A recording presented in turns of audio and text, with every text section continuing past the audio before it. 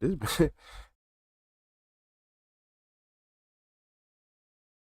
Mm.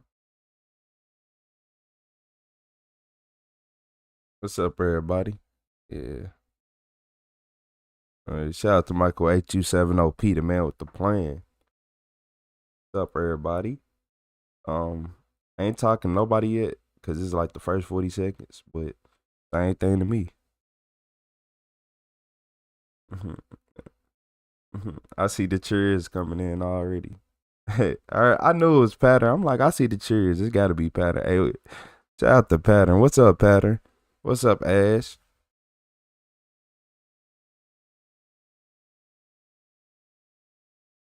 Hey, shout out to Pattern with those sparkles. How you doing today? How y'all doing?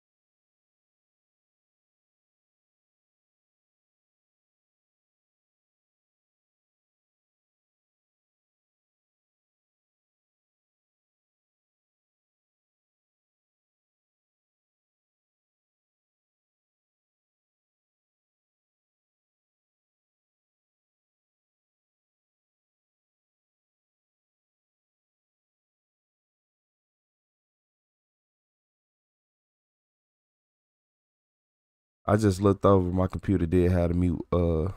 It was lighting up on the keyboard. Y'all said can't hear me. I appreciate y'all.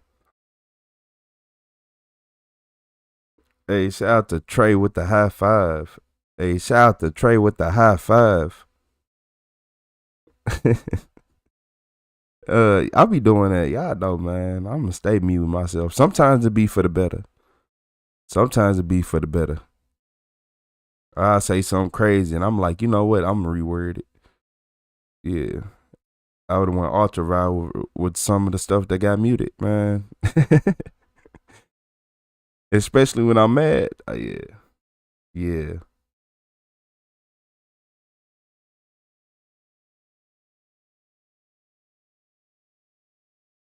You said those are the rents I want.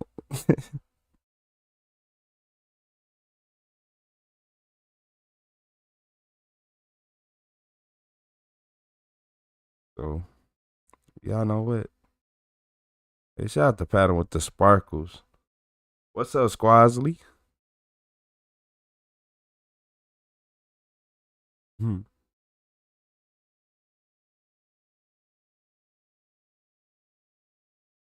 Look, it's still early, but why not? Why not start it? Why not start it?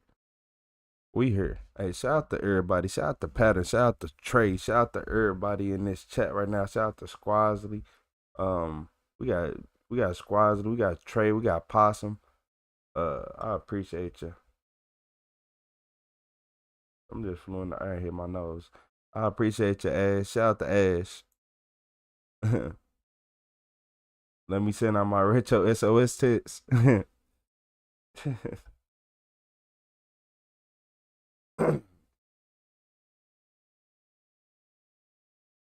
Y'all hilarious.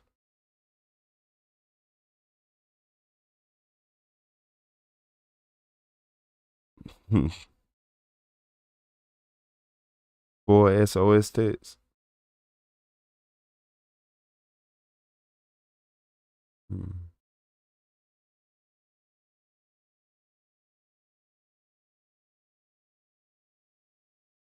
Yeah, I might as well go hit that button, huh?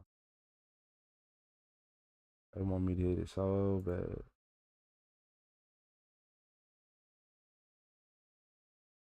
Wondering. Oh, YouTube.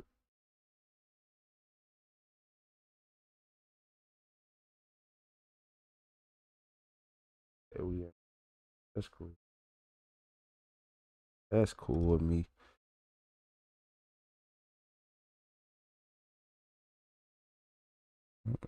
Don't even worry about it. Don't even worry about it. Oh yeah, if man, look, yeah, don't even worry about it. You said we here for a long game. Hopefully long enough. You said just jumped on. What's up, delightful? Y'all actually early. Everybody on time. Shout out to everybody being on time.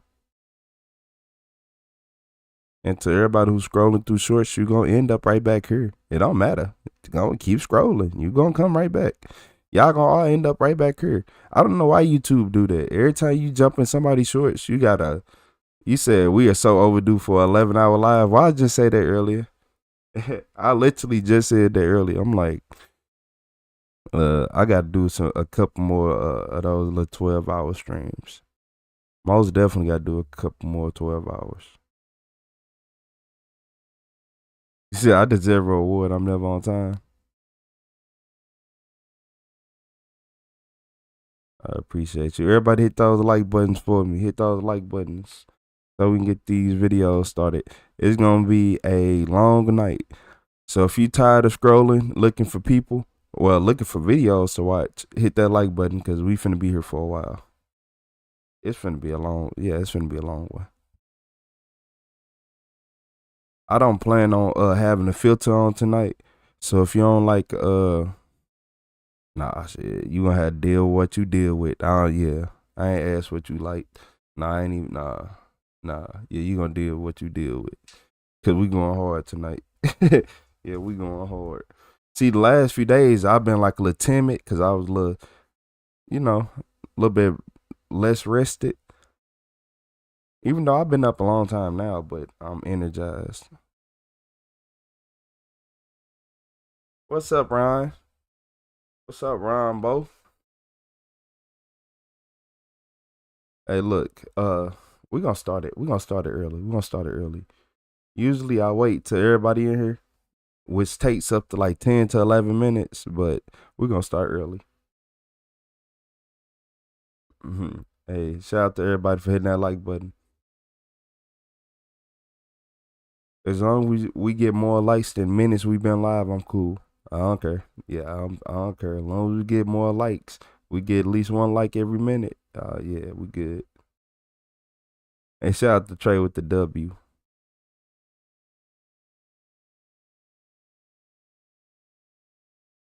Hey, shout out to Trey. So look, y'all.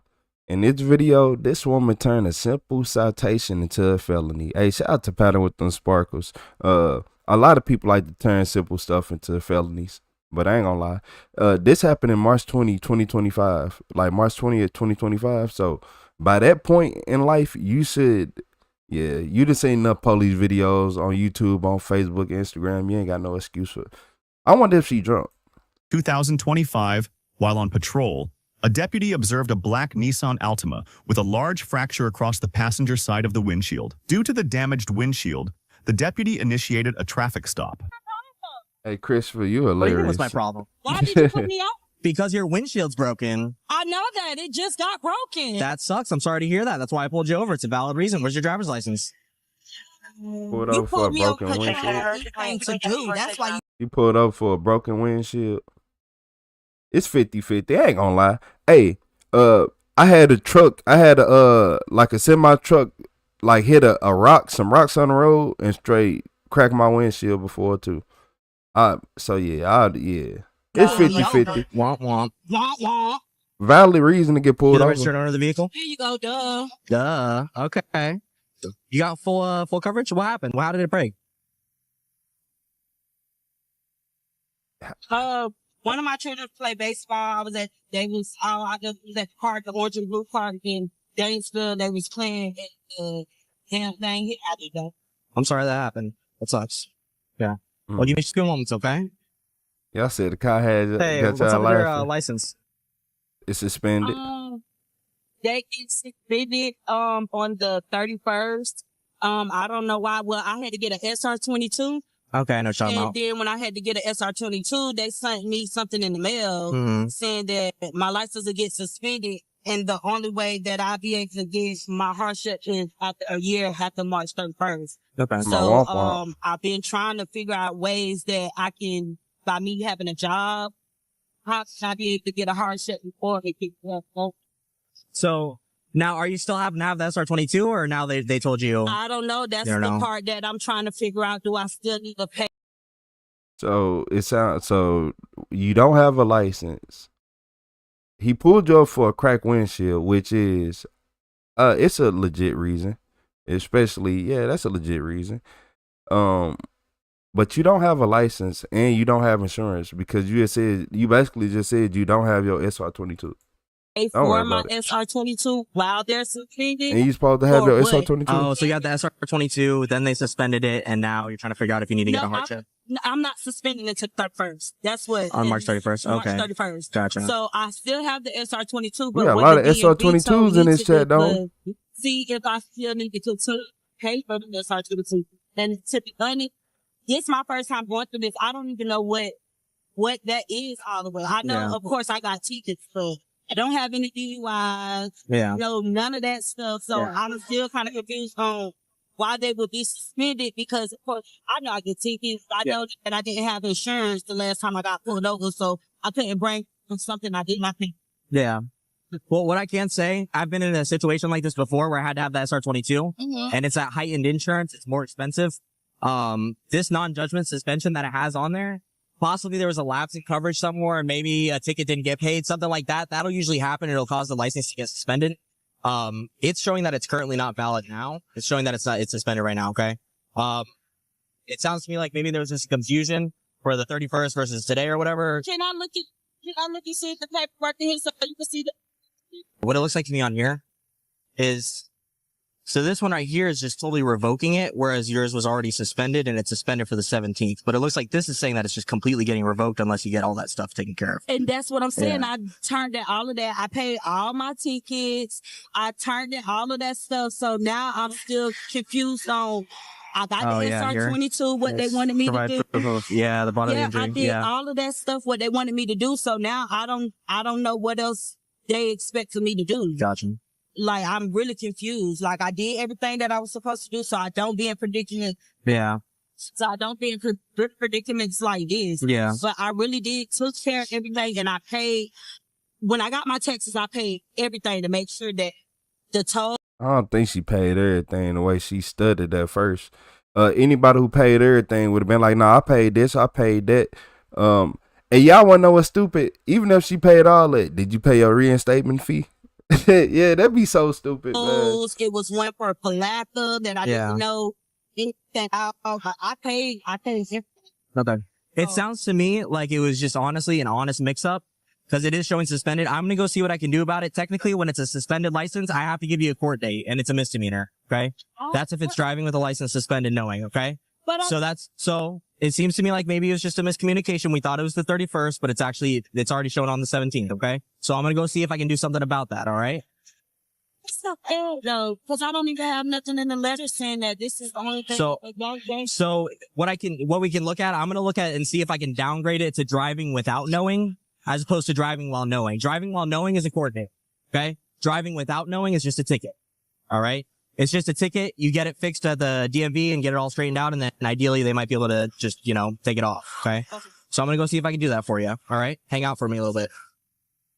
So now it's like, I'm just feel like now I got to pay a ticket for something I did not. That's not right. Like, I'm getting a ticket for something I did not know. Alrighty. So here's the situation. Why is she getting mad and he trying to help you out? Like, that's weird. So here's the situation. So I do have to give you a court date. It's going to be on April 29th at about 9 a.m. You're going to want to call the Bradford County Sheriff's Office, or the Bradford County Court. They'll be able to give you the specific time for the courts, okay? There's that right there. I just need your signature right here.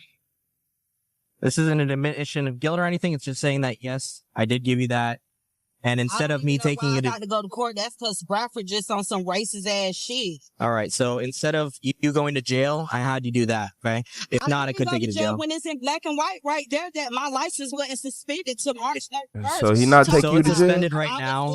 It's misdemeanor. He not taking you to jail. So here's what's going to happen. I just got to let you know. Don't yell at me. Where you go? You can't. Is she serious right now?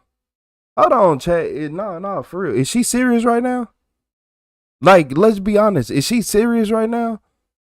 He giving you every break in the world. You can go home, go to your kids if you got them, go lay in your bed. But no, you want to go eat a bologna sandwich and some Ritz crackers and some applesauce and some toilet water. Like, come on. Don't yell at me. Get out of the car now. No, Out of the car right now. Don't touch Get out that me. car. Don't touch me. Don't touch me. Don't touch. That shit knock the body cam off. Get off me. Get off me. No. Get off me. Get off me. Yeah. What?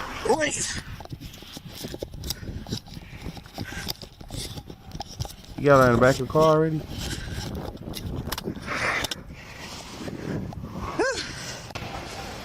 Well, your cousin? She's in the back here.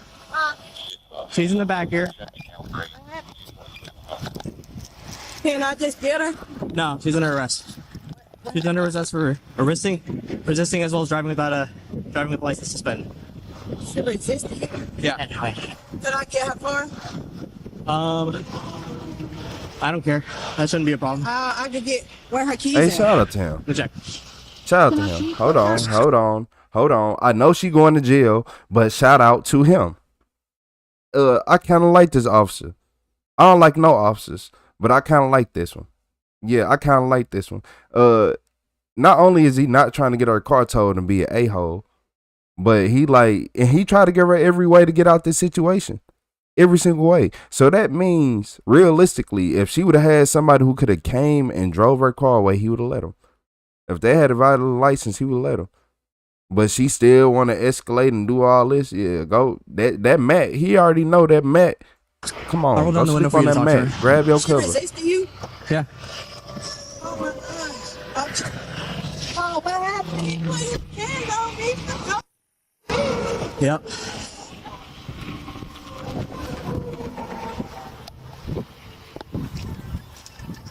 Oh my God. 42, if you can change my call back to 75, please.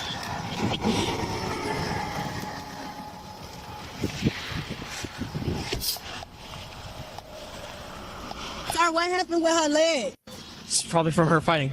Do you want your phone in the jail? Do you want your phone in your property? Do you want your phone or do you want your sister to have your phone?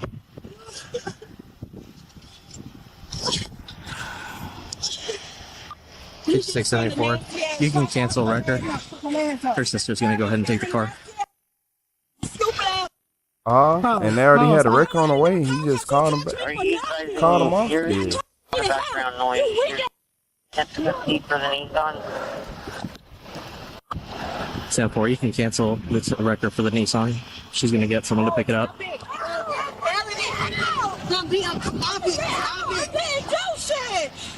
So what happened? Because I was just on the phone with her the whole time.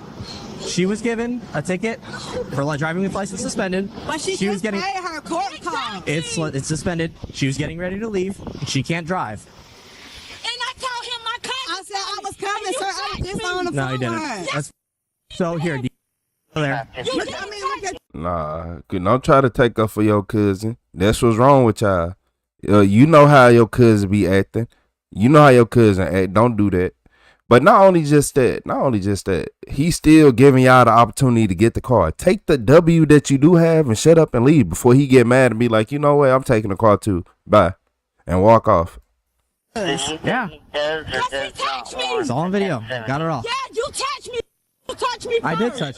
Yeah, you did. You needed help. Sir, wait a minute. What's up, Matt? You needed help. Okay. You needed help. What's up, Morale? If you want. What's up, I'm Melanie? done with this discussion. You can't even do nothing with me. What's your mama number, Cole? You can't do shit with me. You needed help from 2 other crimes. Yeah, what are you You gonna a do? nasty racist ass. All right. So, What's up, guys? Even though Sal? she had all What's up, paperwork from Cosmic? the front, so He touched me. you still What's up, Mr. Towers? taking to jail is resisting. That's all you can do. Touch me first. So I don't understand this. When did Touch me first. Man on my. you got the car and she? She was supposed to I was- touch me. I didn't do it Look. right now. Here's the situation. You can drive the car. Okay. That's all it's going. She's gonna be taken to the Bradford County Court. She should have first appearance first thing tomorrow morning. Okay. At that time, they'll set bond and get all that other stuff figured out. Figure out how to get her out. Okay. Hey, bro. All right. Okay. Oh, let me just see your legs. It's my arm too, cause that. He better be glad I'm in handcuffs. Yep. Yep. Crap. Yep. Girl, he told me, because I'm talking on the phone, and I'm telling them it doesn't make sense. Hold on. We at 10:08. We at 10:08, right? Okay. Just want to know. Where we at? We at 10:08. She said this all that happened. She was talking on the phone and all this, right? This is what is suspended to March 31st. So it's suspended right now. It's a misdemeanor. On the speed. So here's what's gonna happen. I just gotta let you know. Don't yell at me. Where are you? I'm doing You can't don't drive. yell at me. You can't I'm drive. not cousin coming. Don't yell at me. Get out of the car now. No, don't Out of the yell car at me. right now. Don't touch me. Don't touch me. And I'm telling them it doesn't make sense. Why I gotta get a ticket if he read the paper black and white saying my license don't get suspended. What's up, for Casey? March 31st. I just paid all of this stuff. Insurance and everything. He getting mad because I'm talking on the phone. I'm aggravated. I'm frustrated. He telling me, "Oh, get out the car."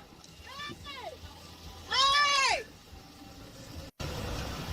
He telling me to get out the car. What am I getting out the car for? I can express myself. The you talking about? I'm doing everything by myself. What do you mean? I'm frustrated. I just paid all this shit. Sir. That man grabbed me. Nah, she showed And ID. yes, I was telling him, She don't showed grab ID. me. It was just suspended. You don't think I don't think she got her license More than reinstated. likely not. Especially with this situation where the fact that she's resisting and she wanted to. So listen, if she resists If you, she paid all them fees I'm and her saying you license asked still to get out the suspended, car and she she ain't paid the resists you, reinstatement fee. Not very stop. You making it harder for yourself. Just stop. Hey, Just stop. knock it off. Knock it off. Stop Knock it off. No, I want to get. I understand, but let me She's under arrest. She's under arrest. She's under arrest? She's under Are you arrest. done with this guy? So, this car, yeah, she's gonna take that car. Okay, let her go. Take her straight to the jail. 10-4. All right, I'll meet you there. All right. Can you grab the car and you're good to, or Yeah, get someone to get it, okay? Go get my son. All right. Thank you. Why the did you touch me? This is your fault. You should have kept your hands to yourself. I didn't do shit to you. I can express myself. I don't give a. I did don't get the care. same mileage, yeah, and the jail's been notified. Fuck. She Fuck, spitting? I don't give a. I she don't care. spitting? I don't care. I don't give a. Oh, she's gonna need I don't care. I don't EMS. care. I don't give a. You need fuck. EMS? I don't give. Yes, because I'm hurt because of you. I'm hurt because of you. I don't give a. 5674. She's advising she needs EMS. Stop all that. What is wrong with you? You're acting a fool. What's up, Vitality? What's up, Morale? We got Morale too. She's What's up, advising she Kevin? like EMS. Nugent? It doesn't matter, dude. You're throwing a temper tantrum for something you did. We have to meet us outside the jail. Okay. Well, You know what what? did. I I'll don't know let what to you tell have you. it. And you spit on me too, so that's another thing. That's disgusting. You're gross. I don't care. She came down with the case of incarcerated. I don't care. I don't care. I don't Yeah. care.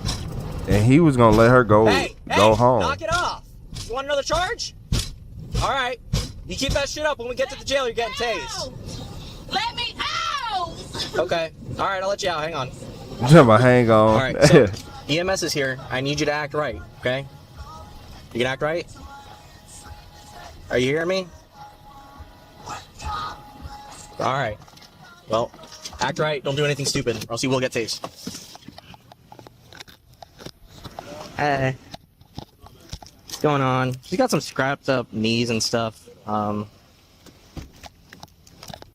that ain't happening. Yeah, so, on that note then. So, he instantly slammed the door, what didn't he? happened is as I was explaining to her, she signed the ticket. Yeah, y'all said she been an a-hole.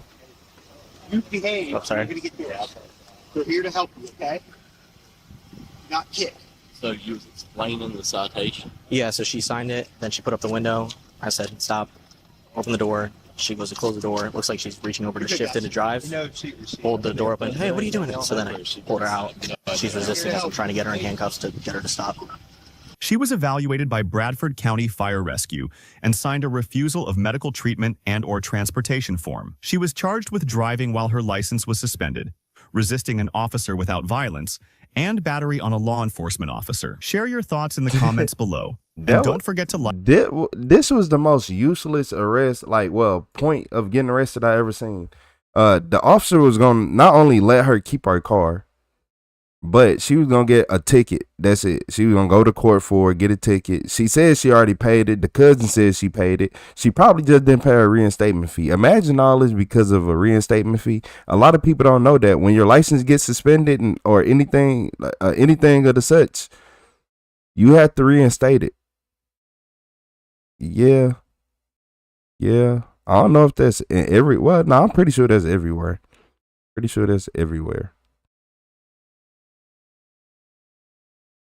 Yeah, y'all gotta watch out for people like her though. You just never know who driving this to you. Might be a maniac. But nah, this was one of the most patient cops I ever seen in my life. And then the fact that she did all that and he still refused to get her car towed, shout out to him for not making her life that much harder. Cause I don't think she understand. He could have took your car, got it towed, and you would have had to come up there with paperwork and then do all this other stuff, come up there, pay to get your car out and do all this. And he just saved you. So you better be thankful. But you put yourself in this situation. Yeah, you were ill. We're going to give her an L for the day. Give her 1,000 hours or something. I don't know, man.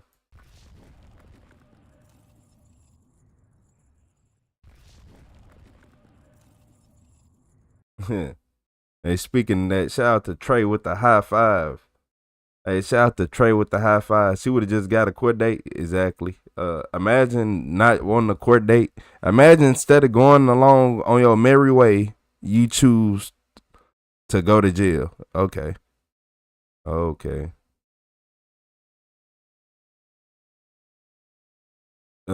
Cosmic Poe. That's why her cousin was on the way. Her cousin pulled up. You seen the other girl yelling at her outside the window?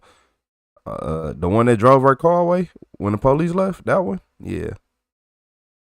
Some people just ignorant. Hey, but look, y'all, in this video, this man turned a simple speeding ticket into 5 years in prison. I wonder what he did. Oh, man.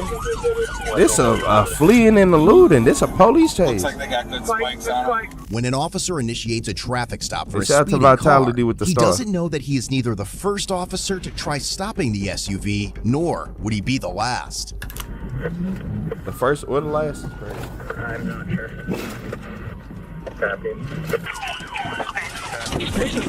Ran me, that motherfucker.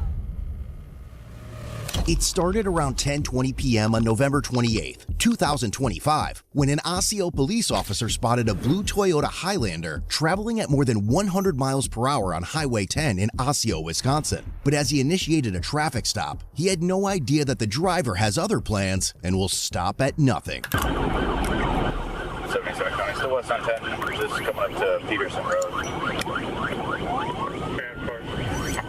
Speed's 90, no traffic.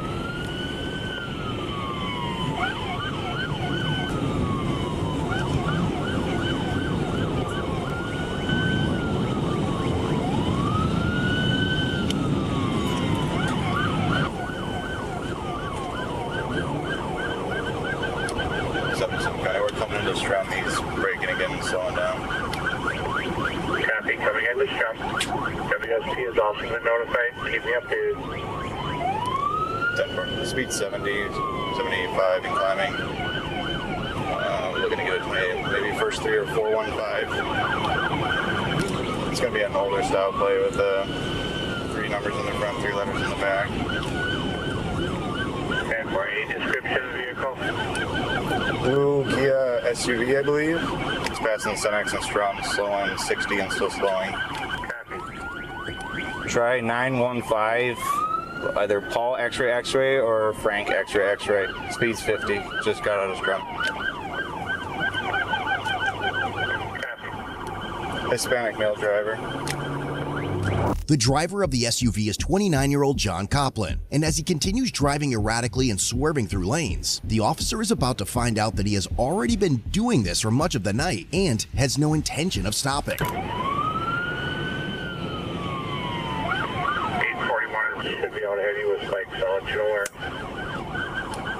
10-4. There's a possibility it might go south on 93, right? See it. Left turn signal on at Alts Road and passing it. Left turn signal still on and just being picked up. What do y'all mean by that? He's looking for a place to bail here somewhere. Scoop Road. Look here. Wait. Did he really say he been doing this most of the night?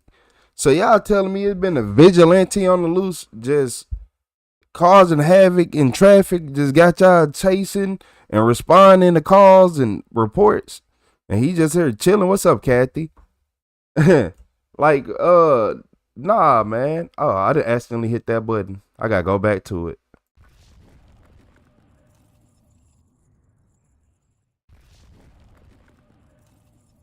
On February 8th. 10-4. There's a. I hit the wrong button. Yeah, I hit the wrong button on y'all, man. I need to disable that button. What's up, Charles? You said the vigilante and the Kia. Shout out the paddle with the sparkles. Yeah, he been acting up all night. There ain't no way he ain't got stopped. Possibility might go south on 93, right? He says a Kia boy. Of course. Turn signal on at Alts Road and passing it. Left turn signal still on and just being picked up. Did he just try to do a fake out maneuver? Scoop Road. Don't worry about it. Again. Don't worry about it. Did he just try to do a fake out maneuver? About 80. No traffic. Roads are clear and dry. Down to 20. Stop for the stop sign. 40, let's box in if we can. And he's heading north on 93.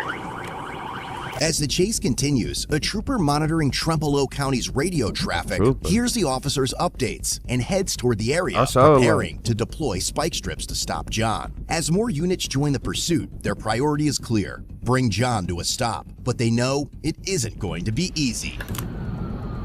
I ain't gonna lie.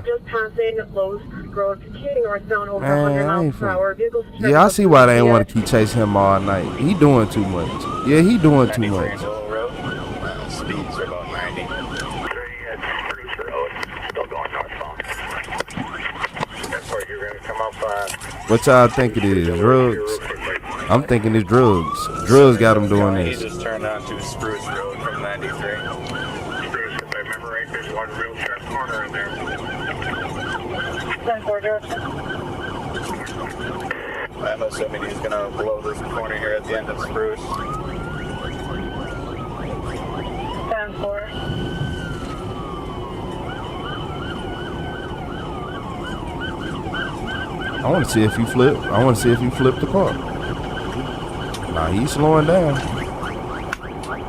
Not much, but 40 and 77, there's a real sharp corner. The right turn is a dead end. It's a 90-degree left. if he go right, he cooked. He's still northbound 93. And he just 1050 at the end of Spruce. Oh yeah, he did crash. Yeah.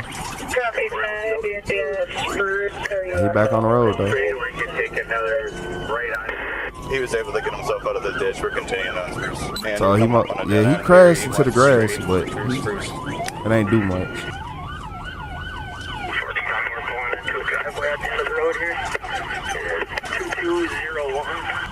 Is the private land place pulling up to the house now?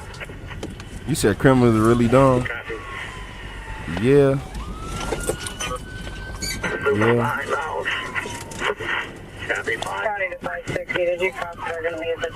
This gotta be a drug fuel.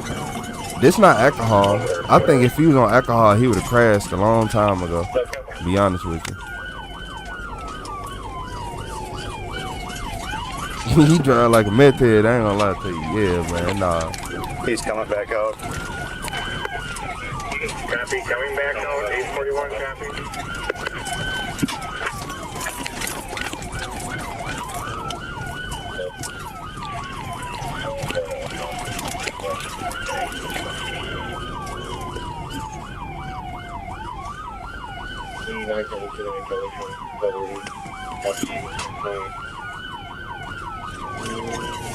Hey, shout out to Judy with the Unk Alert. Hey, shout out to Judy with the Unk Alert. I appreciate you. Hey, shout out to Judy with the Unk Alert. I do appreciate you. If they don't get him right here, I'm losing all faith in them. Cause look, this officer coming up right here, I ain't gonna lie, GSP would have had him out the way 5 days ago. I'm just saying. You think he was gonna be able to slide around Georgia and do all this maneuvering and gimmicking? Man, come on. They would have put that man in the ditch 9 hours ago. I'm not gonna lie to you. Man, he should have came up and cut him off. Made him go in the ditch again. This mold field ain't that's traction.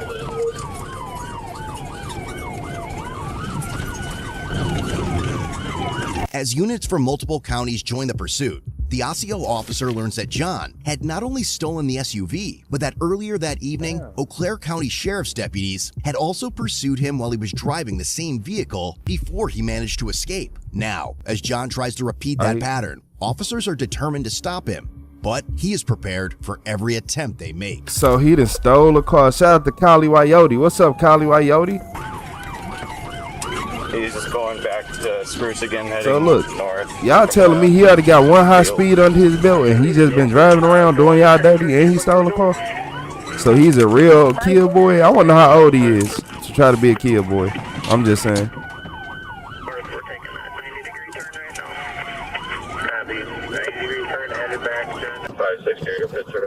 Yo, what's up, Kyle? What's up, Gillis? What's up, Shape Gillis? He's done Spruce, come up to 93. To be fair, that's more than a ticket. Hey, yeah, you know what? You right. This was a very clickbait title, wasn't it? The title of this video was "A Man Turns a Simple Speeding Ticket into 5 years in Prison." First off, he stole a car. Yeah, man, yeah. County, I believe the vehicle is stolen. We ain't gonna even talk about the high speed chases he got in. We just gonna talk about him stealing the car.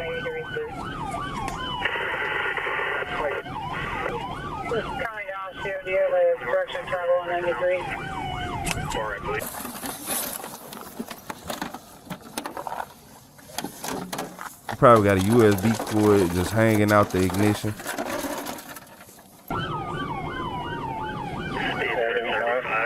Still going.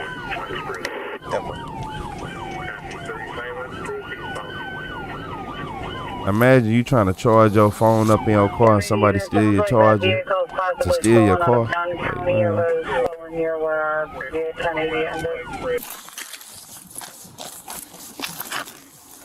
663 out there. Can you let Trimble County know I got spikes right at Spruce and 93? I can see them coming. I copy spikes at Spruce and 93.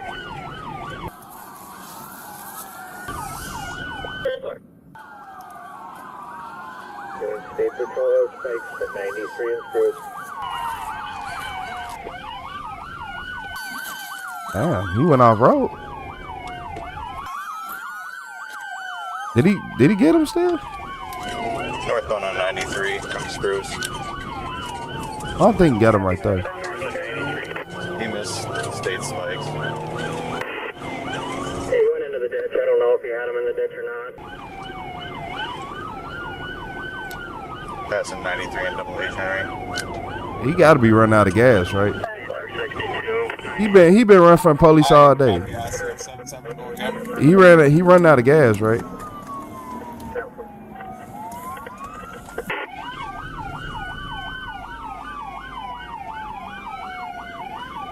I'm gonna pit him. Oh, you're going to pit him now? Oh, okay. Okay. He's going southbound now. Okay. Absolute mouth. He just got, hey. Hey, whoever in this car, just know, this officer just called you a mouth breather, man. I ain't say it. Absolute mouth. 663 is gonna pit. They should have been pitted him. 663, okay, he sped back up. 10-4, we're at Redwood, 93, speeds of 70 miles per hour. Sounds like spikes are at 93. With a pit-certified trooper now leading the pursuit, the unit is finally about to get the breakthrough they've been working toward. But they soon realize that John is just as relentless as they are and will not give up without a fight. 93 and tomorrow, still heading northbound, still at 70 miles per hour. Traffic's light.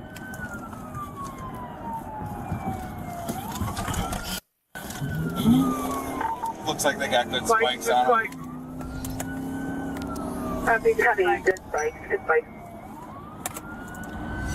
From the look of it, it got the driver's side tires. Man, that's a kid. I don't even think he need all the tires. Yeah, I don't even think they need all the tires. Just like Nissan Altimas.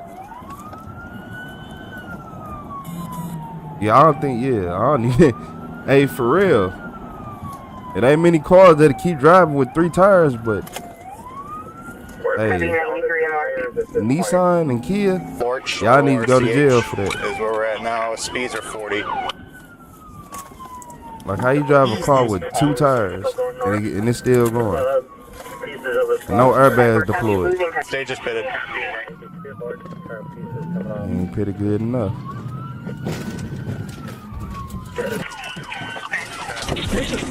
Ran me, that motherfucker. Shit, y'all ran him first. I ain't gonna lie. He just ran me. nah, let me stop. Nah, they did ram him though. Yep. They get ran back, be like, mother. Oh my lord. 663, he's going southbound now. Probably still northbound 93. Copy, you had a good pit. Vehicle back southbound. He's going to be in the wrong lane of traffic now. Copy, southbound. Copy, yeah. Southbound in the wrong lane of traffic. I'm not sure. Ram. It's a Kia. It's gonna keep driving. They might not have the best engines of all time, but just like Nissan Altimas, they can take a lot of abuse and keep going. Look at him. He finally put his hands up. Let me see your hands. You finally put your hands up. Let me see your hands. Where are you at? Let me see your hands. Roll your window down. Roll your window down. Keep your hands outside the window. Doing nothing but running, dude. You're gonna slowly unbuckle your seatbelt. You get that gun out of my face. Slowly unbuckle your seatbelt. You guys got him? Yep. Yes. Hey, shout out to Kali Wayoti with the headliner. Yeah, he finna get about 5 years in jail for this, for all the running he did and a stolen car and all this. If it was his personal car, I think he wouldn't have got that much time. I ain't gonna Got lethal? Yep. But it's the fact he stole a car. You're coming out. Been running, All right, multiple I'll pursuits. come out the door. You ain't gonna be able to get out through the door. All right. Get I'll out. I'll get out, man. Come on, man. You ain't gotta be so rough, bro. Come on. Get out. Get out of the vehicle. Get out. All right, I will. Sir? Dude, you're gonna get tased. Get the fuck out of the car. Get out. I'm going to get tased if you don't get out of the car. I'm trying to get down, guys. What the f? Well, get down. Then get out of the car. Jeez, who the f think you are, bro? The one that started the pursuit. Get out of the car. All right, I'll get out. Quit yanking me on the ground. Who do you think you are? The one that started the pursuit. Do it now. That's such a cool comeback. This is right now. Get out, bro. Get out. I will, sir. But I don't need to be yanked to the concrete. Get out of the car. Get out of the car. I'm trying, bro. God damn it, now it is.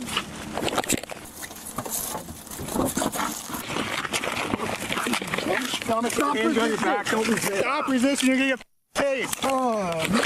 Got one. Give us another hand. Stop. You're gonna get tased. Bunch of bitches, dude. I was literally ready to comply. 560 County 1 in custody. Put off my neck. Who's on your neck? Hope you guys got that on camera. Oh, it is. That's bullshit. Got anything that's gonna poke, stab, or injure us? No, sir. Any guns? No, sir. You okay back here, dude? How's it going? You're not gonna fight anymore? No, man. I was just fighting to begin with.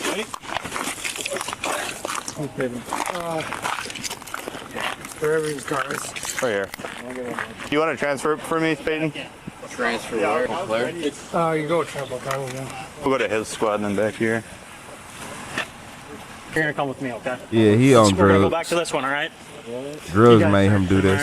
Yep. Yeah. And he took drugs. He's either on some type of painkillers or some of the sorts. Yeah, I don't think he on nothing. No M boy. He was driving like a meth head. I ain't gonna lie. I don't know if he on that, but probably some little coke. Her and there and there. Yeah, but probably a little bit of that. Some painkillers. I don't look like no Xanax usage right now, but y'all know I digress. Hey, shout out to Kali Wyote with the 5 gifted members. Hey, what's up, Kyle? Hey, shout out to Kali Wyote. Shout out to everybody getting those memberships in the chat. If your name turned green, shout out to Kali Wyote. Putting you on the team, I appreciate you. Y'all say he geeked out of his mind. What's your name? Lindquist. Step into the door there. I got it pretty good. Oh, I got some fun for you. Do it the wrong way.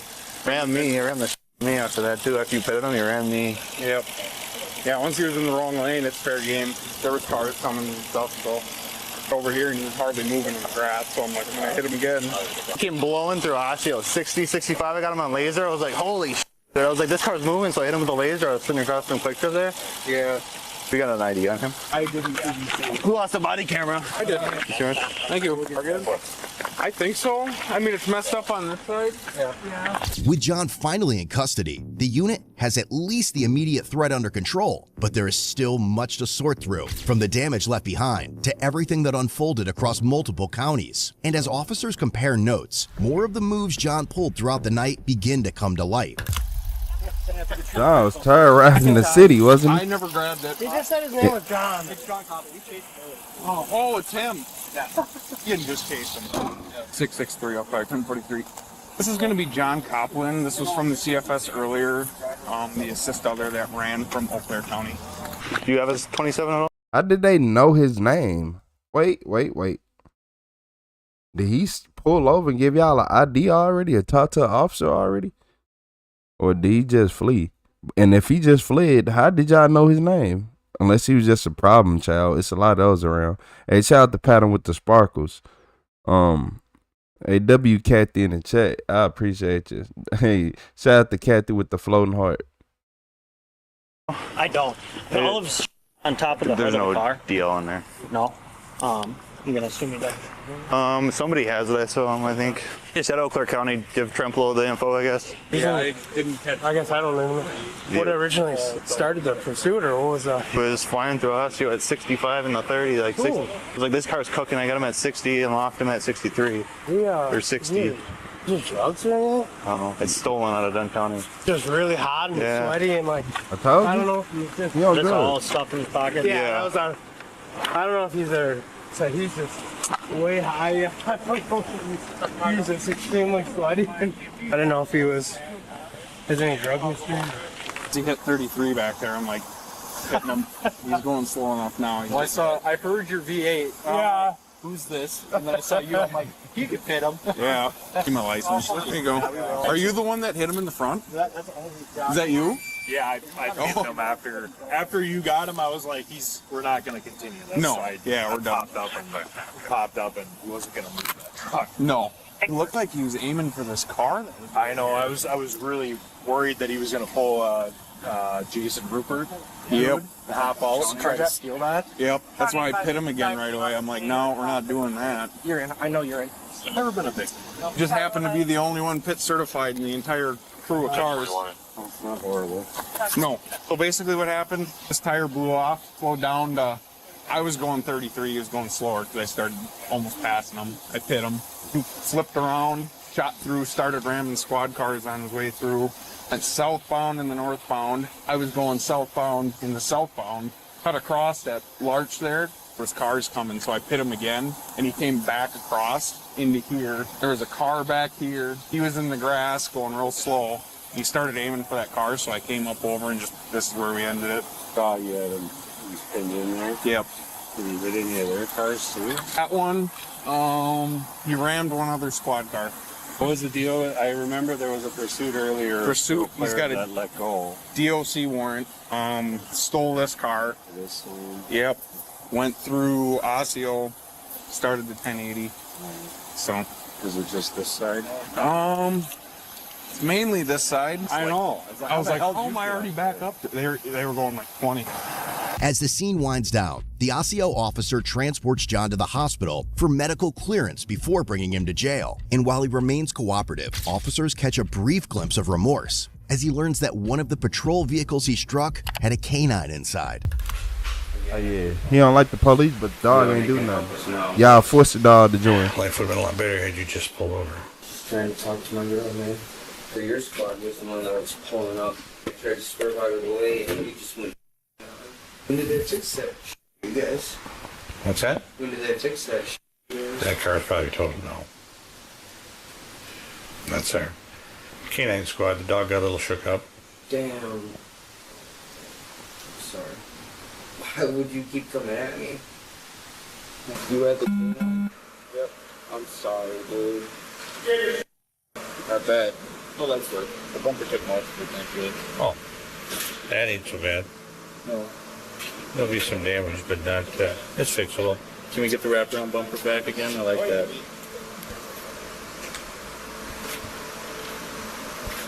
Mirandized him, he did not waive.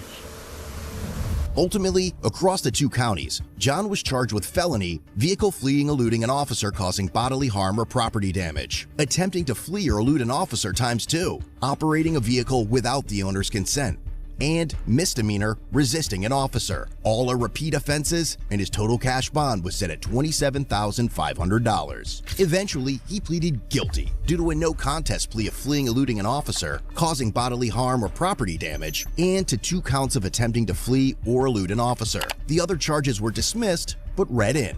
Ultimately, he was sentenced to 5 years in state prison, followed by 5 years of extended supervision. Man, he out of jail terrorized. 5 years in. Yeah, he out of whatever. He gonna do it again, and whatever he take, they got in jail for him. So he ain't gonna have no withdrawals. Yeah, man. I could just look dead at him and tell him, yeah, it's a lot of things wrong. It's a lot of things wrong. I could have sworn he said he was trying to go see his girlfriend or something. Yeah, he was on drugs. This is what drugs can get you. You said, nah, he wasn't on that ass. He wasn't on that. Or pattern, he wasn't on that. He was on, when I say drugs, y'all got to look at the face. So, obviously, he is on something like perks or Xanax would have had him a little bit more. So, no, it wasn't that. And I don't know. That's why I'm like, could be painkillers. It's something that's an upper. Could be shit. Yeah, it's something that's an upper though. Something that's an upper or keep them emotionally detached. So either or. You said, do you think you're gonna look at somebody the wrong way? Yeah, he already did. Some people love jail. You said he was trying to talk to his girlfriend. Man, he ain't trying to talk to you, man. You ride around a stolen car, just running from the police for fun.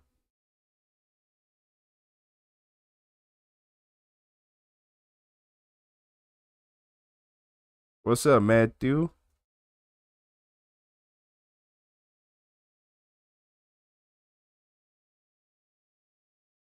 Yeah, y'all gotta watch out for people.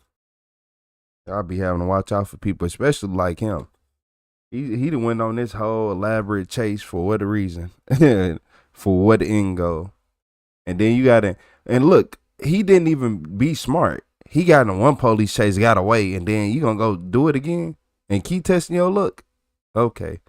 Then they putting out state trooper and V8s. Now you out here looking cooked. Okay. Hey, shout out to Trey with the gold coin and the W. Shout out to Pattern with the floating heart. W Pattern and W Trey. So I'm confused. You literally got away from the police one time, and then you gonna just keep just being around. You gonna keep doing stuff to cause attention. Okay. I don't know. It's just certain things that it don't add up. It's stupid. It's stupid. Once you just look at it and just look at it for what it is, it's stupid. It's a real head scratcher. It doesn't make sense. But hey, he's a criminal. Nothing they do makes sense. I ain't gonna lie to you. A dumb criminal at that. He ain't even an organized one. You an unorganized criminal. Like, it's just terrible.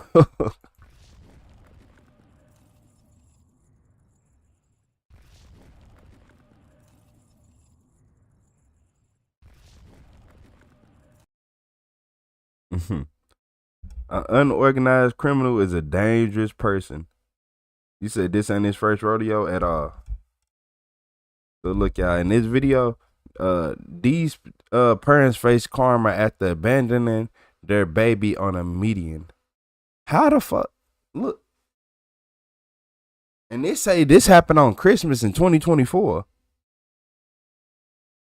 How do you leave your wait. I don't look.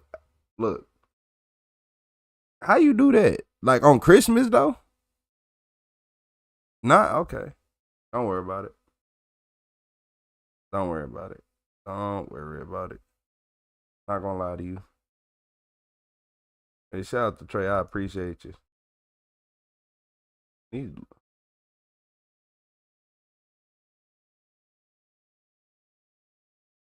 I appreciate your ass.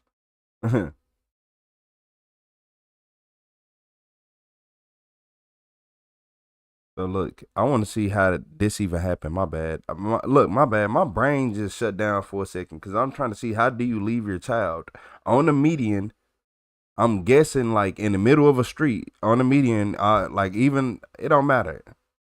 On the median in the middle of a street and on Christmas and just forget even on any day, but today is Christmas. Okay, I'm just drug users. 2024. Police respond to a report of an abandoned infant in Adams County. The child is found in a car seat on a roadway median, wearing only a diaper and a thin blanket. A witness retrieved the baby and later brought the child to a nearby gas station. Oh, you got clothes? Yeah, I bought some. So they abandoned the child? We got Mex coming. They got a warming blanket and stuff like that and whatnot. Okay. Yeah, I just brought a little onesie and stuff because she said she was naked. Okay. So she's freaking out. She's like, I don't know what to do. I'm like, you need to call 911. Yeah. She's like, can you come over here? Can you go check north? Hey, shout out to her. Shout out to this lady. Sarge went south. Shout out to this lady right here. She said I had just went and bought a little onesie, so the baby ain't had no clothes on, just with a blanket on, just sitting in the median on Christmas. I don't know where y'all live. It don't look like it's that cold where they at. My bad. But where I'm at, nah, it'd be freezing. And so that's I a didn't little want. baby I know too. there's a fire station, but I didn't want to move. No. Yeah, thank you. Well, I don't even know like if her umbilical. I don't know how old she is. I don't know how old she is. I didn't even want to like really touch too much, but. That's some drug addict behavior. That's what drug addicts do. Do you know what she was wearing? Could you tell? 6 male is gonna be black male. I don't know. I'm not sure. Honestly, I wasn't. No, I got you. I was just paying attention to the guy. They set him down right here in the median? So I kind of just like, what the heck, you know? Okay. You need to sit them down in the back seat with them She wearing all cuffs. black? Ball cap and a large purse. Ball cap, large purse? I'm not sure. I don't know. I'm not sure. I can't remember. Sorry. RP's unsure. She said when she picked up the car seat. Go in there, see if you can get surveillance cam. She said when she picked up the car seat that he told her that's her baby. Yeah, he seen me pick her up. He seen me pick up the baby. Okay. 7, we're gonna try to get surveillance footage from the gas station. Stand by. It's like, well, that's her baby. So he's like, that's her baby. I'm like, who's her? Like, you know, and I'm looking backward to see where she was at, and she was like already gone. Okay. Like, he said, that's her baby. Give it to her. And I'm I like, want to help you out with the Hispanic female. 72nd pickups. You got footage? Okay, hang out right here for okay?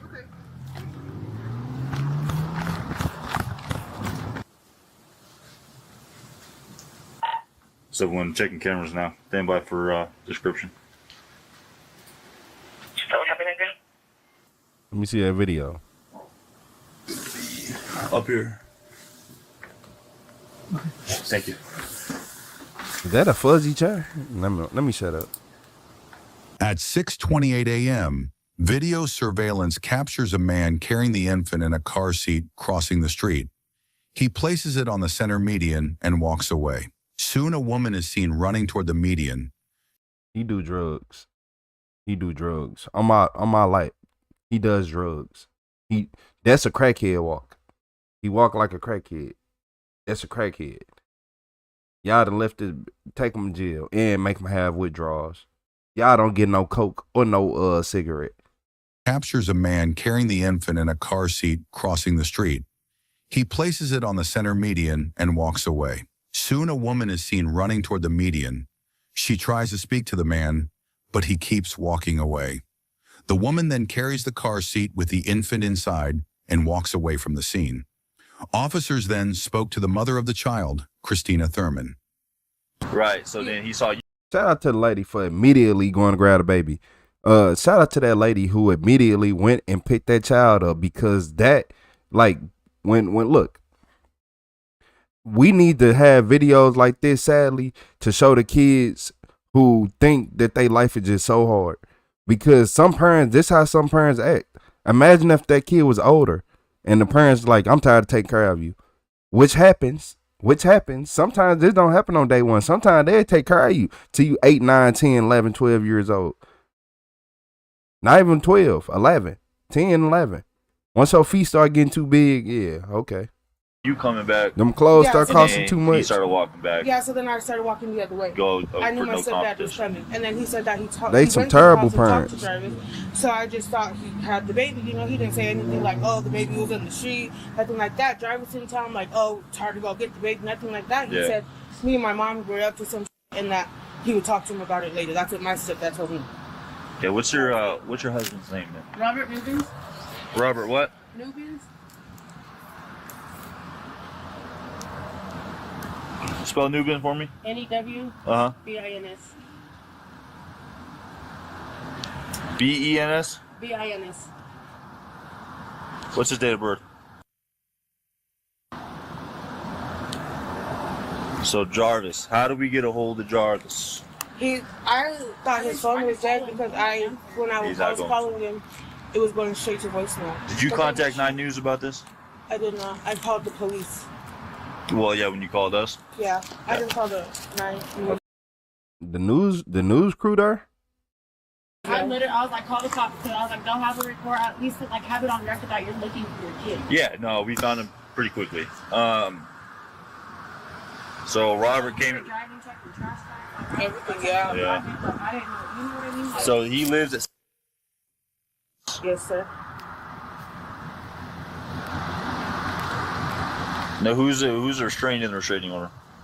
It's between. So we each have one against each other. So when he went, ours are supposed to mirror each other that we could have contact so we could drop the babies off And that's it. Oh, so you guys are allowed communication, Yeah. but you guys just can't know or harassing all this other bull. Like Okay. that. Yeah. All right. So next step is we need to find Jarvis. I would check bus station. Yeah, the train station. He don't have an ID, so I don't know if he would be able Anything to he get can on get a on to plane. get out of Colorado without an ID. I don't know. We were. I looked up the bus schedule, and the next one is at 7:20. What does he look like? He's about 5'11". I'll look up his Facebook. Oh, I have a picture. Yeah. He's about 5'11", 250. Christina dark just posted a skin. picture, remember? Who we talking about? 5'11", 250. Who we talking about? Would that figure 250 pounds? Nah, we ain't talking about the same crackhead. Who? I'm confused. Yeah, dark skin. Talking about Jarvis, straight to jail. Jarvis, go to I already jail. know what the baby looks like. No, I'm saying of him with the baby. Oh, okay. Like I have a picture right here. So this is him, what he looks like. So. Okay. Hey, he don't know anybody around here? He has a friend, Frank, but I don't know. I was trying to look up on his Facebook a Frank. I only found one Frank, but it doesn't look like the guy that's... Oh, he bald? Oh, no, he got the little haircut, probably like the one. Okay. All right. Stand by for me real quick, all right? Are we able to get in the car? Yeah, you gotta get it. Let's go. Just don't leave, though. No, I won't. What was that? Man, I can't believe this. The mom want the baby, man. Yeah. Come talk to the police. Come talk to the police about it.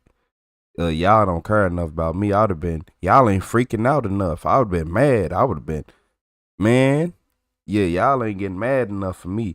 I done seen females come to the scene mad. Y'all remember that one lady who came to the scene when a man had fled, like he had fled and left and the police was looking for him. He had got away. He had a cast on his foot. Auntie or his mama, whoever she was, she pulled up, got on that phone. You got me out here. She went crazy. He came back. Yeah, he was more worried about her than going to jail. But in this situation, nah. None of them care. None of y'all care. No, I don't know, man. I feel like the baby should. It ain't nobody else, no other family members with a developed brain. And Kali Wayodi, that's crazy. Well, we ain't getting him Evacuate today. your neighborhood. Well, I need to just know if he's okay. Yeah, well, he's fine. But DHS has custody right now. And she's going to have to go through that whole process to get him back. So can I go and get him? No. Nobody. What about her other baby? Yeah, well, nobody can get him until mom, but then she's going to have to go through that process. Baby's already with the foster mom right now. We can't see it. You got to think from our side of things, right? Right. I'm not saying you guys are in the wrong for anything. Heard none of you guys. This is the process, right? So you got to think. We find a baby on the side of the road. We don't know who mom. We don't know who dad is. Now we're at the hospital with no. We don't even know the kid's name. So how did you know it was the baby? Huh? Because she called in and said that her baby was missing on Pecos. So that's how we know. Police approached the residence of the child's father, Jarvis Sims. Back door. It's a back door.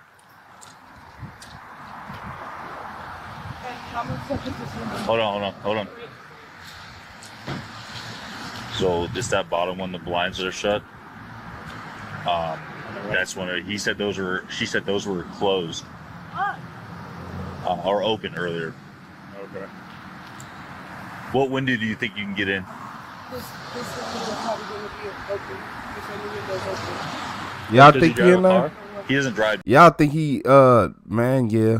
Y'all think he in there? If he in there, he doing drugs. Yeah. Do you have a key? No, he has it. Are you on the lease? No, I get mail every. I've been here since we moved in last February. Do you have any mail or anything that says you live here? I do. All the keys are together. You gotta unlock the mailbox. But yeah, I do get mail here. Actually, I think I have it. Fantastic. He's over there to make sure he doesn't run out there. You guys name? Jarvis Sims. Jarvis Sims. I had a picture of him. Black male, 5'11", 180. I'm sure like he ain't no 250. She talking about he was 250. When? Not before or after the use? No, they used to. Okay. Gotta see if I can find somebody to get in. No. You live here? Can you let me in? Gracias.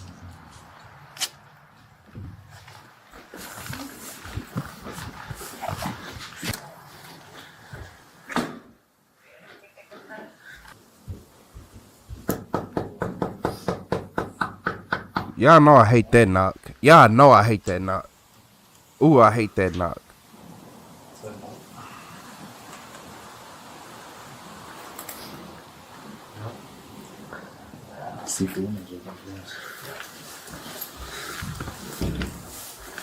Locked. I think he's in there because these blinds were open and everything. When we came.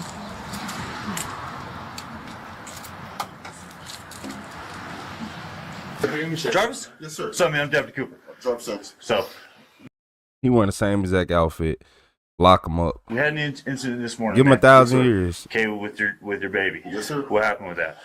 All right, let me explain to you gentlemen. Okay. All right, this morning, the baby mother shows up, right? I say, look, she's been gone all night, drunk, high, on crack. They finna lock him up. He got the same outfit on. I said, man, you need to take baby with you. I got to go to work tomorrow. Okay. She walks off, she grabs some shit, she leaves. Man, you ain't shit. Oh, I hate people like you. You need to take the baby with you. I got work tomorrow. It's tomorrow right now. It's tomorrow right now. It's tomorrow right now. And by the time on the body cam, it's only 4 p.m. You couldn't at least took the baby back at 9, 10, be like, can you come this or that, or 11, or depending on what time you work the next day in the morning. Take the baby with me. She's going this way. I'm following behind. I said, hey, take the baby with you. I said the baby down. I said, man, get your baby, man. And I turn around and come back to my goddamn house, bro. Where'd you leave the baby at? Right there behind her. She said, I'm not taking this. You are. You're going to take him. Never leave a man. Never look. Was that like in the meeting? Not even just a man. Never leave nobody with a baby they don't want. If somebody don't want to take care of a child, don't leave the child with them. Shout out to Pattern with the honey emoji. I'm sorry you in that situation now. Yeah. That's You like right stuck. there on the sidewalk, right where she was at.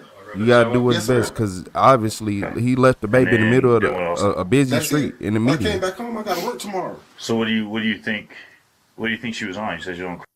Man, whatever she does, bro. But this is her third time doing this, bro. Last time it was 2 months she was missing, bro. The other time it was another month, bro. I got to work. Sure. This shit isn't free. I got you. Well, you ain't going to work right now. So get this straight. You guys had an argument this morning, or what time was that? This was at maybe 7-ish, going on 7. 7? Yep. Okay. What was you guys' argument about? About her, she needed to take the baby with her. Uh-huh. So what was all said in the argument? I'm just trying to get an understanding of what's Hey, going stay on. safe, Kylie Coyote. Okay. Like I said, Those she grabbed crazy her stuff. I said, you wildfires. need to take the baby with you, bro. I got to work tomorrow. Okay. She said, I'm not taking it. No. I said, yeah, you are. You're going to take him. Okay. You got a responsibility too. You just as much as I am. Sure. You know what I'm saying? And you're not working right now, bro. Take the baby with you to your mama house. I got to work tomorrow. Okay. I'm not taking him. She's walking. I said, Christine, take the baby with you. Okay. Now you just walk back to your apartment? Yes, sir. You didn't have any regard what happened to your baby on the road? Regard? Yeah. I always got regard, bro. She need to take regard. It's not right, bro. Did you see her take your son? Nope. Why not? So I understand you trying to give it to your baby, right? Give her the baby. Yes, sir. So you put it down. You're like, all right, cool. And you just leave. So you didn't have any kind of regard, like, hey, I want to see. Man, he do drugs. I'm telling y'all, he do drugs. Anger ain't make him do that. Drugs did. They did. He probably do go to work. But this ain't no excuse for leaving no baby in no road. Yeah, going to work ain't no excuse for leaving no baby in no road. You finna go to jail regardless, and you not going to work tomorrow.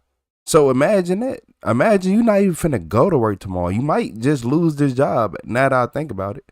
And then You pick him up and go. Bro, I ain't even, and that's the thing too, bro. I'm trying to stay away from her as much as possible too. Uh-huh. If you do your background, bro, you read our history, bro, you see it's just like supposed to have just contact with the baby, bro. You guys are living with each other, right? No, I live here. But she used to live here in the beginning when I first got here. But we had some type of altercations and, you know, that. Yeah. So therefore now, we split the custody. Hey, shout out to Sam with the floating heart.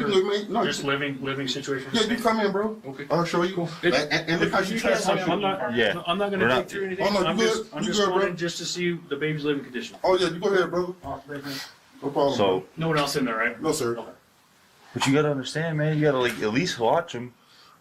I'll watch him. No, at least watch her pick up your son. You can't just turn around. Bro, she was walking. She turned around. She said, "You gonna leave him right there?" Christine, you're gonna take him to your mother, man. With you to your mother. And I walked up to my apartment, bro. Okay. But you didn't see her pick him up? No, sir. Okay. Nah, man. And if you look, bro, I'm trying to do the right thing, bro. No, you're not. And if you look, like I said, if you check our history, bro, we ain't supposed to have that type of contact unless it's for children. She was getting drunk and loud. Yeah. I said, man, let me, because I ain't got time. He literally for that, on video security dropping the baby off at the meeting line. He seen it. Yeah. So yeah. Where was he at? He was parked right here on the opposite side. Today? That was this morning, around I guess like close to 7. Yeah, man. And I ain't even supposed to have that type of contact with her, bro. I'm not. So I did the right thing, man. I said, let me go in the house. Bro, I've been up damn near 2 days, bro. I'm tired. I got you. Bro, I work for a living, bro. You've been up 2 days because you're on drugs. I work for a living because you take drugs and you go to work. You one of those people. You take drugs and then to hide your drug usage and how much you use drugs, you just constantly go to work. So nobody can try to call you a drug addict and say nothing about you, but I'm going to still say something about you. I don't care if you work 1,000 hours a week. You a crackhead. Okay. You guys partake in any kind of anything like that? No, I don't. Well, but that's it. That's fine. Not worried about all that. Just so I get this right, man. Okay. You wanted her to take to the baby wherever she was going. She refused. She was like, no, I'm not doing all that. And then she walked out with what? What'd she walk out with? I have to walk out with I guess that's a balance beam for Christmas. Balance beam? Her daughter's is into gymnastics. Yeah. Oh, okay. It's a balance beam Hey, and shout it's out to a Trey with the W. and folded thing, bro, like a mat. Sure. Bam. She started walking out? No, I walked up with it. So Okay. I helped the girl set. So I went and grabbed the baby. By the time I shout out to West Side with the gold coin. That door button, I came back with the baby. She was maybe at the front of it, like right there at the edge of the, how you turn in right here. Yeah.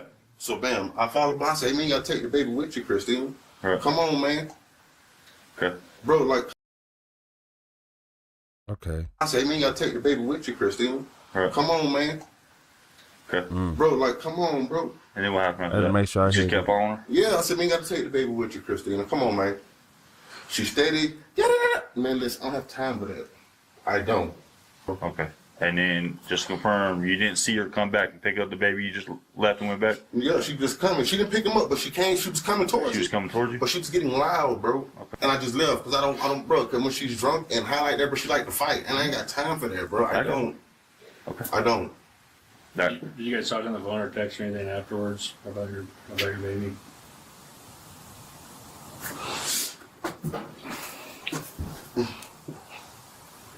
Just being drunk and stupid, bro. Like, bro, run her name, it'll tell you. Come on, bro. I don't have no time for those problems, bro. I don't. I just don't, bro. I just don't. Alright. So, drivers, do me a favor, man. Just put your hands behind your back, bro. Okay? What are you going to jail for? I'll tell you. Child. Yeah. Child, bro. Yep. How is that child? Just hang on. We'll get to all of it. Okay. You can't leave your baby on the sidewalk like that and just walk away. But ask the people. Ask anybody who's seen it. Nah, I've seen it, bro. There's camera footage at the Conoco. I got it, man.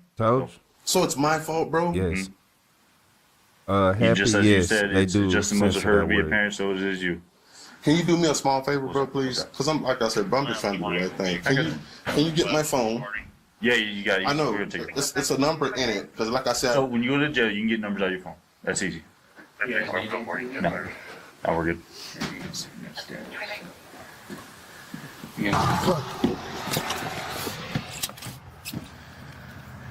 All right, man. Hang tight. All right. Yes, sir.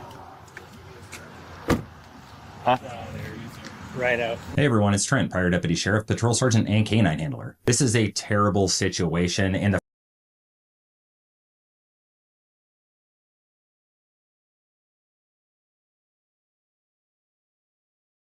I want to see 25. Jarvis Sims formally pleaded guilty to child charges. Who they both got charged? That's right.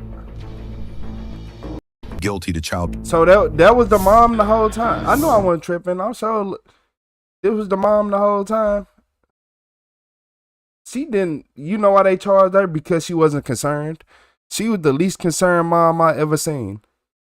She didn't remind me of a mom who was losing her child or nothing. Yeah, she didn't remind me of none of that. Then the fact that you see him like, take your son, and you walking off, I'm not doing anything. Look here. If a woman tell me that, I'm leaving. You know what? I'm leaving. I'm finna leave. Yeah, somebody else gonna watch him. I'm not finna sit right here and go through all this. That's just me though. I think my brain more developed than theirs, cause they brain couldn't have been developed. He in there. I work for a living. I work for a living. You gotta take a day to decompress. I ain't gonna lie. You have to take at least a day to decompress, cause it don't make no sense. Shit. But like I told y'all, man, look, everybody I know who is working, who just love working, I'm talking about as of today, they got addictions. Whether that's a gambling addiction, a drinking addiction, drug addiction, a women addiction, it don't matter. Or they addicted to something. It don't matter if it's cars. You addicted to something. Oh, you're addicted to something. Yeah, man. What's up, Duran? What's up, gorgeous? How y'all doing today? What's up, Duran? How you doing today, gorgeous?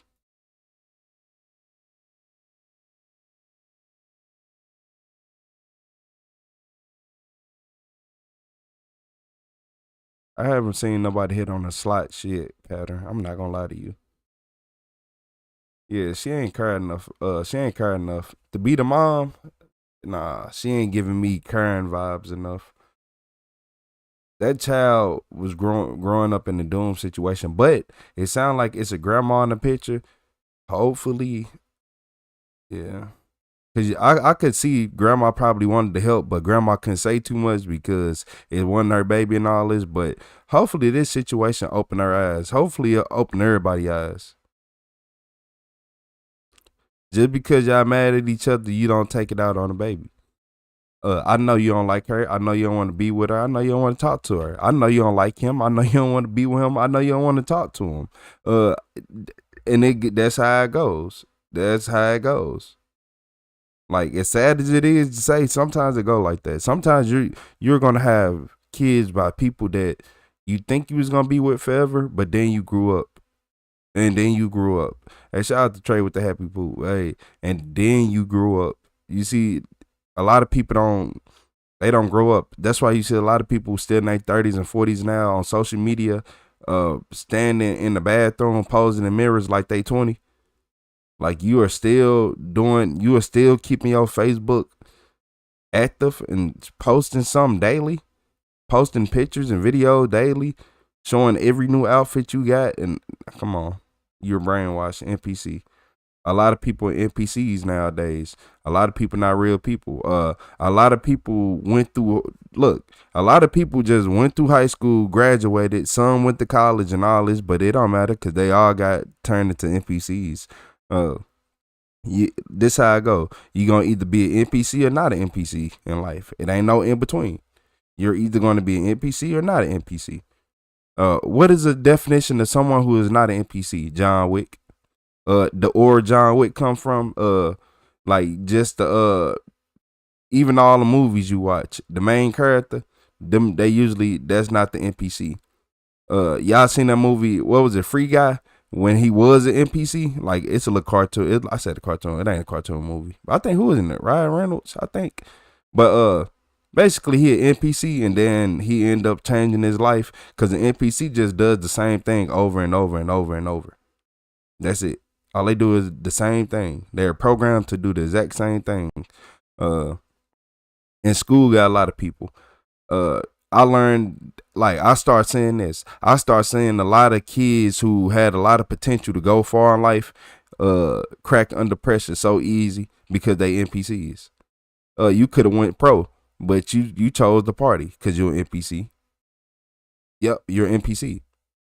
You was always meant to be NPC. Everybody is not meant. Look, some people are meant to be this. Some people are meant to be that. Some people are meant to be NPCs.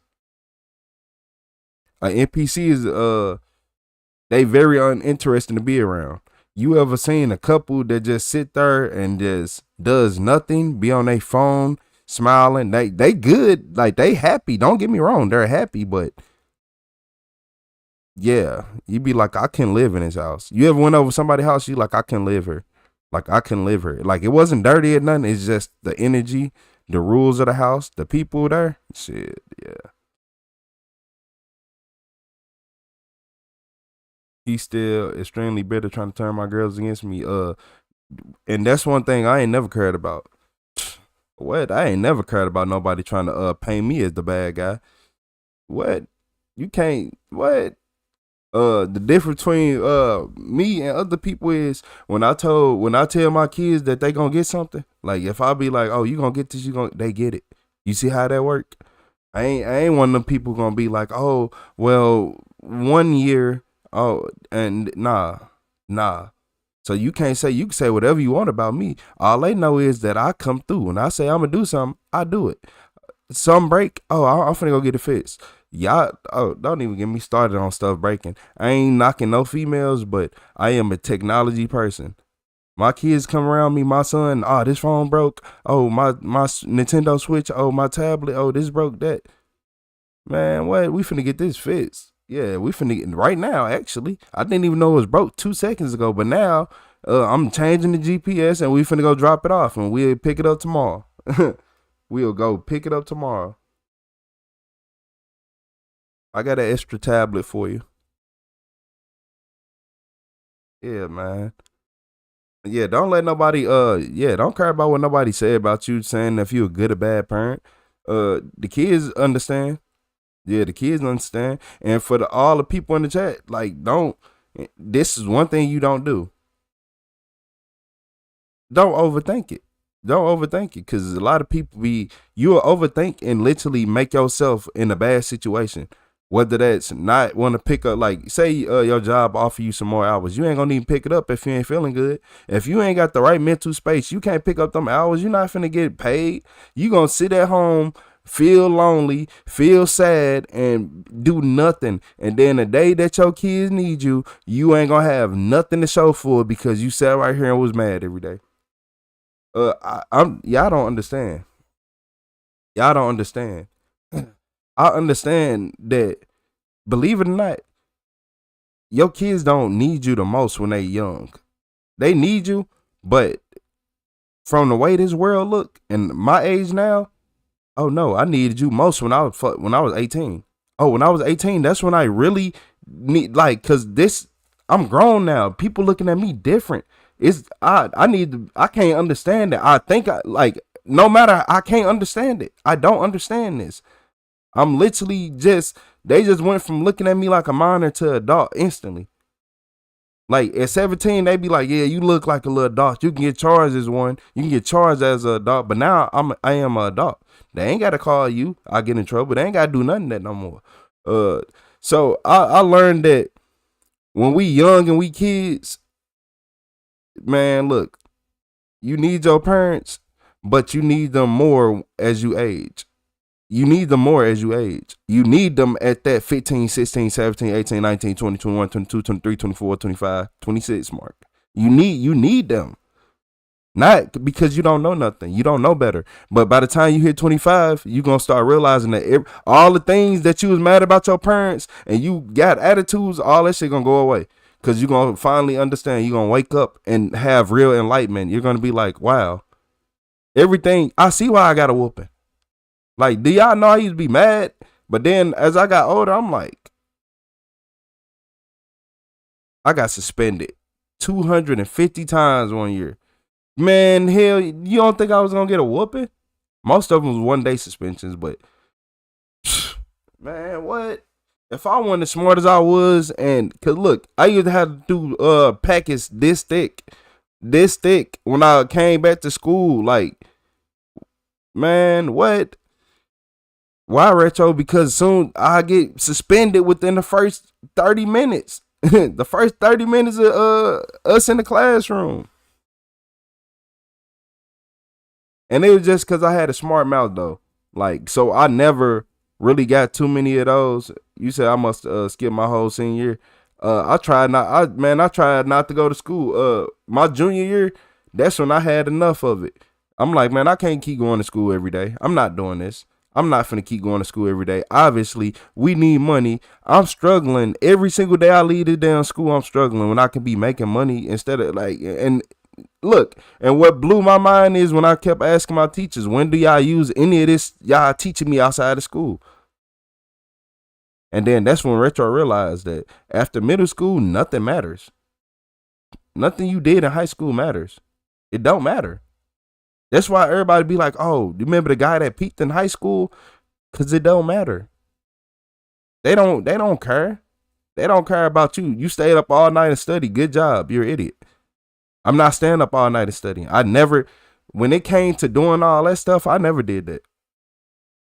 The only thing I ever studied for was me taking the test to get a high school diploma. That's the only thing. And when I say study, I mean watching an 8-hour video going over all the subjects and just putting it in my own way.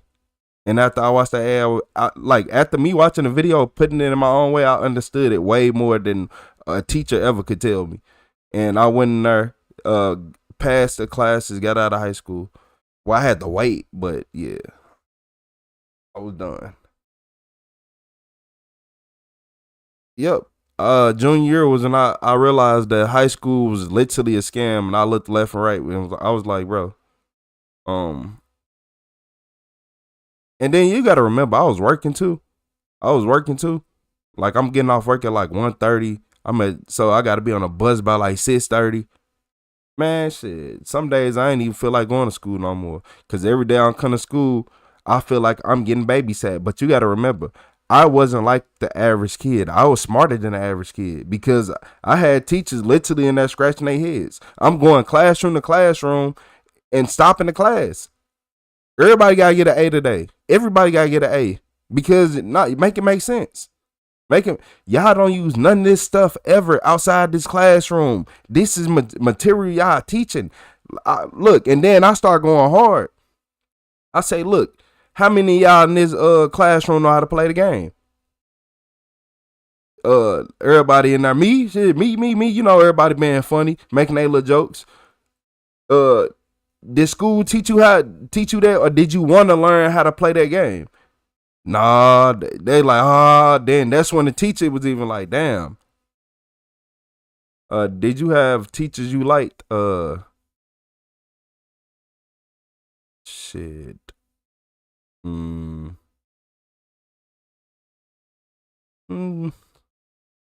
Yeah. It's one teacher that's my go-to. Man, look. Man, this teacher was at my house on a Saturday. Sitting at the table with my grandma. Man, I came downstairs to get some motherfucking cereal. Man, look. I'm 10. I'm like 10 and a half. I'm like 10 and a half, man. Look. Man, I come downstairs. Man, tell me why my 5th grade teacher, was it 5th grade? Yeah, I think it was like 5th grade. I'm like 10 and a half, 11, one of them. My 5th grade teacher sitting at the, she's sitting at the dining room table. So I'm like, man, I ain't even hungry no more. Yeah, my whole appetite was gone. You said what was my favorite grade? I hated school. I ain't gonna lie. I went through some BS in school. Yeah, I hated school. I ain't gonna lie to y'all. I went through some pure BS going to school. But yeah, I ain't like none of it. My high school was cool. Not when I first started. Cause when I first started, how much that lunch cost? I'm like, man, shit, yeah, nah. Do you know how much money that would have been? Like, oh no, I ain't got that. I ain't gonna lie to you. Nah, so I'll say my second grade. I think she was first. She was my second grade teacher, my fifth and my sixth grade teacher. Her name was Miss Vaughn. Miss Angela Vaughn. How do you know her first name? She was at my man. Look, not only that, man, I'm over here thinking I'm finna go upstairs and play Call of Duty, right? I'm thinking I'm finna hop on. I think I was playing Call of Duty World at War. Nah, not even that. Probably Black Ops or something. I don't know. Black Ops. So it was one of them. Modern Warfare 2 was one of them. Nah, I wasn't on Modern Warfare 2. It was Modern Warfare 2. Nah, it was probably like World at War. Probably like Call of Duty World at War. So, cause that came out in 2008. I'm like, that sound about right. That's yeah. I was on Call of Duty World at War a lot, but I'm trying to line it up. So, nah, I wouldn't have been there. I don't know what year it was. Look, just know I was in 5th grade. Shit, I'm thinking I'm finna play the game. Everything finna be cool. I'll go downstairs. My teachers at the dining room table talking to my grandma. The crazy part is when my grandma passed, she came to the funeral. How did she know? I don't know. That's one thing I always to this day, I'm like, who else has your number? How did you know? And not only that, another one of my teachers came with her. You said came out 2009. You skipped school for 2 weeks. Man, those was the days. I ain't gonna lie. Oh man, I miss dropping nukes, just like it was nothing. New tubing across the map. Get my Predator missile. Get my Harrier strike. Get my chopper gunner in the match. Like, nah, take me back to those days. But yeah.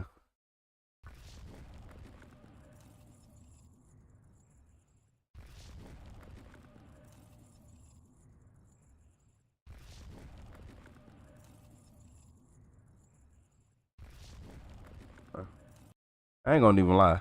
I just skipped the video for this one. I might watch that tomorrow. I might watch that one tomorrow when I'm done doing what I'm doing. I'm ready to get in the interrogation room. Shout out to everybody in this chat. We ain't got many people in tonight, but it don't matter.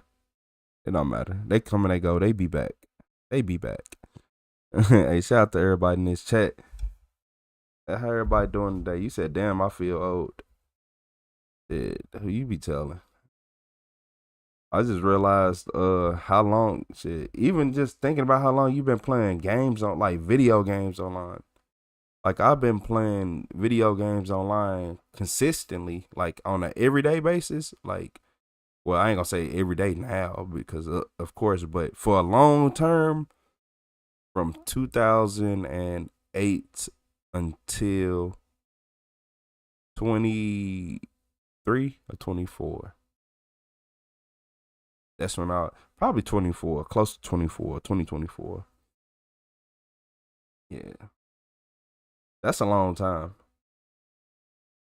That is a long time.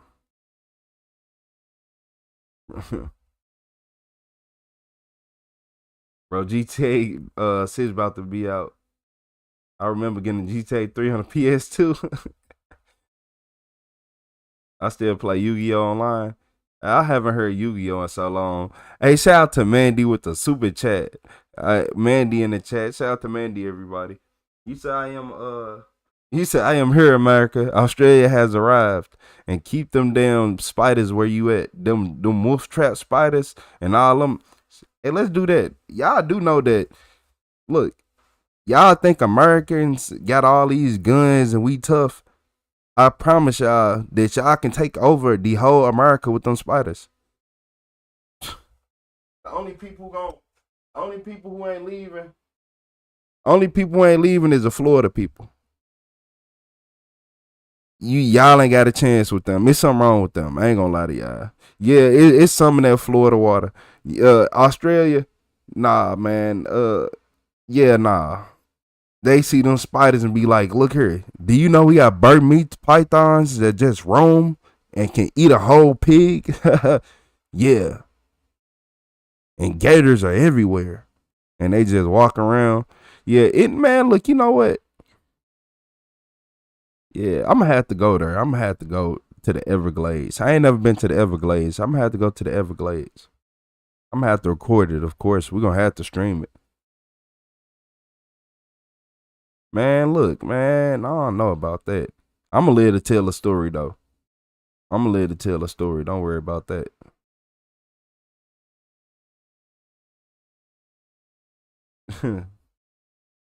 But look, y'all, yeah, in this video, this killer team had no idea he confessed on camera. Yeah, he did it on camera, folks. It's good, man. This ain't so. What you up to? Hiding from the cops? What happened? Getting inside this car is... Oh, man, his friend had set him up. Got the dash cam rolling. He don't even know the dash cam on. 19-year-old Liam McAtasney, unaware that he is being recorded. Just days ago, Liam's best friend, Sarah Stern, mysteriously went missing, making Liam the last person to ever see her alive. What's going on with her? Oh, she didn't want to be with you. I wish I could tell you. I'm gonna keep it 100 with y'all. He didn't want to be her best friend. He wanted to be with her, but she kept friends on to him. Never gonna give you up. Never going. In the past, he has tendency to have self-destructive behavior. Liam believed that he had planned out the perfect homicide, covering up his tracks and evading authorities. But as the secret confession continues, it will hold answers to where Sarah is and what has happened to her. Bro, this is like movie, bro. Yeah, I got the FBI on.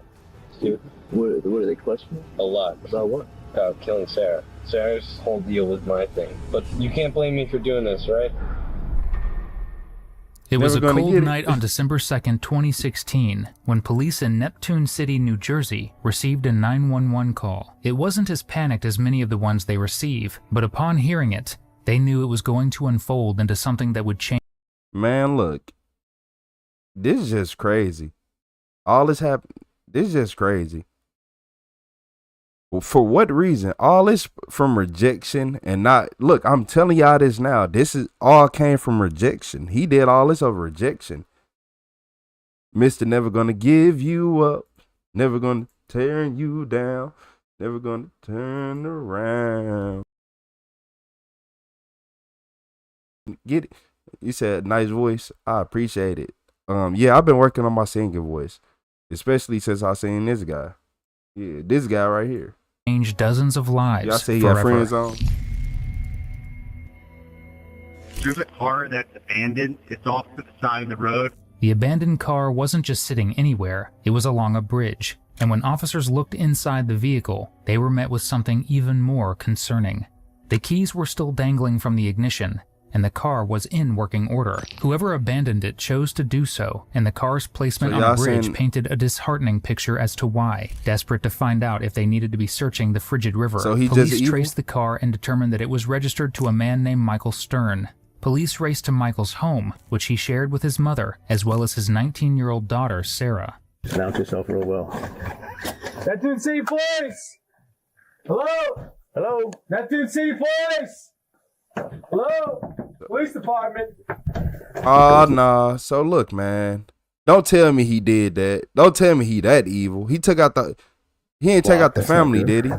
But after a thorough search of the home, there was nothing but a locked room and Sarah's dog, Buddy, to be found. Unsettled, police managed to actually get in contact with Michael, who revealed he was in Florida and that 19-year-old Sarah was the one using the vehicle. They had to deliver the horrific news to Sarah's father, that they believed Sarah may have parked on the bridge and leapt into the icy water below. Police immediately began searching the water, risking the lives of dive and search teams as they combed through a raging river that was just 38 degrees Fahrenheit, cold enough to cause a loss of motor function within just 4 minutes. But ultimately, they were left with nothing. Sarah was nowhere to be found.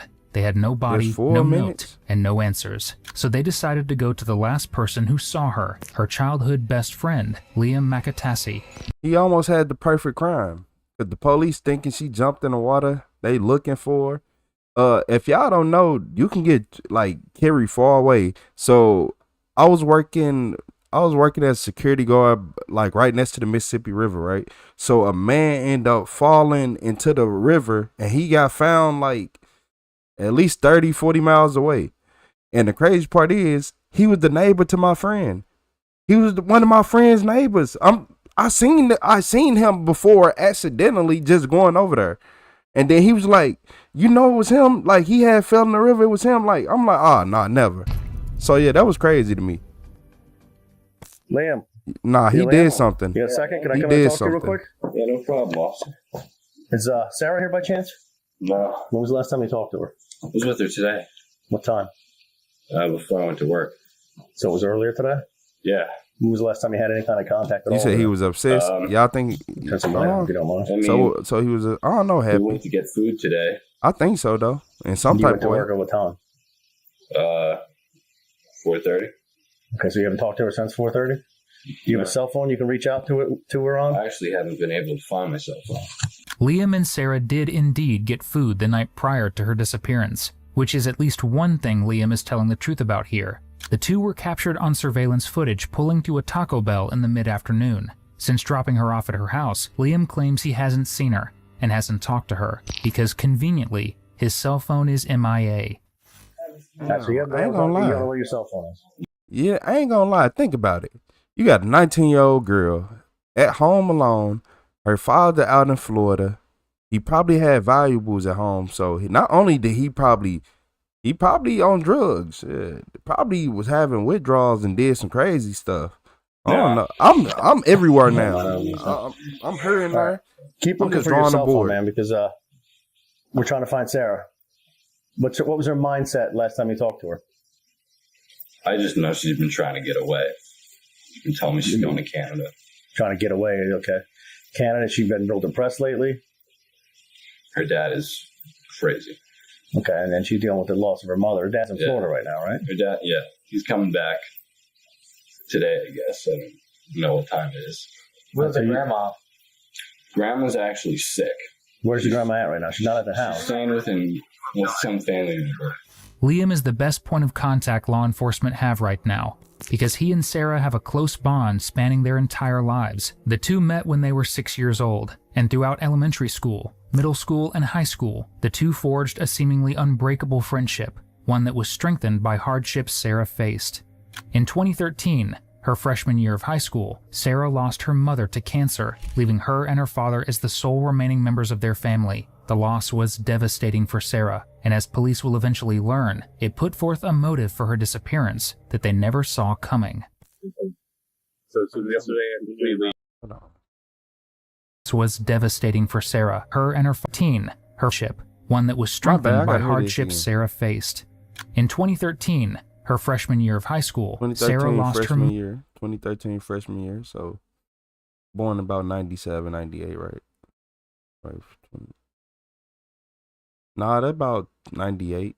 Mother to cancer, leaving her and her father as the sole remaining members of their family. The loss was devastating for Sarah, and as police will eventually learn, it put forth a motive for her disappearance that they never saw coming. So yesterday, yeah, between 1 and 2, we went to Taco Bell. Let me ask you, did you have your phone on? I did actually, yeah. It wasn't until I went to work that I realized I didn't have it on. It's that outfit, man. I've been friends with her since first grade, so we have a pretty good friendship. What's going on? Just give me what's going on with her. Like, how's she been acting lately? The same, different. No. Liam, you've known her since first grade. You said, yeah. Has she been different than normal lately? Well, and for how long? In the past, she has had a tendency to have self-destructive behavior. I actually know that. How long ago? Years ago. And what was it that she would be self-destructive? It was over stepping on you. Over something her dad did. I'm not too sure because it was I think it was my freshman year, sophomore year of high school. I'm in my second year of college right now. So 4 or 5 years ago. But I remember being with my girlfriend. She was completely obsessed with my girlfriend. And something happened with her dad. My girlfriend had to leave to go take care of her because she was saying, if you don't come here right now, I'm gonna... So she's made comments like that. Yeah. Liam implies that Sarah... You think you that cool that somebody be like, oh, you have a girlfriend? I'm so angry that you have the girlfriend. So that sounds weird, doesn't it? I don't know. That sounds weird. That right there sounds weird. It sounds weird. No, I'm not letting that go. Sarah has struggled with her mental health. I'm listening. Yet he was the only one to say that about Sarah. In fact, most people who knew her believed that she was in a great place mentally. She was a talented artist and lived by her favorite motto, practice reckless optimism. We need your help finding her right now. There's a lot of things going on. Like I said to you before, we have a lot of resources out there, and we need to find her and make sure she's safe and okay. And this is why I'm really hammering this home to you, Liam. You're young. I want to make sure you get how important this is. This young girl is off the grid all of a sudden, and nobody knows why. And you were basically the last person that had any contact with her. I completely understand that. So we're trying to get a little time frame, more of a time frame. Yeah. I just want to let you guys know that I'm intending in pursuing a career in law enforcement. Yeah, we've talked about it. Stop smoking. Yeah. I actually did. But Liam goes on to claim that Sarah repeatedly stated she was going to move to Canada. When police ask if she's ever said anything explicitly about wanting to harm herself, he says no, but has a very convenient suggestion about what moving to Canada might have actually meant. honestly, this Canada thing could just be her telling me without telling me. Armed with, frankly, not much more information, police continue to search for Sarah to no avail. Desperate for absolutely any leads, police bring Liam back in, not necessarily looking at him as a suspect just yet. But that's about to change. How long have you known Sarah? First grade. Since first grade? Yeah. I was actually homeschooled until 7th grade, but we went to CCD together in Bradley Beach. Okay. That's where I first met her. And what's the extent of your relationship? I would say we're pretty close friends. Never or anything like that? No, nothing like that. Okay. Do you know her ever to date anybody before? No, actually. It's weird. She just seems really immature, like she's not interested in that kind of stuff. She's more interested in playing video games or. Hey, shout out to Gorgeous with the GGs. No. What's up, Leah? She actually gets grossed out. She doesn't. Most of her girlfriends have kind of left her over the years. After everything that she went through with her mom, and she's continued to go through with her dad. And it's just been kind of like boys hanging out with her. And if we were to bring up anything about it, she's always grossed out. When you say grossed out, what do you mean? Like repulsed by God. We weren't talking about that, but now we are. Yeah. This might be, I might not be able to get a read on this killer. He might be more sick and twisted than we even imagine. Don't say that. Look at them gloves that's sitting in the back. Anything about it. Ready to be put on. One of the most immature people we've ever covered is calling someone immature because she wasn't interested in intimacy. When she was surrounded by boys like him, can you really blame the girl? And if you enjoy killers like this, realize they're not winning an Oscar, subscribe and check out our Spotify, where we upload podcasts every week. Hey, nah. We're gonna look at that Spotify. Subscribe and check out our Spotify. Yeah, if you use Spotify, go watch Red Thread Interrogations, especially if you're driving around and you can't listen to Retro. Hey, shout out to Red Thread. Hey, shout out to let me see. Hold on. Let me put this closer so I don't strain my eyes. What's up? I'm Tay Tay. Hey, shout out to I'm Tay Tay with the Sunday. I appreciate you. Hey, W Tay Tay in the chat. You said personality disorder.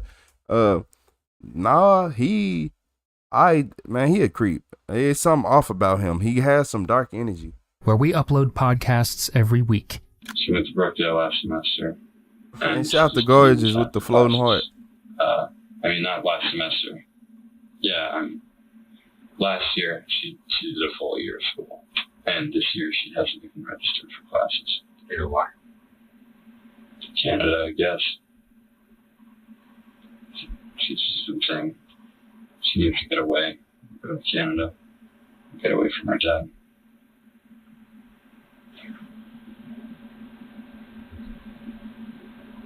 Hey, shout out to Tay Tay with that laughing disco. Is she in Canada? Mm-hmm. I couldn't tell you. Hey, shout out to Gorgeous with that floating heart. I appreciate you, Tay Tay. Hey. I'm one of her closest friends, and I have no idea why she wouldn't tell me anything before she left. Like the last time I say goodbye to her, it was just like any other day. Like, see you later, I gotta go to work. Yeah, I've been Nothing. today. She didn't say anything. But that week, many of her relatives have been over the house, and I think her name was Michelle, or I don't know, sort of with an M, but I just remember hearing Sarah say, You know exactly what that name was. Don't do that. You know exactly who name you thinking of. Shout out to Danielle with the clutch. Shout out to Patton with the sparkles. Now he trying to act like he don't recall nothing, but he know every single little detail about her life. That's some obsessive type behavior. I ain't gonna lie. It is not in a man trait to know everything about you. Most men don't even know most people in their immediate family birthdays. I don't know everybody's birthday shit. I don't care to know either, man. I ain't gonna lie to you. Hey, shout out to Danielle with the party hat. Yeah, I'm gonna ask you every single year.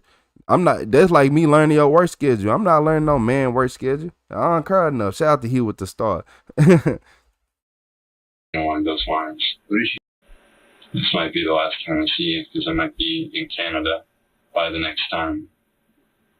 I don't know, something along those lines. So Who did you say that to? Okay. It started with an M. It might be Michelle. It might be Michaela. Who was that? It's her Aunt Shirley's daughter. Aunt Shirley's daughter? Yeah, that's what I know. What kind of things aside from that incident has she spoken to you about regarding her dad? I know that when her mom died, she had money that was supposed to go to her, and her dad took that from her. It's kind of been the big thing over the years that she's always said. The dad took money from her. Dad took money from her. She definitely had some trust issues. Yep, I'd have been through that. Yep. Mm-hmm. It is people out here who will take your money and have you just struggling. But at the end of the day, you gotta look at it like this. Some people look at it and be like, "That's my money. That's my money." And whenever you say that's my money, you know one thing you ain't gonna do? Make no more. Nope, you ain't gonna make no more. Hey, look, that's messed up.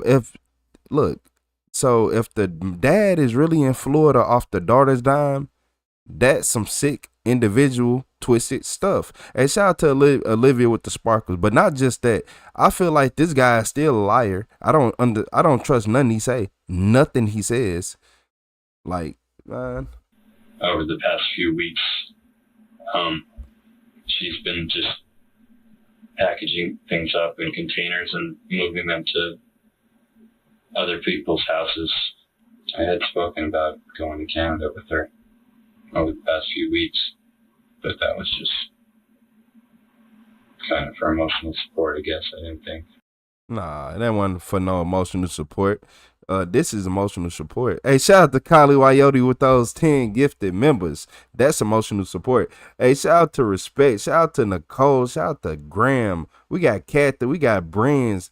We got Miso Flushy. And we got Red Nose. We got John. We got Joshua. Hey, shout out to Kylie Wyote. Shout out to Shasta McNasty. I appreciate everybody in the chat. Shout out to Kylie Wyote. That's look, now go ahead and say it again. She would actually go through with this whole Canada thing. It's just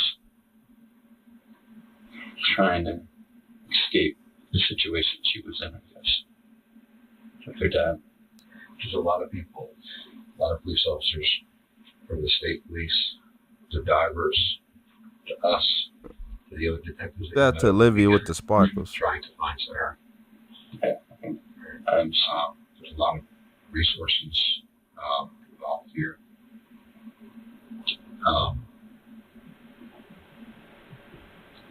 I want you to make sure that I want to give you the opportunity.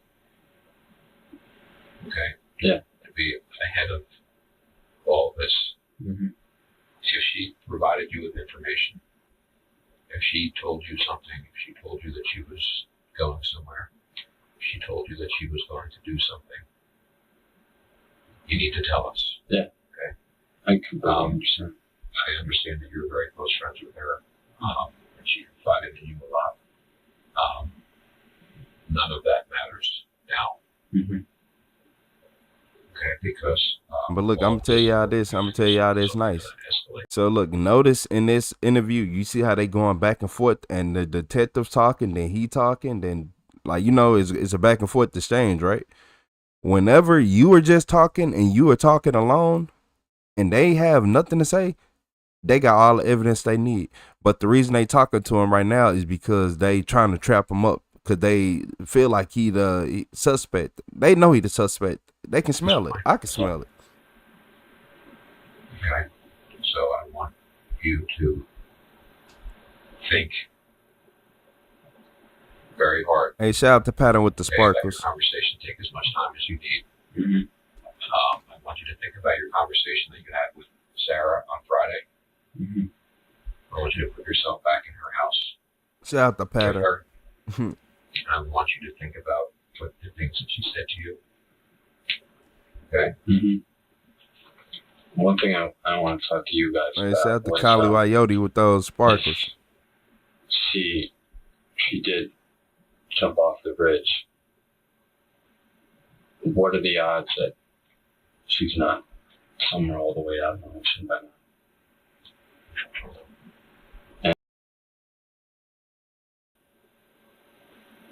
And what are the odds that she's not somewhere all the way out in the ocean by now?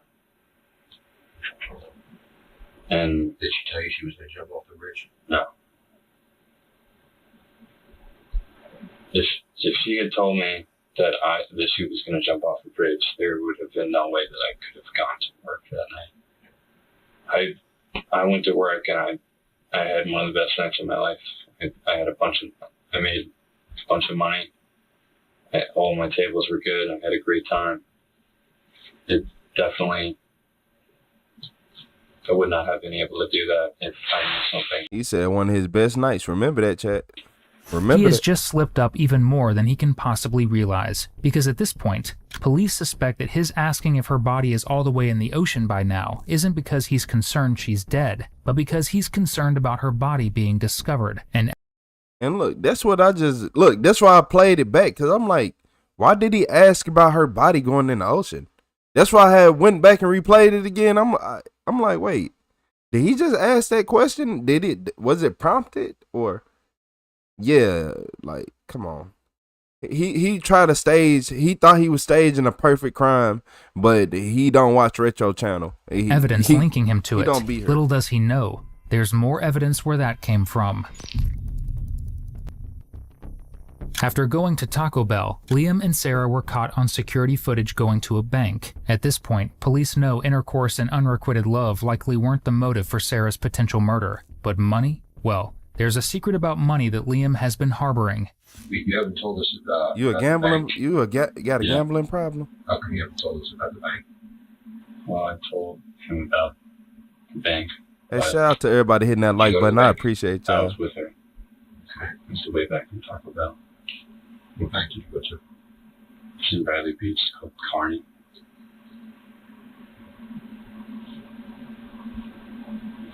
Okay. And what did you do with the bank? No idea. I didn't go in. You stayed in the car? Yeah. Why did you stop at the bank? What did she tell you she was stopping at the bank? Something to do with her money. I don't know. She did found money in an Avalon house a few months ago. And she has a lockbox full of money in there. I don't know. She was taking money out, putting money in there. A lockbox full of money where? In Carney Bank. How do you know? She's told me. What did she tell you about that? It's just that that's where her money is. Whose money did she find? She said that it must have belonged to her mother, which she thought was her mom left it for her, hid it in the house. So if her dad were to take her money, she would still have money left for her by her mom. That's how much money? We couldn't tell you. She never told me. She said it could be, she told me a range. She said it could be from 20 grand to 100 grand. She wasn't sure. She wasn't sure how much money she found? Yeah. How does that make sense to you? That you would be sure how much money you found? Well, she told me the condition of the money was pretty bad. Like it was all stuck together. Well, it was old bills. So that could have been a reason for not knowing. No, some of it was destroyed or water damage. What's up, kid? Whatever could happen over the years. She told you she didn't know how much it was? Yeah. Did you ever see it? No. If I did see any money, it was in the case that was in the Draper's, the safe that was in the Draper's house. There were some old dollars and coins, and I believe there was He just sound like, look here. If this is your best friend, right? Just think about this. Your best friend is missing, quite possibly dead. They just found her car. You don't care. That's why you are getting interrogated. Y'all probably wondering why the police have him in the room. He is showing no emotion. He's not showing zero emotion for his best friend not being there. Imagine your best friend die. I don't care who it is. Your best friend can be your dog. It can be your cat. How do it feel? Do it feel like a blank stare? Would you be able to be normal in the interrogation room? Would you be sitting in there like, hey, yeah? No, he is in the interrogation room trying to make himself look good, and everything is just falling and crumbling. If he act like a concerned citizen instead of trying to look, he forgetting to be he forgetting to do all the right things because he focused on the wrong stuff. He's so worried about the image that he actually doing everything wrong right now. Instead of you worry about what you look like and how your face look and about you in this, he got his poker face on because he think that's the right move. You stupid. You thinking too much because it's not genuine. And stuff. But we found that recently. She had asked me to help her go through her attic, try to get some of her mom's stuff out. Hey, shout out to Gorgeous with the floating heart and gold coin. Sarah's mother died in 2013, leaving her with an inheritance that she had told her friends about. Liam believed that the inheritance was somewhere around $100,000, which is a motive if I've ever heard one. However, he soon discovered that the inheritance he was willing to kill for wasn't all it was cracked up to be. At any point were you in Sarah's backyard? Yeah. I tell you, what were you doing back there? I actually left and went out the back way. Why? Her front door's broken. What's wrong with the front door? The deadlock actually doesn't lock. I think the police came through there with no problem. They always have problems with the front door. Shout out to Gorgeous and with now the they flower. don't even have a key, so I just went right out the back door. We went to the front door. There was no problem. So I don't know. I thought there was a problem. She called your number from her house. That's another lie. A couple times. Myself. He said the front door didn't work. I went out the back. There was something wrong with the front. The police went right through it with no issue. But okay. What's up, Normal? Why was she doing that? Why? It would be during the time that you were there at the house. While I was at the house? Well, what time would that be? Because in the afternoon or right around the time that you left to go to work. Did you tell her that you lost your phone? I didn't even know that I lost my phone. What, when you went to work? No, because there was no way I could have communicated with her. Do you know her house number? No. Good No, You understand the importance of telling us everything. What's up, Ron? That Sarah shared with you on Friday, if you did the time before that, right? Yeah. What's up, Sobots? That's why I'm trying to tell you about my ex-girlfriend. Stuff that would normally just be nothing. I just want to make sure you guys know everything. Just when police are beginning to corner Liam for his lack of emotion, lying by omission, and the fact that his story isn't lining up, his mom and dad both come to save the day. Your mom and dad contacted a lawyer on your behalf because you're sitting in his room for absolutely, I don't know. Contacted an attorney on your behalf, and your dad contacted an attorney on your behalf. So there's now, you now have two attorneys that are expressing an interest to represent you. We're not going to talk to you any further today. We do appreciate you coming down. Too. Yeah. If you hang tight here, I think your dad, maybe one of the attorneys, I don't know, would want to talk to you. So kind of just, if you don't mind, you don't have to, but we're done, talking to you at this point for today. So we appreciate it. Okay. All right. Thanks. What did that attorney tell y'all? Hey, look, man, look, this is why people be getting away with stuff. They got parents with money. Oh, you are the child that don't listen, and your parents try to get you to do the right thing, but you never want to. Oh, and that's why you be going out doing grimy stuff. Your parents have money, but they won't give you money because you do the wrong thing all the time. Okay, it makes sense. But what did the attorney say to have these detectives this shook? They got an attorney for each detective in the room. Thank you. No problem. All right, thank you again. It's just about 4:55. We'll bring him right in. Okay. Okay. Thank you. No problem. Liam's lawyered up at just the right time, and unfortunately, the search for Sarah's body was suspended after days of looking with no results. It seems like police are at a dead end, but fortunately, they're far from it, because quickly they bring in Liam's roommate, Preston Taylor, to see if he can corroborate Liam's timeline. What time did Liam get back home? Take off that St. Louis hat, man. Man, take off that St. Louis hat, man. Yeah, somebody from St. Louis knock that hat off. It's gonna be me. It's gonna be me. Take off the hat. Hey, shout out to Kirsten with the turn it up. How you doing, Kirsten? How you doing, Kirsten? Hey, shout out to Kirsten with the turn it up. Yeah, take that St. Louis hat off, man. The Cardinals don't like you. I think, is that the Cardinals hat? Look like a Cardinals hat. Look like the Cardinals type hat, but it could just be a regular St. Louis hat in a weird design. But I think the roommate helped him.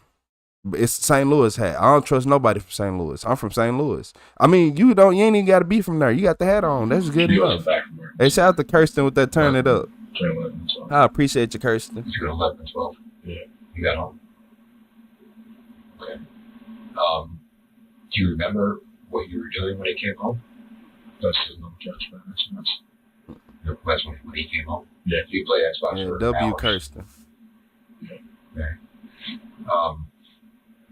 Does he normally get home that time, or? I don't know.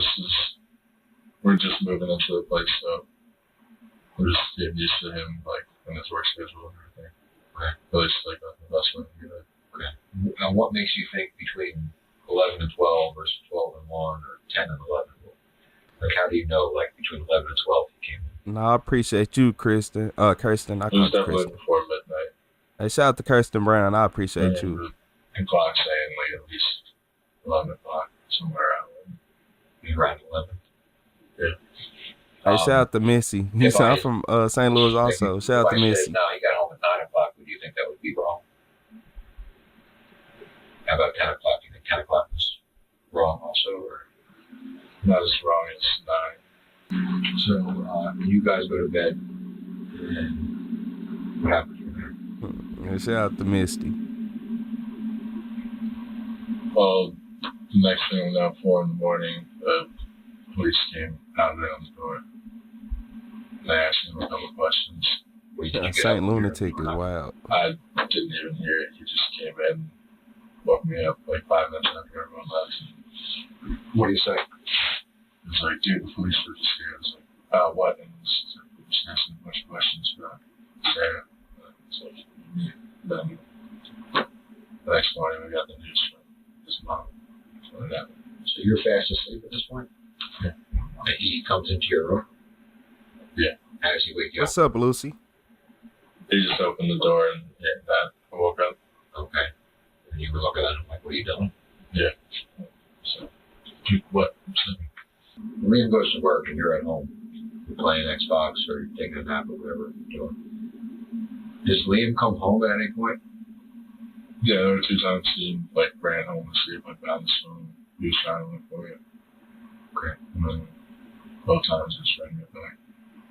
So he came back home twice? Yeah. Both the first phone? How long did he stay each time? Not long. 2-3 minutes. It's like, all right, that's work. Turned off. I think did he tell helped. you where he thought he may have lost it? Did you go anywhere with him looking for the phone? No. I looked around the house, in the driveway, in the front yard. That was it. In the driveway? The timeline doesn't match. Hold on. Liam claims to have been home at 10, but his roommate Preston didn't get the memo and Nah, I don't trust Preston either, because now you say you was in the house. Now you saying, okay, I could looked out in the driveway. Yeah, you ain't like, nah, I stepped out for a minute. I was looking for something in the grass. surprisingly, he too has a close connection to Sarah. I did that last The three were night. all close friends, and Preston even took Sarah to prom their junior year, which means you would think that Preston would be concerned about her disappearance. Instead, he seems mostly concerned about saving his own butt. They backdoor her. They backdoor her. They was both living together, down on their luck, broke. They like, bro, she got the money. Look, we can get the money from her, do this and do that. I feel like he helped. I don't think he went as far. I feel like he really was just sitting there playing Xbox, but I think he knew how he thought, like his roommate mindset, and I feel like he helped after the fact. Hey, shout out to Kirsten Brown with the high five. Hey, W Kirsten again in the chat. I appreciate you, Kirsten. You saw I'm trying to catch up. I was feeding doggos. I think he did. I think he helped the killer. And if y'all don't remember what the killer looked like, he looked like I'm gonna show you. I'm gonna show you what he looked like. Hold on. I can show you exactly what he looked like. I had to make sure I had it pulled up because of course I didn't have it pulled up. And I didn't have it pulled up again. Because I gotta hit the button. My bad. Nope. Y'all can't see. Never mind. There you go. Now I want to work. That's what his roommate looked like. His roommate looked exactly like. That's how you think I'm playing. His roommate looks like this, and so yeah. I don't trust nobody. I'm sure you have a million questions about what happened. Are you welcome, Trey? So I would imagine if there's any reasonable person, friend, whatever, family member, you probably ask a million questions, right? Y'all think I'm playing? What kind of things did you ask? Okay. Well, once that actually became like an investigation. You got called that for. Hey, good night, guys, child. They backdoor her. Hey, good night, guys, child. Hey, shout out to Kitten with the gold coin. Questioning for no reason. Like, you gotta tell me. Like, if you know something, you can trust me. And just stuck to it. I didn't know anything. And I pulled in. What did he tell you?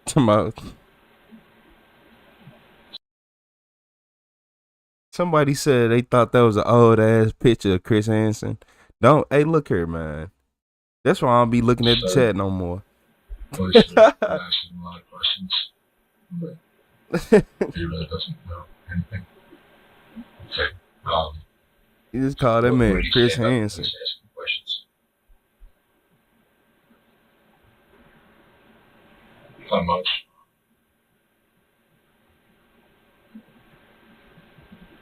Did he tell you the police are asking questions since we're trying to find Sarah?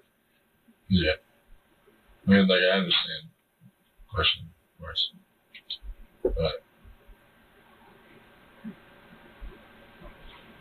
Yeah, I mean, that's what we're doing. I mean, we're not. You guys are friends with Sarah. Chris Hansen ain't no way. Speak to Sarah and hang out with Sarah. It's very difficult for us to find Sarah, figure out where she is without talking to the people there. That St. Louis hat tell me everything I need to know.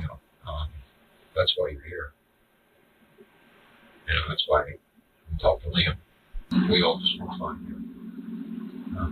And the way we're going to find her is talking to her friends, talking to her family, talking to people that know her. Right? What did Liam tell you about his day that he spent there? So nothing really seemed out of the ordinary. What did he tell you that they did? He really shared any details. I didn't ask him. Why would you ask him? Aren't you interested in knowing? I know you were at work, you weren't with her. Yeah. That's just reasonable to think, like, dude, she's missing. What did you guys do? Where did you guys go? What did she say to you? It doesn't seem just like. I was just asking him if she seems to be acting different at all. Okay. And he said that it really wasn't. So they just both the line. They both the line. He look. I think the roommate came back and was like, oh, I took her out. I got some money, but it wasn't as much as we were supposed to have. And he helped her dispose of the body. I don't think he helped initially, but he not in shock. He's not. Look, y'all got to remember, when you look at him, he don't look like he just found out somebody was missing and they quite possibly are deceased. No, he looked like that he is trying to hide something, not say the wrong thing. Shout out to Kirsten with the Sunday. Hey, put W Kirsten again in the chat, everybody. I appreciate you, Kirsten. I appreciate you. He most definitely, and I keep telling y'all keep saying why you keep saying something about that St. Louis hat? Because I got reasons. I got reasons, and they good. So look, if you live in, y'all want to know, if you look up the murder capitals for 2025, right? Number 1, Detroit, Michigan. We knew that. Number 2, St. Louis, Missouri. Number 3, Baltimore, Maryland. Number 4, New Orleans. Number 5, Memphis, Tennessee. And coming in as an honorable mention, Cleveland, Ohio. And number 10 is Kansas City, Missouri. So that's 2 Missouris on the top 10 list. And you wearing a St. Louis, Missouri hat? Don't worry about it. Anything about it seems suspicious. Don't worry about How it. did you find out that he was with her? He mentioned it later on.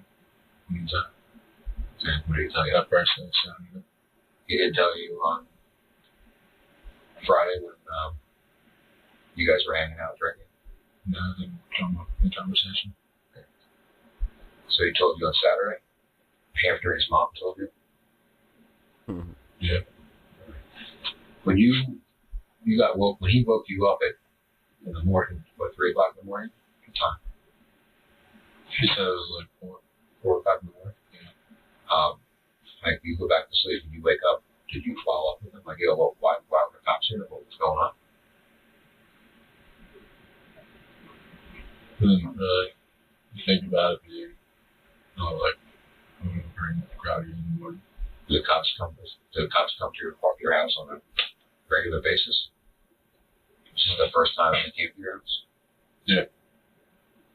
Well, there was one time beforehand when we were moving stuff back and forth between the houses when we were moving in. Okay. So Liam wakes up on Saturday and he doesn't talk about Sarah. The cops were just at the house a couple hours earlier asking questions about her and he's not talking to you about her. I asked them why they were there, but I really don't remember the conversation.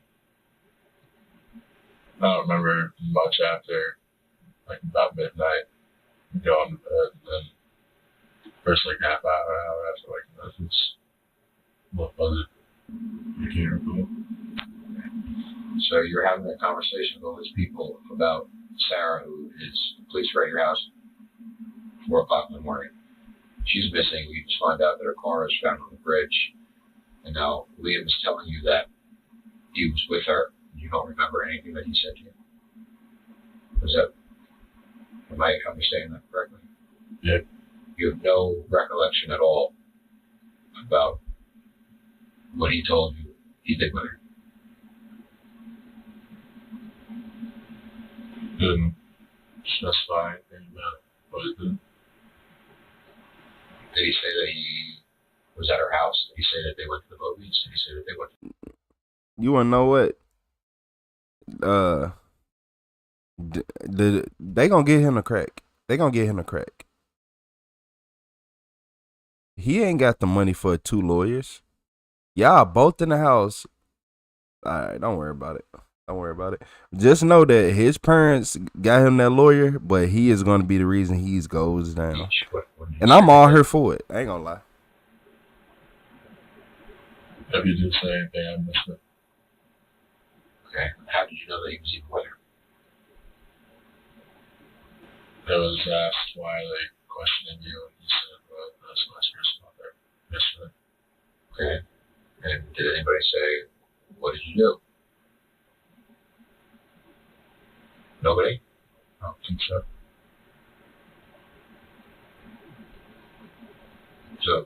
So his mom is crying out in the street, and Liam is now crying, and nobody's asking him, like, so what did she say?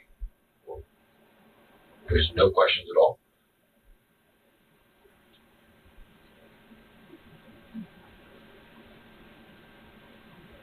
Did he say they went to lunch, went out to breakfast, went to the movies? Really don't recall. Not recalling when your close friend is missing is a bad look. It's an even worse look when neither you nor your roommate's whereabouts can be accounted for the night she was killed. For the next month, the case is... I told y'all he helped him. You said, why is he smiling? Because he helped. That's why he's smiling, because he helped. I keep trying to tell y'all that roommate helped him. They were in cahoots. They backdoored her. This is a backdoor. People who don't know what a backdoor is, y'all like, oh my God, look at all this horrific stuff happening. It went from me thinking that she wanted to, she rejected him, and to me looking at it like, oh, this is a backdoor situation. So just take notes. If you ever hear the little young people saying backdoor and all this, this is the type of stuff they mean. Not quite literally, though. Both boys have lawyered up, and it seems the leads are dwindling. But if you can count on teen criminals to have one thing, it's ego. And both of the boys let their ego go to their heads. Because 1 month later, a friend of Liam and Preston, Anthony Curry, steps forward and tells police a shocking piece of information. Just a week before Sarah's disappearance, Liam spoke to him about a film idea. The idea? A horror movie that involved a character named Sarah being strangled and then thrown off of a bridge by 2 men. Sound familiar? A few weeks after Sarah disappeared, Liam seemed to realize his mistake and began reaching out to Anthony, asking to meet in person.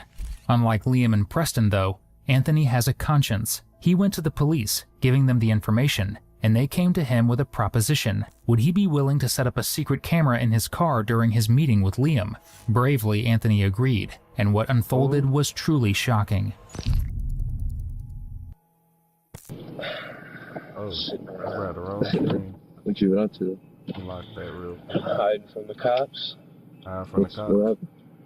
Oh, he thought that was cool. Yeah, I gotta remember he a teenager. Okay, I ain't gonna say too much more. I forgot he was a teenager. It ain't nothing smart about him. Talking about hiding from the cops, so like that was just the coolest thing ever. Like, bro, you are an idiot. You like that. It just that initial statement just made me mad. I ain't gonna even lie to y'all. I don't even think y'all understand. It just made me mad. Talking about hiding from the cops. Like, boy, you think you cool? Like, you think you get cool points for... Okay. And they came to him with a proposition. Would he be willing to set up a secret camera in his... Truly shocking. Sitting around. What you up to? Hiding from the cops? What happened? Dude, you can't blame me for doing this, right? I gotta feel you up real quick, right? You're good. No feel disrespect. You up. I'll show you. No disrespect, okay? Nothing. Yeah, I got the FBI. Dude, What are they questioning? Oh yeah, a lot. About what? About killing Sarah. And he's smiling. They've been they were up. First it was just normal police. They were on my. I had to go in and get interrogated by them multiple times, but then it kept moving up levels, and now it's a federal case. They've got the FBI. So you've been laying low, I guess. Oh yeah, and that's not even the worst part. The worst part of it is I thought I was walking out 50 grand, 100 grand in my pocket. She had one safe, and she took money out, and she only had 10 grand. And this money, I don't know if it was burnt or something. It's old money, terrible quality. I don't even know if I can put any of it in the bank. Right, because it'll probably look sketchy, right? Look sketchy, and it'll look like it's Sarah's money, especially if it's a... So look here. You commit a crime. Not only you commit a crime, you murder somebody. Then you sit right here, talk to a friend that you haven't even seen in a while, and just start telling them everything because you're a young, dumb, stupid, undeveloped, like, come on, man. Like, oh my Lord. Federal investigation. Right. And he can't even use the money. And he, for no reason. So you did it for free. Right, because it's probably like the old dollar bills and shit. It's not like the new shits, because the $100 bills are changed now. Exactly. No, it's from the 80s, dude. It's old. And then... What, she found it in her house or something? Huh? She found it in her house? Yeah. She spent a lot of money. Oh, never mind. He did get a little money. He ain't do it for free. He got money. I didn't even get a quarter of it. Oh, wait, never mind. Let me shut up. So you only got like, what, seven grand or something? Somewhere around there. And you spent it all? No, I haven't even tried to do anything with it because it's in such bad shape. Yeah, you can't even use it. Like, I need to play low and then maybe, like, tape some shit up and see if I can put it in the bank.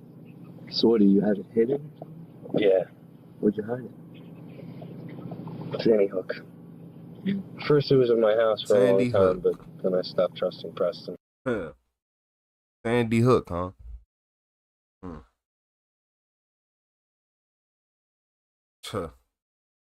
It ain't never none.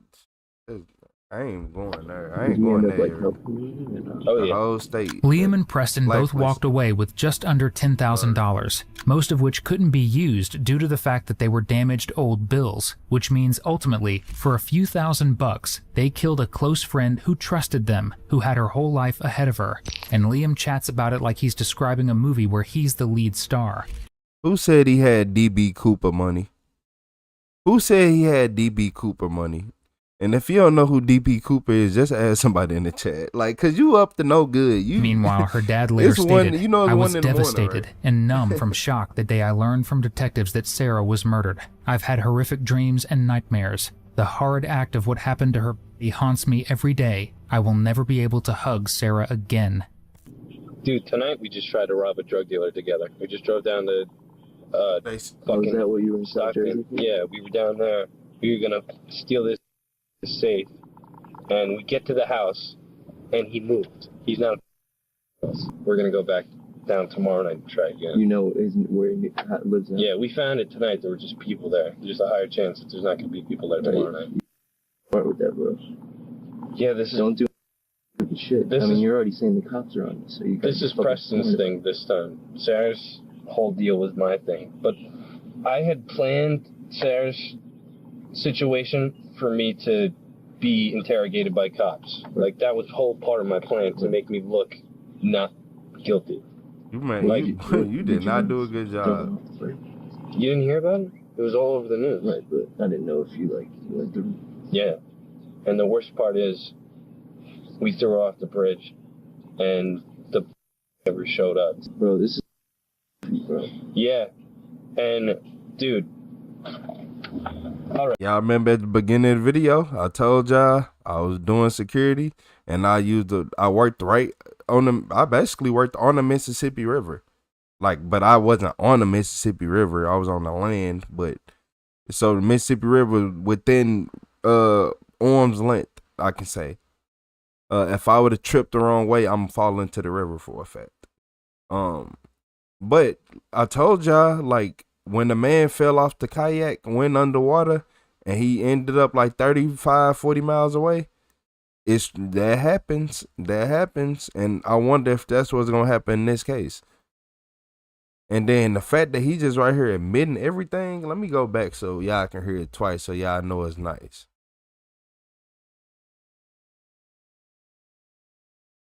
Shit. I mean, you're already saying the cops are on you, so you This is Preston's thing this time. Sarah's whole deal was my thing. But what's up, bro? I had planned Sarah's situation for me to be interrogated by cops. Like, that was whole part of my plan to make me look not guilty. What did you even throw it off the plane? You didn't hear about it? It was all over the news. Right, but I didn't know if you went through. Yeah. And the worst part is, I don't watch none of them. And none of them. The never showed up. Bro, this is bro. Yeah. And dude. All right. So I'm hanging out with her. She has we went to the bank. She took some money out, not all of her money. We're counting it out, and then she goes to walk out the front door. I her out, drag her. My biggest problem was the dog, and her dog laid there and watched as I her. Didn't do anything. Her dog. What kind of dog? Yeah, what kind of dog is that? It's like some. Was it a big dog? It looks like a beagle, but it's like the size of a Great Dane. Jeez. Nobody was there? Grandma? No, nobody was there. Even her dad wasn't there. He was in Florida. Yeah, you said that he was. Yeah. So I have to leave. I have my phone at Sarah's house. My phone was at Sarah's house. Bro, this idiot is just breaking down the whole story to somebody he hasn't seen in a while. Imagine you call your friend, you going through all these interrogations, and so you just call a random friend that you ain't seen in a while and start confessing your life to, just venting everything to him. Now, not only are you going to jail, your friend, your roommate going to jail too. Y'all going to jail. You're going to jail. Wait, you left your phone? Yeah, I lost it. I couldn't find it. I had to go to work. I had timed everything out so that. Why did you take your phone? You should have left it. Dude. What were you doing? I couldn't find it, dude. It ended up being out in the driveway. Oh, it must have dropped out of your pocket. It must have dropped when I was crawling to the car. Oh. Remember the roommate said driveway? Put her in a bathroom. And then I had to go straight to work. So Preston came over, took the body, put it in the bushes. And then I was at work. I had a full, night of work, except I left work a couple times, which looks sketchy. To look for my phone, though, which is a reasonable, thing to do. Yeah, you gotta look for your phone. Yeah, you can't. Which is kind of, me losing my phone was kind of a good thing, because the cops are like, oh, he's hanging out with her, he lost his phone, he's going back and forth between his house looking for it. And then I get off work that night, go straight over. Preston and I go over to her house, take her safe, bring that over to my house before we do anything. Then we take her out of the bushes and drag it over to her back fence, and I crawl, get into her car, and I back up.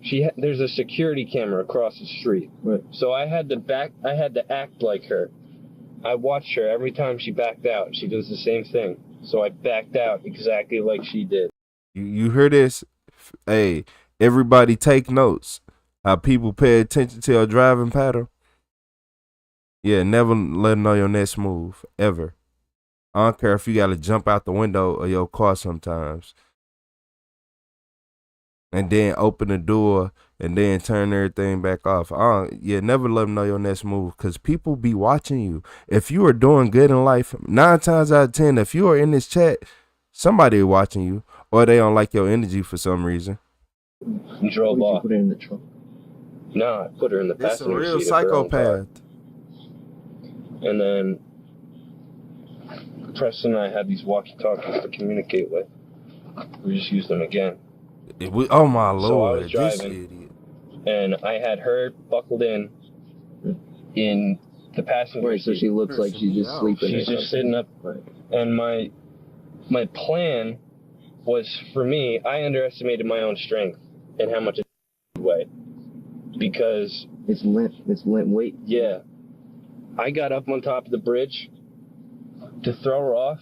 My plan was I was going to throw her off, run over, jump over the divider, and get into Preston's car. And I go up, open the door, unhook her, pull her out, start dragging her to throw her over, and then cars start coming up. I see like headlights coming. I try to get her over, and I can't.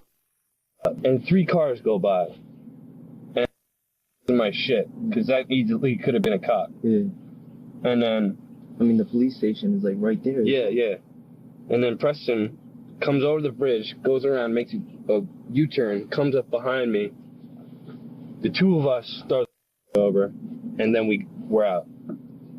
Ultimately, it was Liam who sealed his own fate, with his egotistical admission. Immediately after reviewing the footage, police arrested Liam and Preston. Preston took a plea deal for helping dispose of Sarah's remains. At trial, he testified against Liam, securing himself just 18 years behind bars. Liam, however, let his ego get the best of him again. He refused to plead guilty and went to trial, testifying that he had nothing to do with Sarah's death. Ultimately, the jury saw through him. He was found guilty of felony murder, robbery, and hindering apprehension/evidence tampering. He was found guilty and sentenced to life in prison, plus an additional 10 years.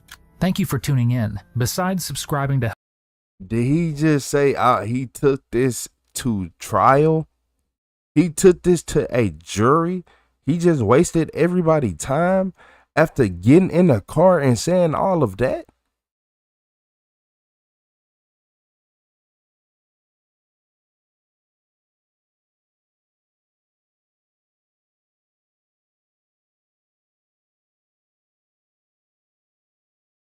How you get 18 years?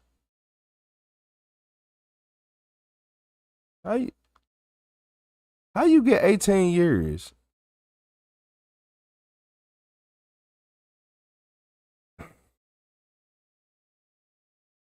He wouldn't have been able to get the body over if it weren't for you. But I'm just saying though, talking about something. He took a plea deal and the video was the plea deal, man. If you don't get the man, play this video.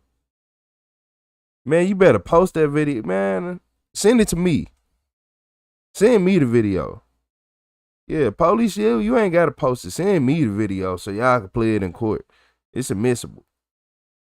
Yeah, send it to me. He got life and he really tried to look, he tried to take it to trial. That's what just blew me. Who do you think you are? Who do you think you are? He was this confident that he thought he was really finna win in a jury trial.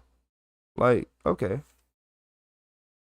All this for money that he couldn't even use. It was too old. He didn't even use a single dollar because he was too scared because it was too old and it'd be too suspicious. So, yeah, he didn't even use the money. So, big waste, if you ask me. A big waste. He said nothing to do with our death. Exactly. Like, I had nothing to do with our death. Like, what? 1,000 years, man. What? Y'all, the judge should have smacked him in the back of his head with that gavel once he said, I had nothing to do. After this video, after seeing the way you smirked and you put 2 and 2 together, don't worry about it.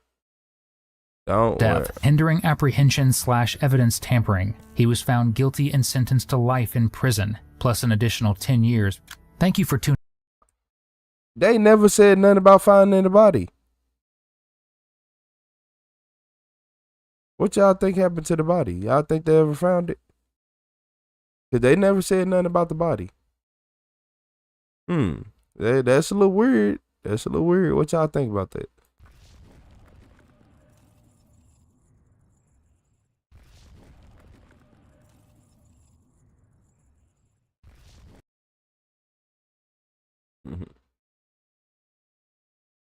You say you don't think they did? They never found her? Jennifer said that's crazy. What's up, Jennifer? What's up, Leah? What's up, Cali Boy? What's up, Mentally Me?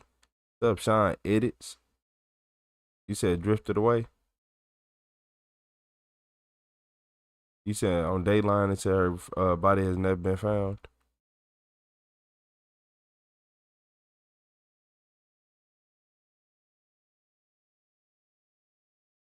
I've never found. Man, tell me why. Look, I got this little small screen, man. Like, cause I'm looking at like what, like basically, I got my whatever. The screen is small, like the one I'm looking at, and the one I stream from. Man, tell me why I thought somebody was behind me, but it was my chair. I looked. That's why I'm like, man, hold up. Man, Charles finna get elbowed so motherfucking hard. When somebody behind you, you never try to throw a punch with your fist. You throw elbows. An elbow is way more efficient. Yeah, man, what? You never. Why would you sit right here and do all this when you can? You see that? You see that? You ain't gotta wind up. You ain't gotta. I don't care how quick you. An elbow gonna get you out the way every time. Every time, an elbow gonna get you out the way. And y'all need to learn how to use them elbows.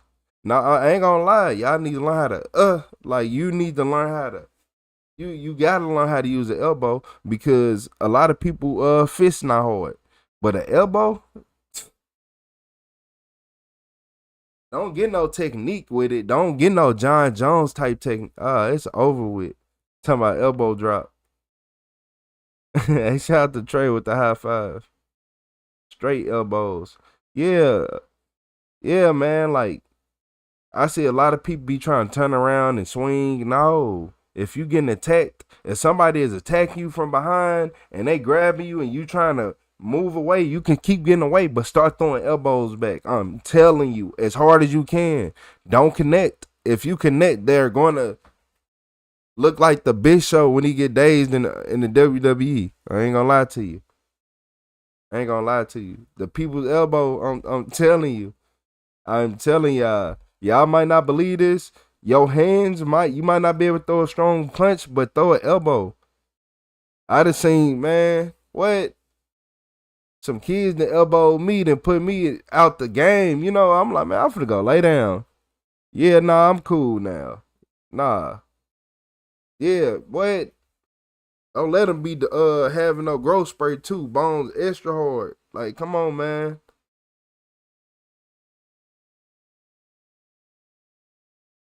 You said break a jaw with an elbow. Hey, good night, Leah. What's up, Jennifer? Hey, my friend. What's up, Jennifer?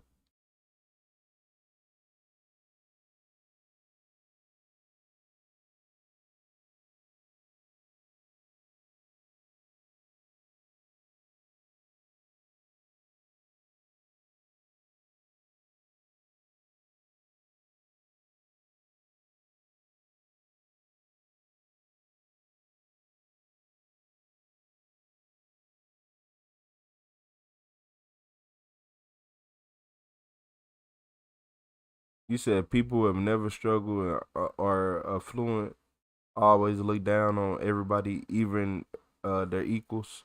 It's hard. Look, I ain't gonna lie to you. Man, I heard somebody say they made enough money to.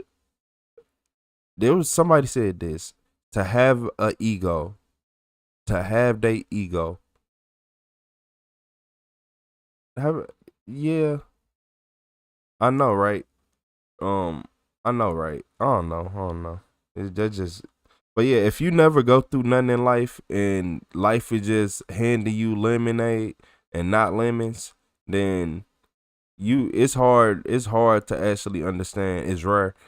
Some people can, because some people can understand regardless. Some people are just born understanding people. Like, you remember I said the NPCs, some people are NPCs regardless, no matter what. You wonder why people be in rich families and just junkied out and nothing and living terrible, looking terrible, smelling terrible, built terrible. Like, yeah. Like, hey, somebody gotta be the NPC. But hey, yeah, a lot of people, if you don't go through nothing bad, then you can't relate. Like a lot of these females that treat like dudes bad, if they actually lived one day as a male, they'd treat men way different. If men lived one day as a female, they act different. Cause you wanna know why? Men, we walk around, we ain't as fearful as females are. We not as fearful. And when I say fearful, I mean late night in the house by yourself and all that. Don't you feel protected as a man? I do. Shit, it don't matter. It don't matter if, as long as I'm here, I'm good. Like, and everybody, you can't get through this house without going through me. So everybody else here good by default, right? So make it make sense. It be, man, this world different. They gotta worry about creeps. That's why I kept saying you better start elbowing. I be seeing a lot of videos where ladies are getting grabbed, and I'm looking like, do you know 2 elbows would have been destroyed him? I'm talking about get off me.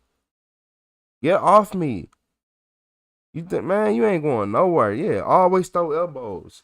Don't sit right here, never try to fight because your fist not gonna do nothing. You're not gonna get leverage. But them elbows, I don't care who you are, you're gonna get a giant off you.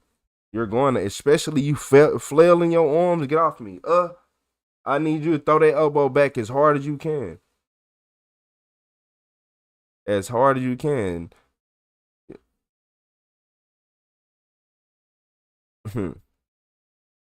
But nah, for real. It's just a self-defense mechanism. Because most of the time, like, say, if you probably a good person, so you most likely get attacked by somebody just up to nefarious things. So always be aware. Are you talking women fighting men? No, we talking about defense. We talking about shit, women defending themselves too. Shit. Yeah, we talking about women actually defending themselves. You probably didn't hear, but yeah, women. I seen videos of men being creeps come grab the women and all this, and the women running and fighting and doing all that. No, yo, you not a boxer. You not a boxer, but your elbows, they certified. Your elbows are certified golden gloves, and plus the elbow is sharp. So believe it or not, even if no matter how your elbow is sharp. So it does a lot more damage than you think. So I'm gonna need you to break your elbow on their head. Both of them if you got to, but if you break your elbow, they going to bed. I ain't gonna lie to you. You hit them hard enough to break your elbow, they going to bed. A headshot too? Getting elbowed in the arm hurt. Getting elbowed in the head? Yeah, all right.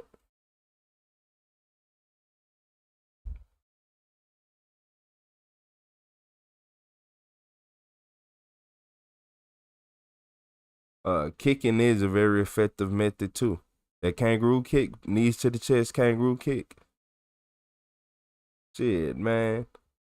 We are, man. What's up, ZSTL?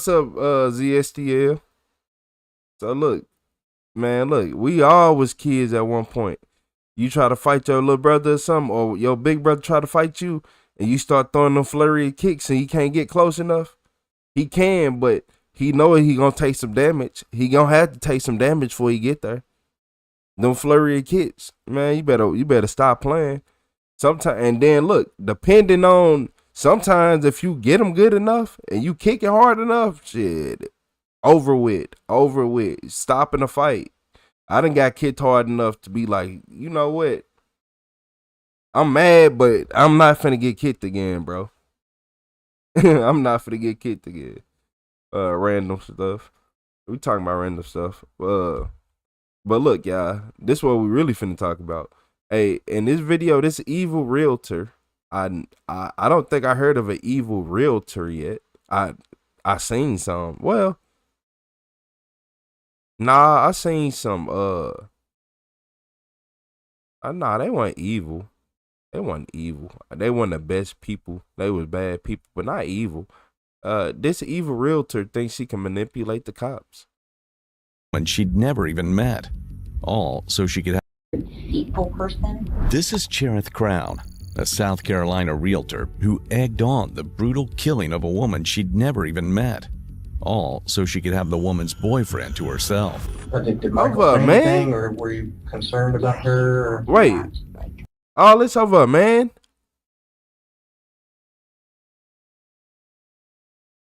Oh, she did this and she did that and she stupid this. But she doesn't know that detectives recovered more than a few disturbing messages she sent to the killer. Messages she thought she deleted. About 1,100 messages were deleted. 1,100? Just to let you know, we have recovered them. Just to be completely honest with you, the best word that I can describe it is, honestly, it's a little disturbing. Now, Cherith will do everything she can to downplay her role in one of the most gruesome murders South Carolina prosecutors have ever seen. So in your messages, there's nothing of you telling him to stop. Not a single message. Hey, shout out to Monique Stone with the Unc Alert. 4:30 a.m. on May 28th. I appreciate you, Monique. Shout out to Monique with that Unc Alert. 8th, 2024. EMS in Travelers Rest, South Carolina, received a call for medical assistance at a home on Velo Way. When first responders arrived, they found 40-year-old Colleen Dortona in a condition that would haunt everyone who walked through that door. Colleen had been beaten beyond recognition. She didn't survive. Her boyfriend, 39-year-old Michael Clarkson, was quickly identified as the killer.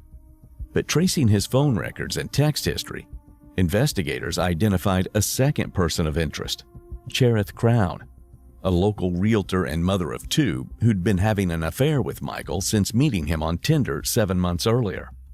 Cherith had been inside the house that night while Colleen lay dying. She received videos of what was being done to Colleen, and before police got to her phone, she deleted 1,100 text messages. What was in those messages? And this just goes to show you how some people just leave high school, going to the free world, and they don't know anything. This why I be saying high school was a waste of time. They could have been teaching people about law and all these other extracurricular activities that actually mattered or that can actually educate people. Like, you know, some of this stuff is actually cool to learn about, but they don't want you to know nothing about real life. That's why the police, they just want to keep tricking you. But they go to this academy for this. Look how short the academy is. The academy ain't even long. I don't care if you got to go to the academy for 2 years. What is that? And you don't know nothing. People got to go to college for how long?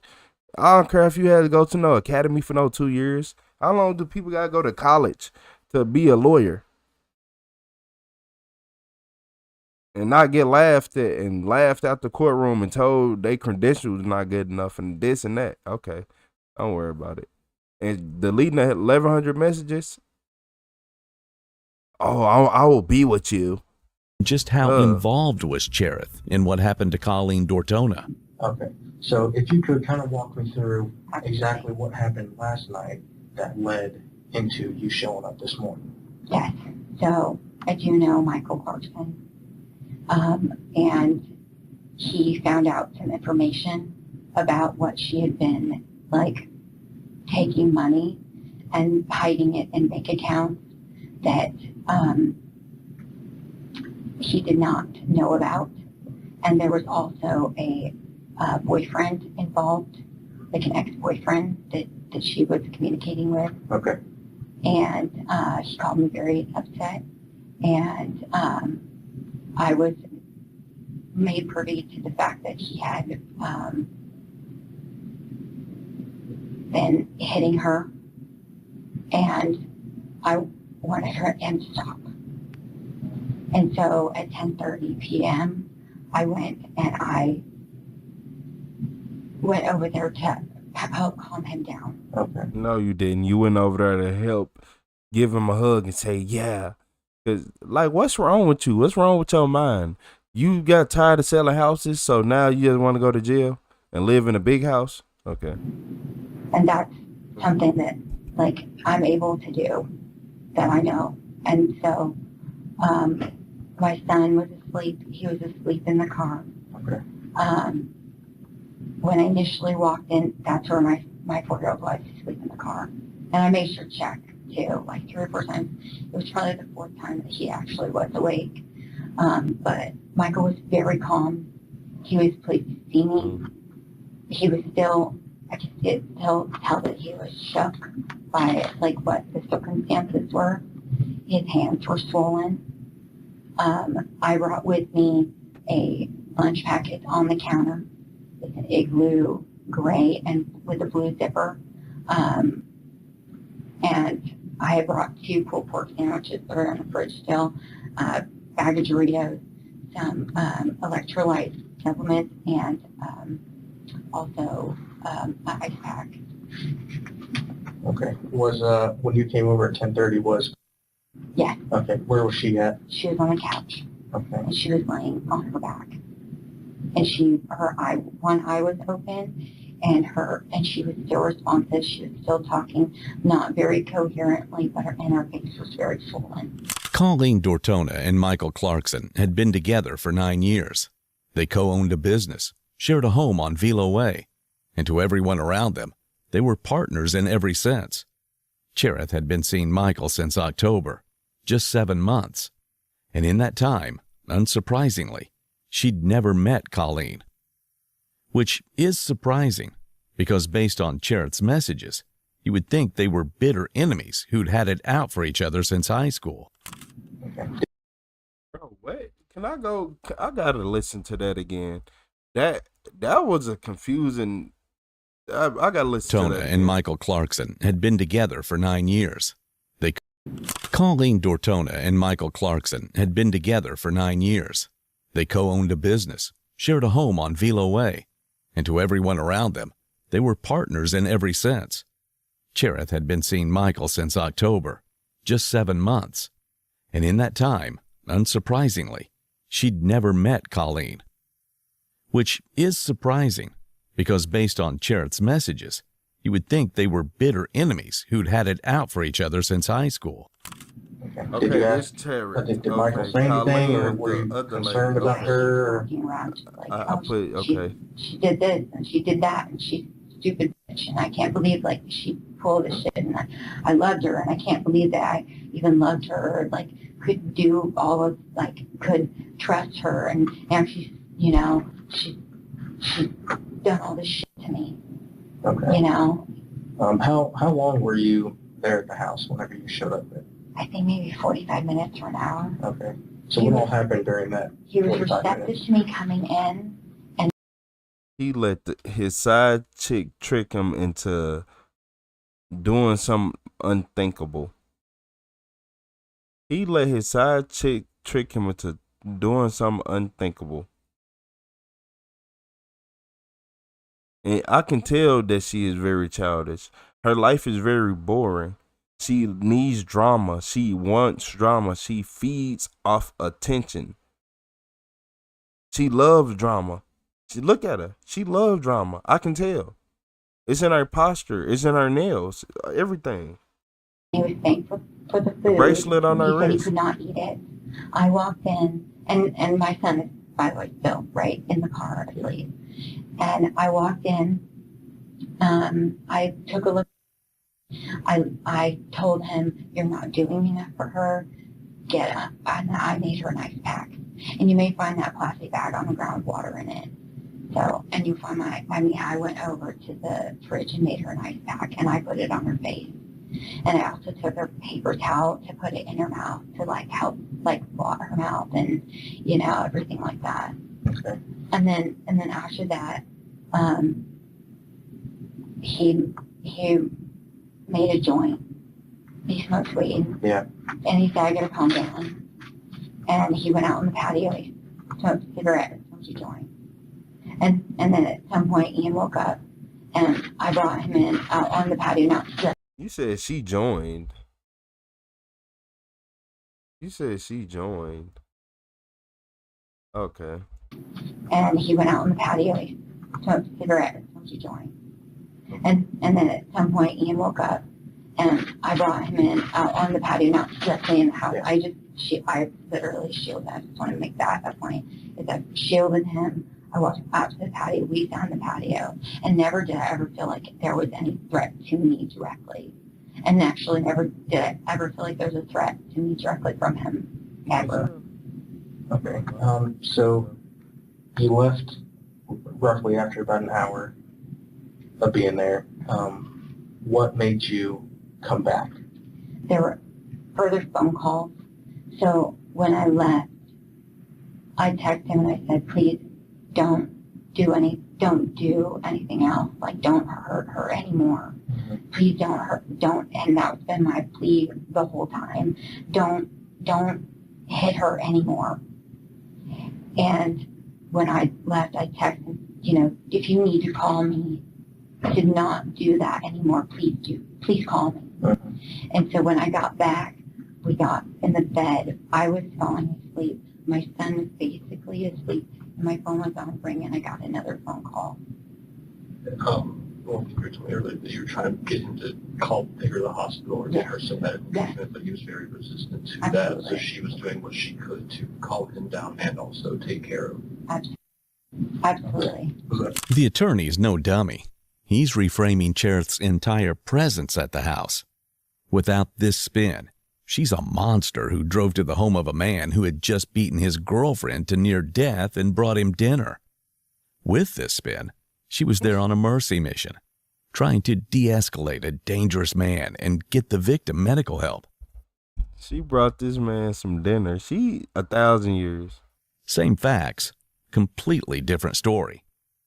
But the detectives know which story to believe. So obviously, after speaking with you, I know you gave us a couple false statements, first when talking with us the first time we got out there. So, that was the main reason for us. Yeah. We towed your car, and one of our investigators, we did a search warrant on the car, and we found your phone in there. Yeah. So is there anything on your phone that might have information about this incident?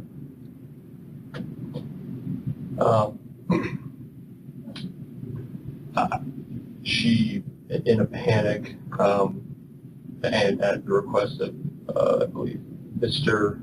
Clarkson, due to emotions being high and stuff, he had sent her some images that would incriminate him. By the way, your lawyer keeps saying, yeah, you're gonna get 1,000 years, okay? In the crime, and he asked her to leave them, which my understanding is those might delete off the phone at this point. You delete them from your phone? Yeah. Would anything else be in there, like besides any videos that he sends, like anything back and forth between y'all about anything that happened? I mean, they had a relationship for a period of time. It seems like there's things kind of spun out, I guess, toward the end of last week with this. Based on that event from last Thursday or Friday, whatever occurred, she ran away, or what the understanding was, she disappeared for a few days, showed back up on Sunday.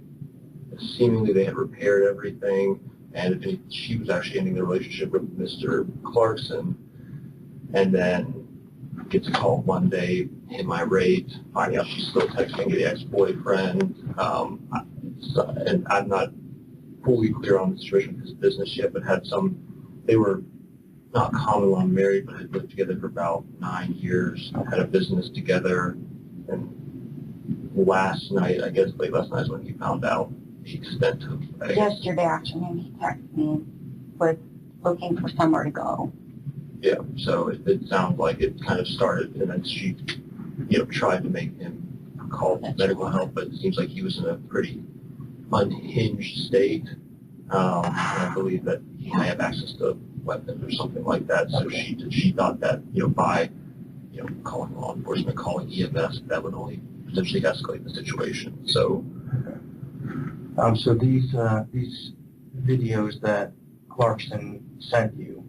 Yeah, her lawyer in the room. Yeah. So can you describe to me what the videos were and what they were of? They were of her face, totally beat up. This is why that's why she went over there. It's basically because my understanding is they were videos of him essentially taunting her while showing her bloody face, and that's what caused her to go over there to try to stop that. Absolutely. No, it wasn't. You was over there having a good time. And then once you realize that they can recover all that deleted stuff, you over here trying to backtrack, and now you trying to blame him for everything. But you the real manipulator. And if they let you out of jail, they better not ever let you out of jail. You wanna know why? Because she's gonna get another man to manipulate him again. Yep. That's men love women. Taunting. The crazy kind. That's the word the attorney chose. As in, Michael forced these horrific videos on poor, innocent Cherith against her will. But detectives have already seen her responses to those videos. And taunted is not the word anyone would use to describe them. When he was sending you these messages, were you messaging him back at all? Or was it just him typing stuff? Yes. Did you ever mention, like, you need to stop or you need to call, call an ambulance or anything? Yes. What did you tell him? I told him to stop multiple times, over and over again. I told him to stop on the phone. I mean, can't hear because we were talking, but on text, I told him to stop. I told him, whatever he could do, that we should, that should be done, But all that got deleted? Yes, as far as I know. So I know, I think I heard you say that there was multiple videos. Was it just the one, or how many? Was it hilarious, Bill? Maybe about 4. About 4? 5. Okay, roughly how long of a time frame was he sending you these videos? Over that period of time from yesterday afternoon specifically to even after I left. Okay. This can sound really, pardon my French, but kind of shitty thing to ask, but were you encouraging him at all? Were you asking him to do any of that stuff or anything? No. Okay. No. It sounds like a bad thing. No, I understand your question, and I do understand why you would ask that, but no, I would never encourage anyone to do that. Okay. So your stance was like, you need to stop. Yes. Call the medics or whatever. Yes. Okay. All right, so you said that was the course of, what was the time frame you said again for like how often sending all these videos? Particularly more in the evening time. Okay.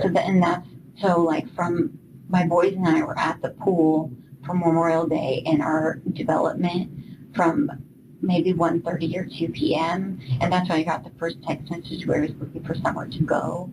And then after that point, I was like, I can help you, I guess. He never even came over to the house. But then I didn't hear from him for a while, and I think it was about 4, 5 p.m. What do you think?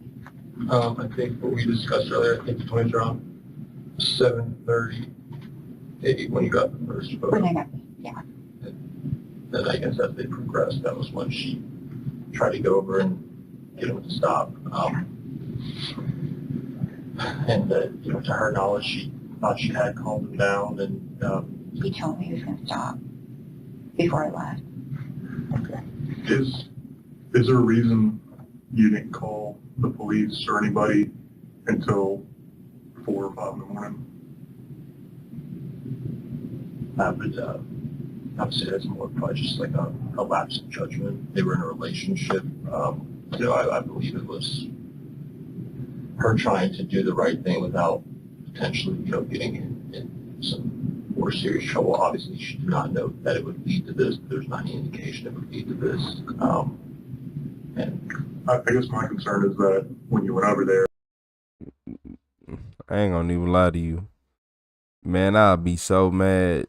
Yeah, this lawyer ain't got no spine in his body. I can barely hear him when he talking. And y'all hear him? Because I can barely hear him. He ain't got no spine in his body, man. He ain't trying to tell these. I'm finna turn him up. But yeah. Because there ain't no way I can't hear nothing.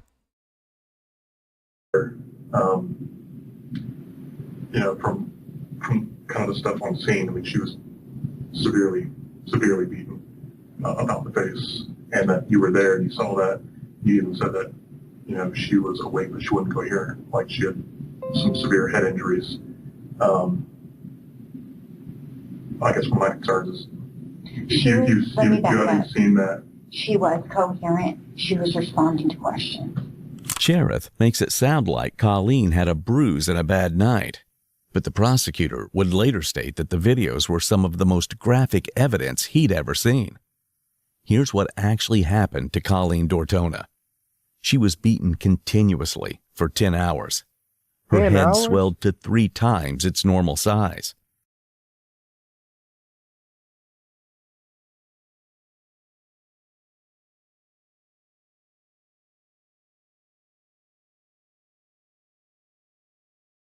For 10 hours? Bro, that's torture. They gotta go. They gotta go. They gotta go. Hey man, nah, they gotta nah, doc, they gotta go. They gotta go. 10 hours?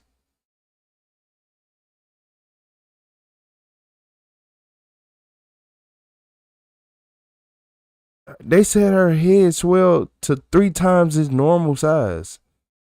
You said replay? Like, oh my Lord, bro. What is wrong with she's sicker than I thought. State that the videos were some of the most graphic evidence he'd ever seen. This straight evil. Here's Real life what evil. actually happened to Colleen Dortona. She was beaten continuously for 10 hours. Her head swelled to 3 times its normal size. A fork was heated up and pressed into her face over and over to brand her. And Cherith Crown watched the videos, brought the man doing this snacks, and went home to bed. And now, detectives are done listening to her and her lawyer's fairy tale. So, like I said, and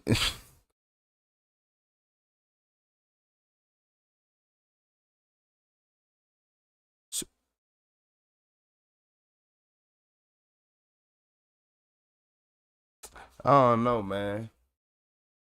Y'all heard about them bringing back that firing squad? They was talking about that. What state was they talking about that in?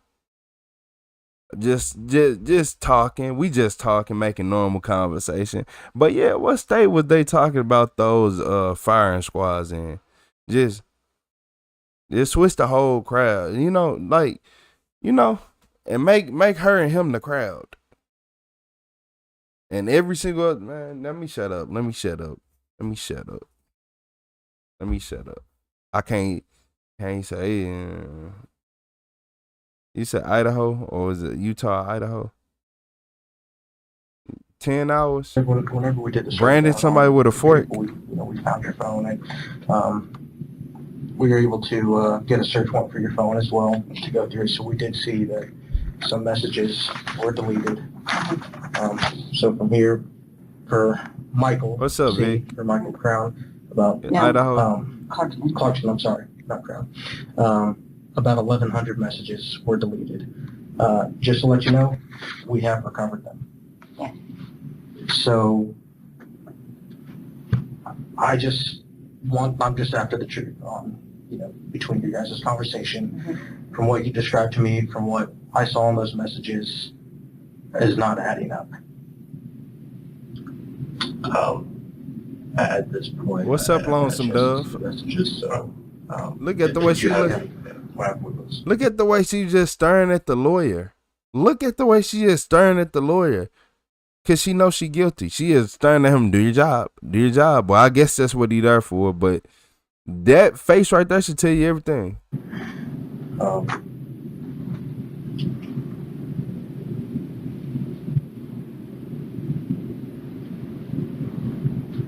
gonna swing around to you. This is Michael Clarkson. Okay.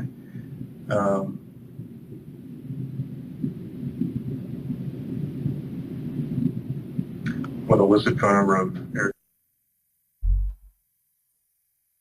Picture of him just coming from his phone just to show you. There's quite a bit of messages in here leading back until I think early May. The opportunity that we're giving you right now is we're attempting to give you an opportunity.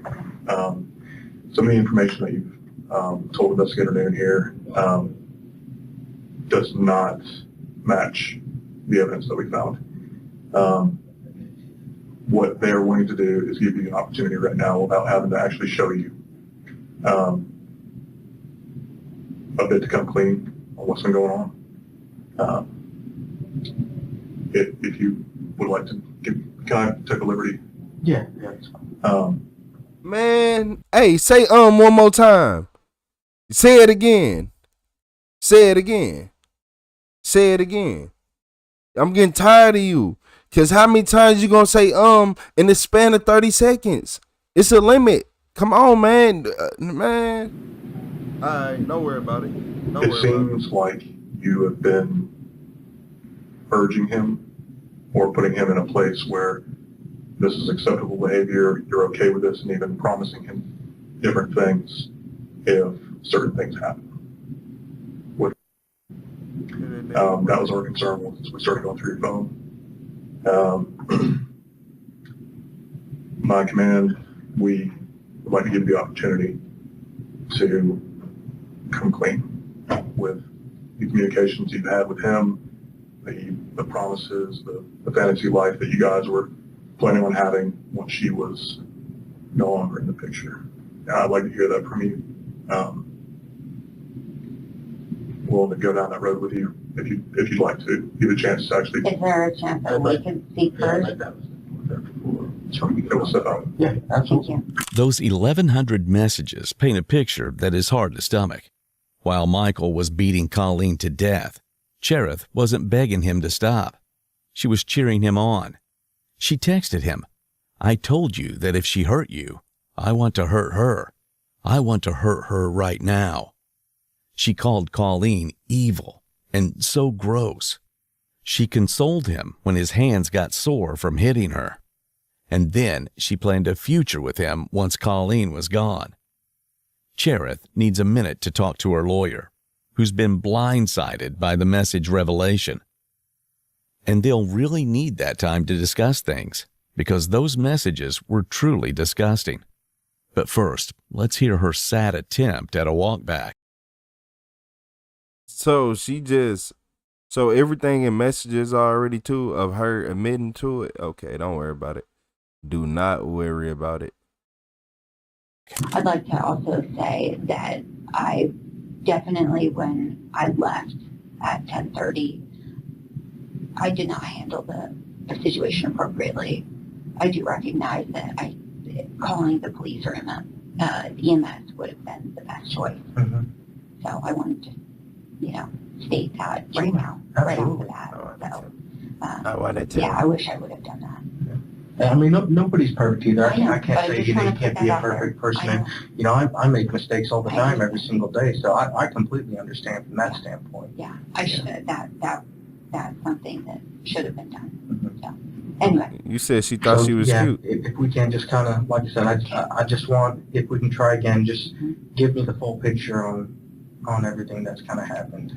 So starting where? Really.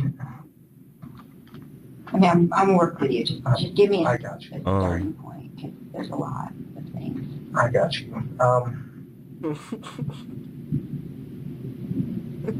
Let's start probably right around the first times that you realized, or did you know that Michael was with immediately as you guys started dating? No. Basically, when did you find out that they were together and that it started coming up that they were having issues? Not until, I actually didn't know they're having issues really well until March. Okay. But I did not even know of her until late November. I was under the impression that it was he and I in a casual relationship of sorts. Yeah. That was something that came to a head that, I called, and you probably see that repeatedly in the text messages. You'll see it repeated that I called her to verify what was the circumstances with their relationship, because he told me that she was his business partner, which is absolutely true. However, it was I was deceived in the fact that she was also his long-term girlfriend, or he called her his wife. And I actually figured that out on my own too. And actually, I didn't even figure that part out until like maybe 3 months ago. They weren't actually married. Okay. Oh, so this what happened, y'all. So for everybody who's confused, I'm starting to put a picture together. So you found out that he was married to her, then you found out they wasn't really married and that's just his girlfriend, and you got mad at him, and then you got over it, and then you say you want her out the picture and you want to be with him. So they're like basically Anything for drama and competition. It's not even common. Like, I can't even call it that. Anything for drama and competition. Long-term, you know, relationship of sorts. So. You're talking about an open relationship. Yeah, absolutely. And she was privy to all of the things that he was doing, as far as I knew, too. And as far as he told me. So. Okay. What all would y'all normally do since you? Yes, that is Chick-fil-A on the table. Well, I mean, in October, we first went out for drinks, Tinder, you know, and it was, I had no expectation. It was he and I having sex, like several different times until November, but then we had a falling out because I called to find out what was happening. And so, and actually all the times that there was sexual interaction was from October to January. It was only he and I. Okay. So any of the other relationships or like quote unquote like swinger lifestyle kind of things happened after that point. Okay. So whenever he would bring up problems between him and he tell you? He would say that the first thing I can absolutely remember is that she took a $60,000 credit card in his name, and that really is the first time I remember that he truly was like very angry and kind of venting to me about her. Okay.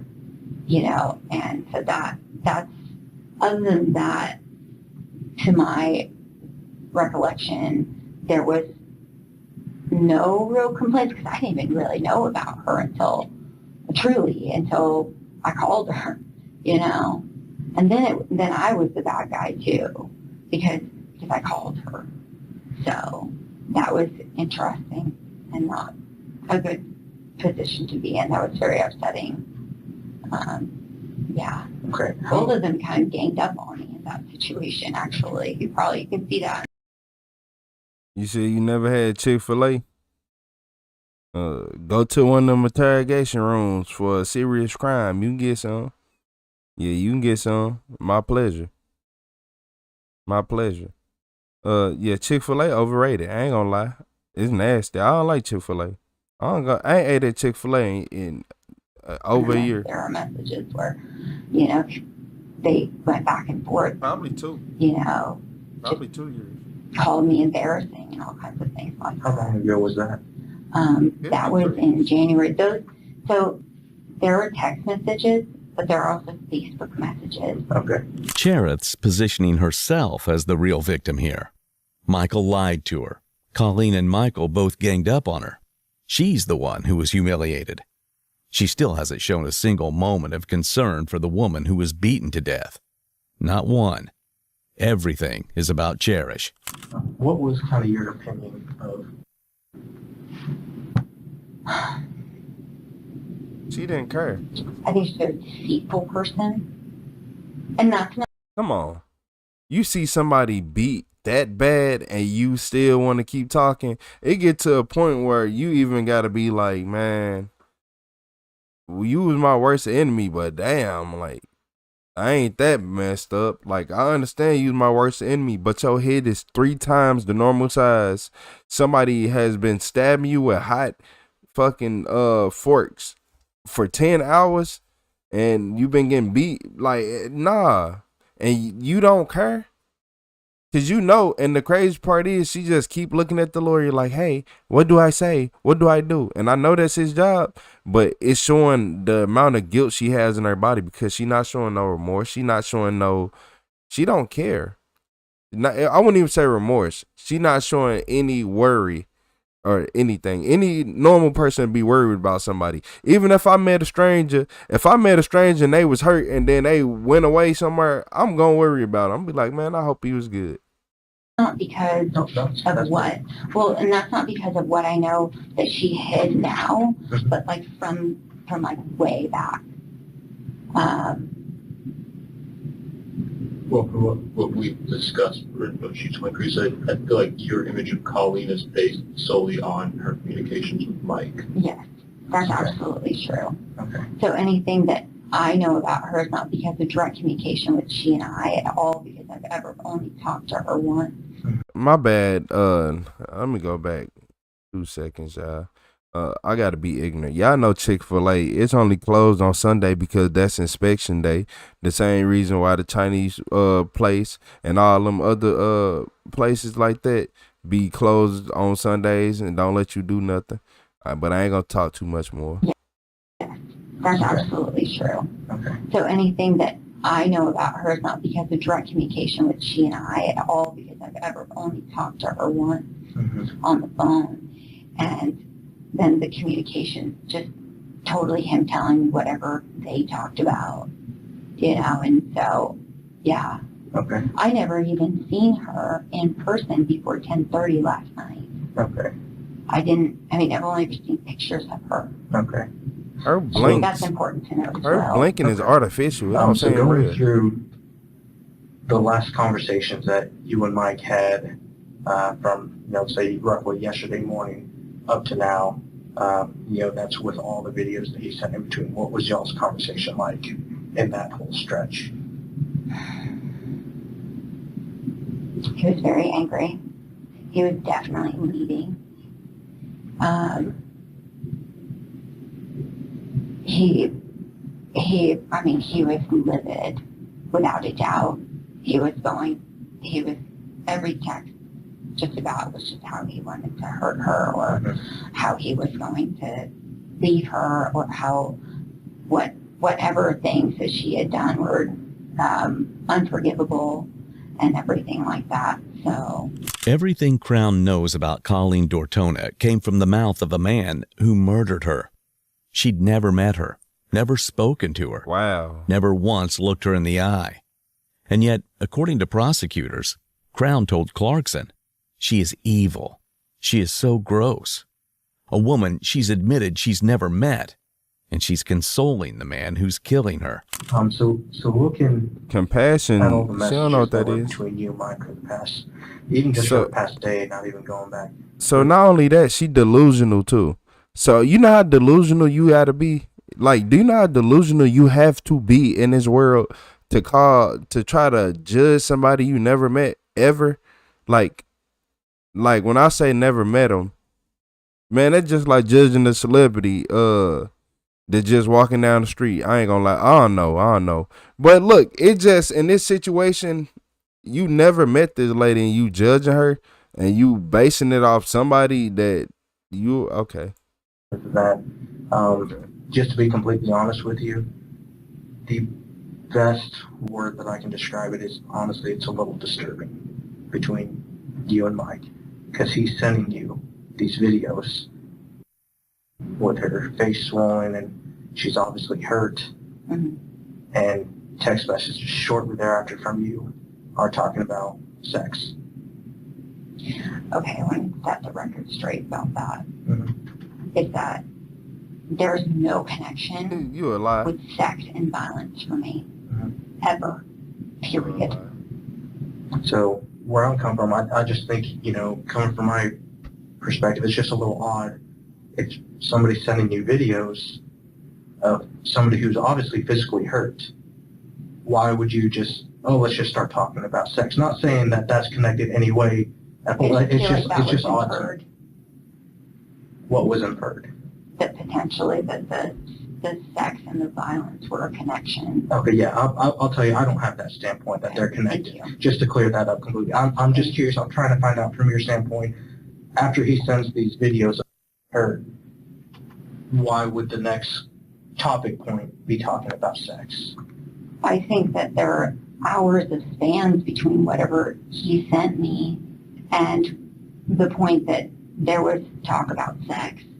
And so there was no connection because there were different things going on that were not even in connection with whatever.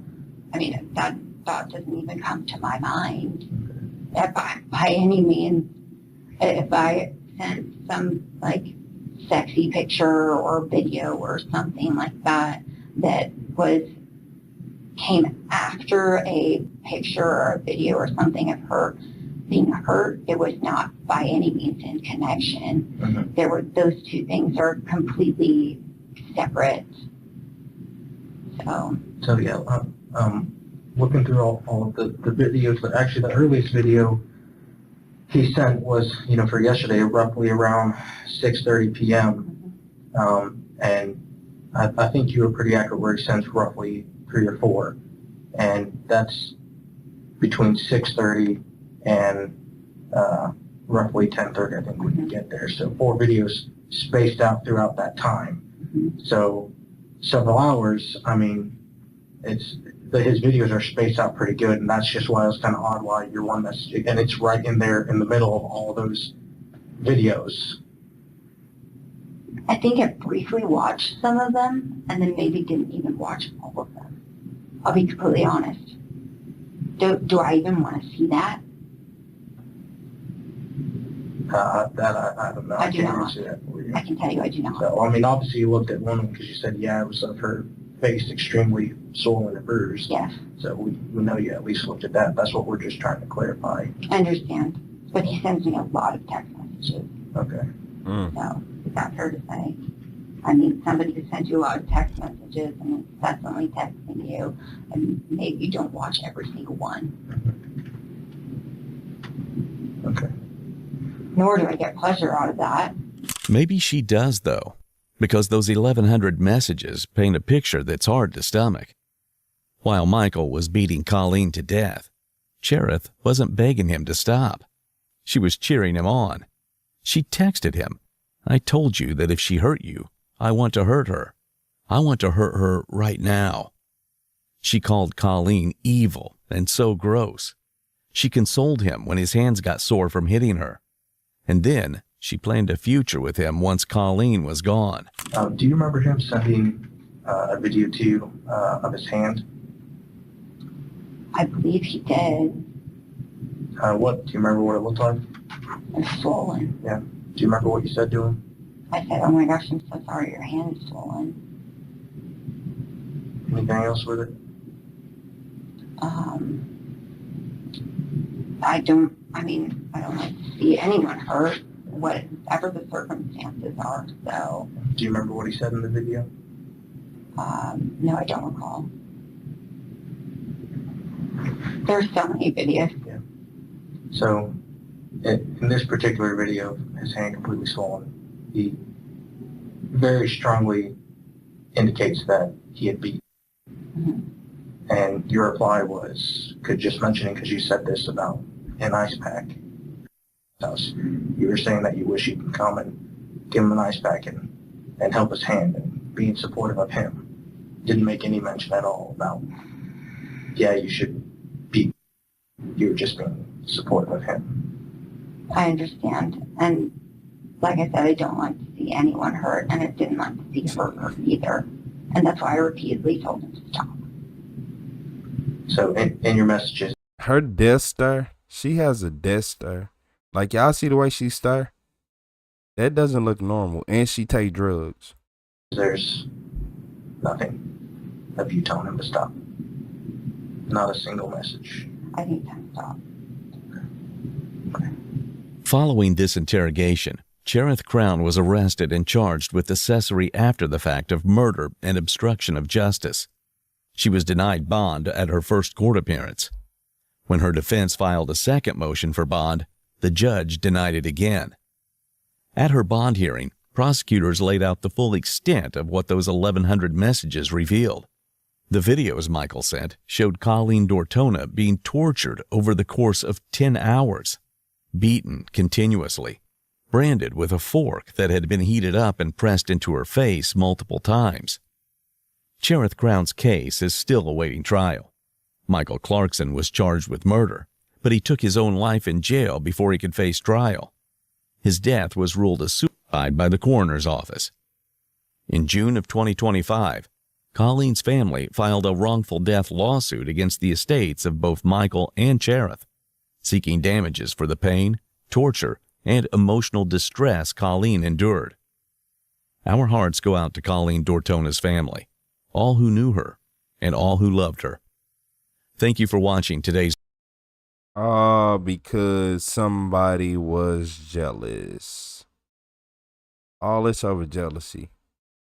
All of it. Every single second is happened over jealousy. And a twisted woman, like a twisted individual, that's not normal. It's not normal to get a kink out of that. That's not normal. No, she got a kink out of that stuff. She was one of them people.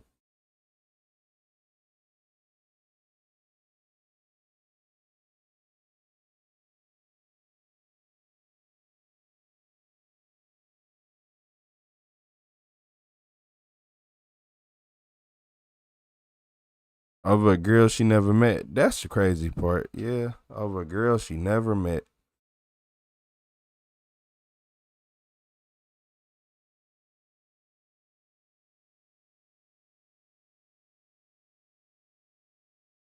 you hilarious, Bill.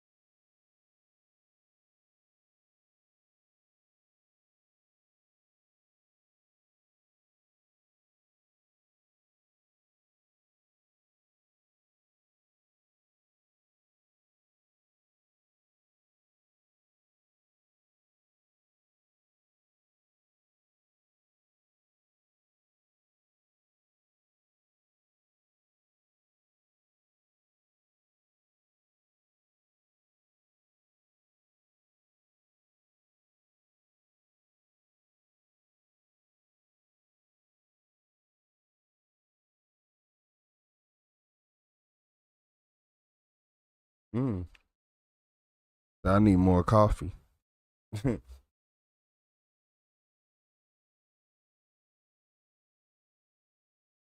I can't stand her. She better not get out of jail. Because if she get out of jail, she going to do that again. She get a kink out of that. She get a kink out of that. Literally gets a kink out of it. But with all them damning text messages against her, man, he ain't getting you out of there. Yeah, he ain't getting you out of there.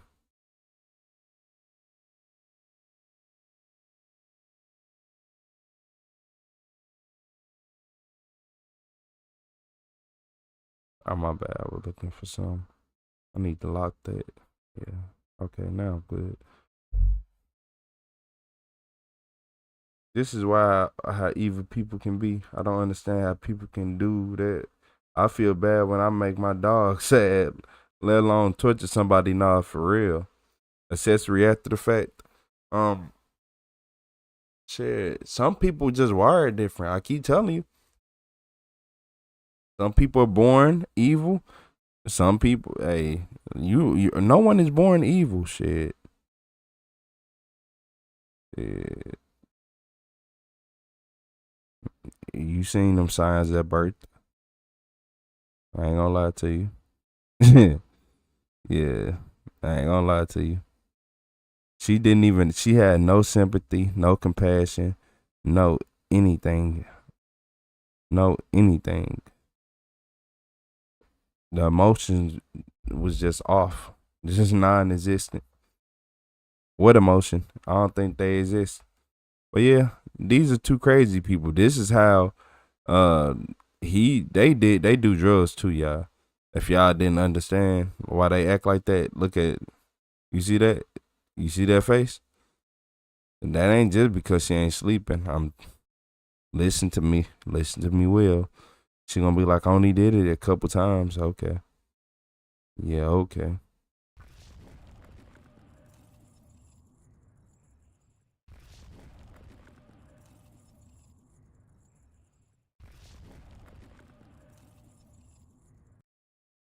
So look, y'all. In this video, this 84-year-old grandpa had no idea that the police is about to arrest him for murder. 84 years old. A 5-year sentence can be a life sentence. You like looking for John. Me, John. I'm Dan. We work with the Dunn County Sheriff's Office. These deputies have just arrived at the home of 84-year-old John Miller. They believe that he is responsible for murdering Mary Kathleen Schlaze. He did that. He looks like a Sasquatch. He looks like a Bigfoot. He did that. He did that. He did it. He did it. Yeah, I ain't got nothing else to say. 50 years ago on this rural Wisconsin road. So your DNA was found at the scene of the crime. Right. Correct. You got me curious now. Okay. You know, when you walked in the door today, I knew right away what it was going to be about. Now, half a century later, John has no idea that his past has caught up, and he will do anything to escape it one final time. John, I don't believe you. I don't care if you believe me or not. John, I can tell you right now that that's not the full truth. And if you know, I got lucky, but luck runs out. On February 15th, 1974, on a cold winter day in Dunn County, Wisconsin, a man was driving down the road near the intersection of 408th Avenue and 990th Street when he noticed a car stopped on the side. As he looked over, he saw a man pull something out of the car, throw it into a snowbank, and speed away from the scene. Sensing that something was wrong, the witness immediately called local authorities to report what he had just seen. Within minutes, the police arrived, only to find the body of young Mary Schlaze. Law enforcement. So you telling me that somebody called immediately? And well, I guess it was back then. You know what? I'm gonna shut up. Because since it was back then, okay, I can see how he slipped away through the cracks and got out of there before the police got there, even though somebody reported it immediately. So I'm gonna shut up.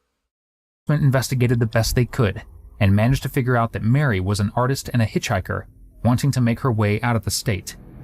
She was stabbed several times and her body was half pushed into the snowbank. Only the tire marks of a 72 AMC Gremlin on the icy roads and a stocking cap on the crime scene were left behind, which would have been an important lead. But with the technology at the time, there wasn't anything much the police could do with the DNA inside the cap. The only other thing they could get from the witness was the car model, but since he didn't seem to recall much, the model and color he gave to the police turned out to be wrong, and that tiny oversight led to the murderer evading arrest ever since. And it would stay that way for nearly half a century. 50 years after Mary's untimely death, in 2024, science and technology had evolved, and the case had thawed and come back to life. From the stocking cap, hair was recovered, and using genetic genealogy. Yeah, for all y'all people with them cold cases that did something in back in the day, they coming for you. Bad boys, bad boys. Now let me stop playing. But now in our reality, yeah, it was just an unfortunate stroke of luck for him, huh? I wonder, so has he not been arrested for anything major since then? And that's why he became like undetected? Researchers were able to construct a DNA profile which most closely matched one person, John Miller. Following the half-century-old lead, they arrived at his apartment on November 7th, 2024. The only problem was, John was now 84 years old, and he could barely speak without straining his lungs. And as he opened the door, he had no clue that his past had caught up. How you doing, sir? The fact he lived to see 84 is crazy. Good to meet you. This is my... Man, set the table up. I'll get the fire. Man, I'll rock bottom him through a table. Man, don't matter. Jason, we work with the Dunn County Sheriff's Office, and we were hoping to maybe sit down with you in your home or wherever you're comfortable and have a conversation. Come on. All right, thank you. Nothing like getting bothered on a nice day, huh? Yeah, I guess wherever. You want me to sit here? Yeah. Okay. Want me to sit here? Sure. John, by the looks of it, appears to be a pretty jovial guy, letting the investigators sit down for a simple chat. But if you've watched enough of these cases, you already know there's no such thing as a simple chat when detectives are sitting across from you. And if you love watching killers like John get caught decades later, subscribe so we can keep bringing you more. So like I said, my name is Dan, just call me Dan. This is Jason, he's my partner in this case that we're working on. So I think that you might be able to help me out. It's been a long road to get here, but I kind of want to start off by talking about your family. Probably family that you don't know, I'll be honest with you, John, because it goes pretty far back. I'm going to pull out a little sheet here. Do you know, I know you were adopted. Yeah. Yeah. Who were you adopted by? Merle Miller and Grace Miller. And Grace Miller? Yeah. Okay. Were you adopted as an infant? Yeah. Somebody who just said sentenced to death, 30 days should do it. You know what? The bill. John being adopted was a huge problem, even in the reopened case. Adoption breaks the trail because a person's biological DNA no longer matches their legal name and records, and that's exactly what investigators had to face in John's case. But luckily, by tracing his biological relatives, they eventually located John's daughter and tested her genetic profile, which confirmed that the DNA inside the cat belonged to her biological father. And now, with officers sitting across from him, they have to know, did this old man actually kill Mary? And if not, how did his cap end up at the crime scene? So you were raised up until graduation in Austin? Yeah. So did you graduate from high school? 57. In 57? Yeah. Okay. 57 or 58. I got in trouble, and when I got out of the jail, they told me I could take my senior class, but I couldn't graduate with the class. Oh, okay. So I didn't get my school diploma. Oh, okay. And it took It sounded like, and it took it in 3 months the whole year. in 3 months the whole year. Oh, that's pretty good. It's a good accomplishment. Yeah. What did you get in trouble for? Writing checks. Oh, written checks? Yeah. Like a forgery type of thing? Or Yeah. I needed to buy my girlfriend a Christmas present. Who was your girlfriend? At the time, I don't know right now. I couldn't remember. You said, imagine 50 years later, then in jail. Yeah. From Lansing, Minnesota. Yeah. Oh, that's a long way. Lucy was her name. Okay. So what did you end up doing after high school? Carnival. Carnival? Yeah, I worked at Carnival for 20 years. Oh, okay. Where were you based out of? Like, did you have a home base? Iowa. I think they were from Iowa. Company based out of Iowa. So did you stay living around Austin or did you move? Move.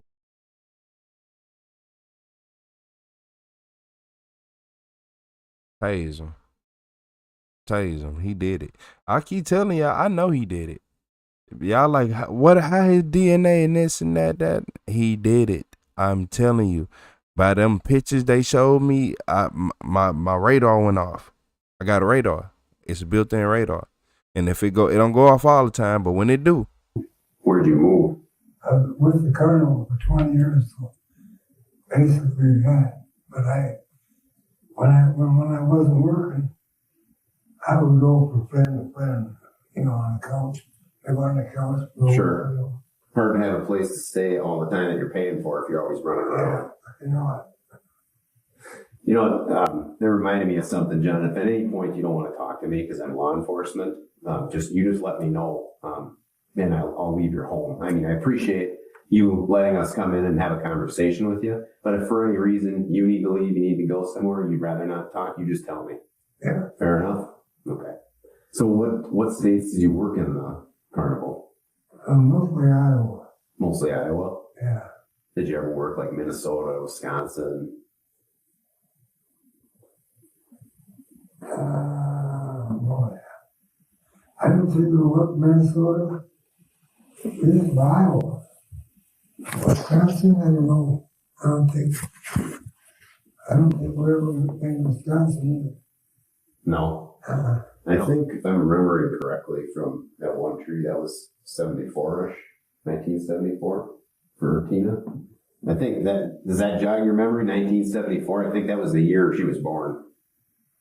Possible. Yeah. Okay. Did you and Ruth own a car? 72 Gremlin. 72 Gremlin. Jeez, I don't even know if I could pick that out. I seen one. What color was that thing? Blue. Blue, huh? Yeah. It was blue and had a gold stripe on the side. Really? The witness described that vehicle, huh? That'd be a vintage car now. Yeah. It's all 50 years old. Look, I think him just saying the car was blue with a gold stripe probably just gave some information away. I don't know. I could be wrong, but that's some telltale. Oh, yeah. Well, yeah, I mean, yeah. He'd be 52 years old. Yeah. Huh. Did you ever do, that was the only vehicle that you guys had together? Yeah. So when you quit the restaurant, what would you do in your spare time? Fish? Yeah. In his prime, John had been a jack of all trades. Over the years, he had worked as a cook, a kitchen worker, a truck driver, and even a pathologist assistant. He talks about his ex-wife and his daughter, both of whom the cops had already met and spoken with. Clearly, John's lived a colorful life. Now, Detective Dan is just trying to find out if that life was anywhere near the scene of the crime 50 years ago. So, y'all say he like one of the Walking Dead off of AMC. That point, John, the case that we're looking at, there's DNA, and obviously it's from many years ago. And when I started looking at this case, I started working with the DNA because we got new technology, and we do what's called ancestry. It's investigated genetic genealogy, which takes a DNA sample from whatever scene we might be working on and helps us build a family tree. And the units of measurement eventually help us find who might have contributed DNA to a scene. Does that make sense? I guess. Okay. So what led us here is a homicide. Okay? Okay. It's been a long road to get here, and I'm very glad that you're talking with me, but at the scene of this homicide, there was evidence that was collected, and subsequently, when I picked up the case, because of the advancement of technology, we were able to start figuring out where that DNA came from. Okay? DNA is non-escapable. You can't escape it. It is what it is. It is whoever it belongs to. So your DNA was found at the scene of the crime. Right. Correct. And obviously there's been an investigation going on since this happened, and a lot of evidence besides the DNA. It's a lot of people quiet in the chat at the especially at the bill said statistically someone in this chat is waiting for the knock on the door. Statistically, yeah, I agree. Statistically, I'm just saying. But now all jokes aside, somebody in this chat is waiting on that knock at the door. You ain't gotta say who you are. Don't tell me. DNA was pointing to you. One of y'all wait. DNA was kind of the last part of it. So when I sit down and talk with somebody like this, I do it not to accuse somebody of anything. I know what I know, but I also want to hear the side of it from the person that owns that DNA, because there's always two sides to a story. Always. Whether it's hardship, a mistake, an accident. I've seen all of them. Every single one of them. You got me curious now. Okay. So we responded to a scene, we being law enforcement, I wasn't even alive yet, in 1974. A woman was murdered and left on the side of the road. There was a vehicle description. There was a description of the male was murdered and left on the side of the road. There was a vehicle description. There was a description of the male, among other things, and then now the DNA. And that's why we're here. That's weird. Mm-hmm. So there's still some things that we're going to be working on, but you have to tell me why your DNA was on the scene of this homicide. I really don't know what to say. John, I need you to think about what your answer is going to be here, because I only have one opportunity that I can give you. But the girl went missing from Minneapolis and was found an hour and 45 minutes after she was last seen. And I'm not going to give you any more details about this, but the fact of the matter is the family needs rest. Your DNA was on the scene, and it's time for you to talk about what happened. I don't know what you're talking about. So how do you think your DNA would have gotten on the scene of a crime like that?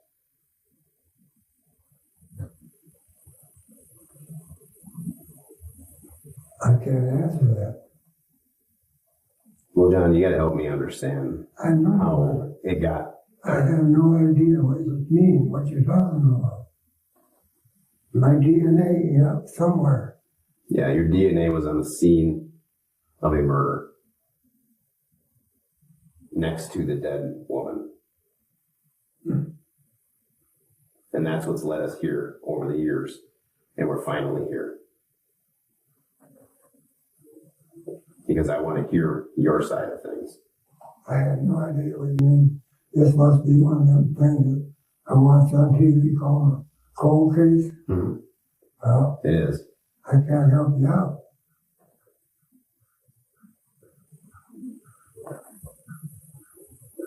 I don't know what to say. It's almost as if John realizes he's too old to be hiding behind lies, because just a few seconds later, he blurts out the secret he's managed to keep hidden all these years. All right, I did. I put her in a snowbank. Is that enough? Yep. It was an accident. Nah, no, it wasn't. Yeah. No, it wasn't. So I had a fishing knife, a skinning knife in my visor. I asked the lady if she'd give me a. She said no, and she bent over. And I reached out and grabbed the knife and just hit her once. And I couldn't believe it. You hit her once, huh? I thought it was an accident. She did. So I drove off the area and went up and I put her in the snowbank. Okay. Now the car that come up behind me, and I figured, well, I'm caught, so I'm out. He do like a moonshiner. In the paper the next day, it gave an entire different color to the car and everything, so I figured, whoops. But that's what happened. Okay. And I don't think I'll be here for supper. Well, I'm glad that you're opening up to me because it's helpful, and I'm glad that you want to get it off your chest. I want to talk to you more in detail about this. Is that something you're willing to continue talking to me about? I don't think he had a choice. Well, John, what I want to do is, at this point, I want to read you your Miranda rights. Okay? I just want to make sure that you still understand, just as before, you have no reason you need to talk to me, but I want to keep having this man-to-man conversation with you. I want to keep having this man-to-man conversation with you before I read you this unmanly, confusing question, just to keep talking. But look, I ain't tripping off that. But look, a lot of people say that he should have been had his Miranda rights read to him when they first started questioning him. But I guess it was consensual, so it was just two guys talking, huh? And I do appreciate That's usually how it go. I'm going to put this right here, John. You're hard to hear. I'm going deaf, so and you got probably better hearing than I do, but I needed a little. Well, y'all call him a zombie. So John, it says you have the right to remain silent. Somebody called him Walking Dead zombie at first. You in a court of law. You have the right to consult with a lawyer before questioning, and to have a lawyer present with you during questioning. If you cannot afford to hire a lawyer, one will be appointed to represent you at public expense before or during any questioning, if you so wish. If you decide to answer questions now without a lawyer present, you have the right to stop the questioning and remain silent at any time you wish, and the right to ask for and have a lawyer at any time you wish, including during the questioning. John, do you understand each of these rights? Yes, I do. Realizing that you have these rights, are you now willing to answer questions or make a statement? Yes. Okay. Obviously, I'm not going to put you in handcuffs or anything like that. I just appreciate sitting here and talking to you, but I do want to go over some details. Handcuff him. Okay. Put him in the bag, too. What vehicle were you driving when you picked this gal up? I think it was the Gremlin. The Gremlin? Yeah, the 72 Gremlin. Do you know her name? No. Where did you pick her up? She was hitchhiking. She was hitchhiking? Yeah. How do you know she was hitchhiking? Well, I saw her. Well, I mean, did she have anything in her hands? Was she carrying anything? Walking? No, she just... Putting her thumb out? Yeah. Where was she hitchhiking? I don't know. I mean, like the general area where you picked her up, I mean. I don't remember that either.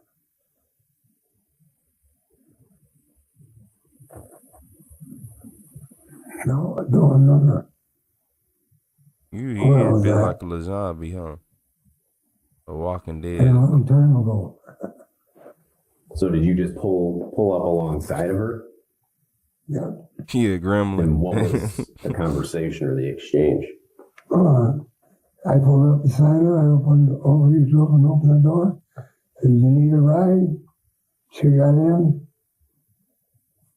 You said Grandpa going to the cellar? I was driving. I asked her if she would give me, and she said no. She bent over in the seat. Freddy Krueger. I reached up and grabbed that fish knife, and boom, that was it. Do you know whereabouts you were when you hit her? No. You said she bent over the fishing knife? In the front seat, she leaned over like this. Okay, so what did you hit her with? What part of the knife?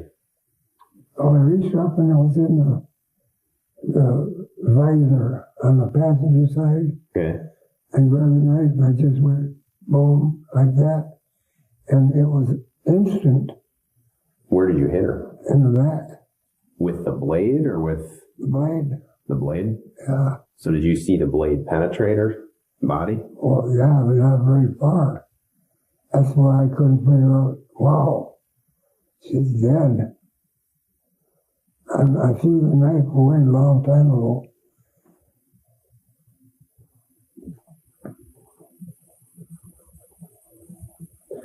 So what happened after you did that and you realized she was dead?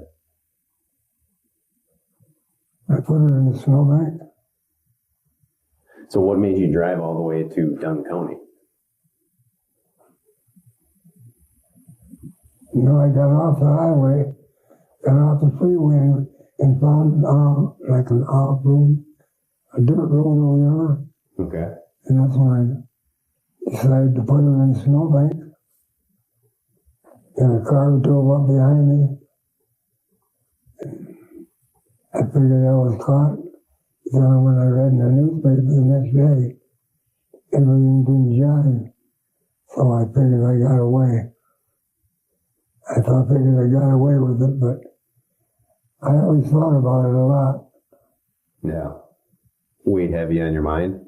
Yeah. Every once in a while I'd come back. Well, John, I know that it's probably hard sitting and talking with me, but I think it's a good representation of how heavy it was on your mind, because it is going to help the family heal, at this point. What did you do in the days following?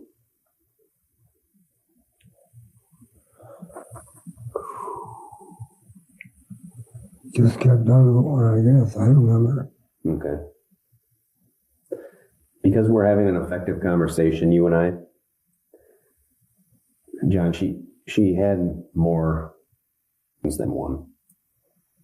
And I knew she had more stab wounds than one. We all did. I'm not gonna lie to you, detective.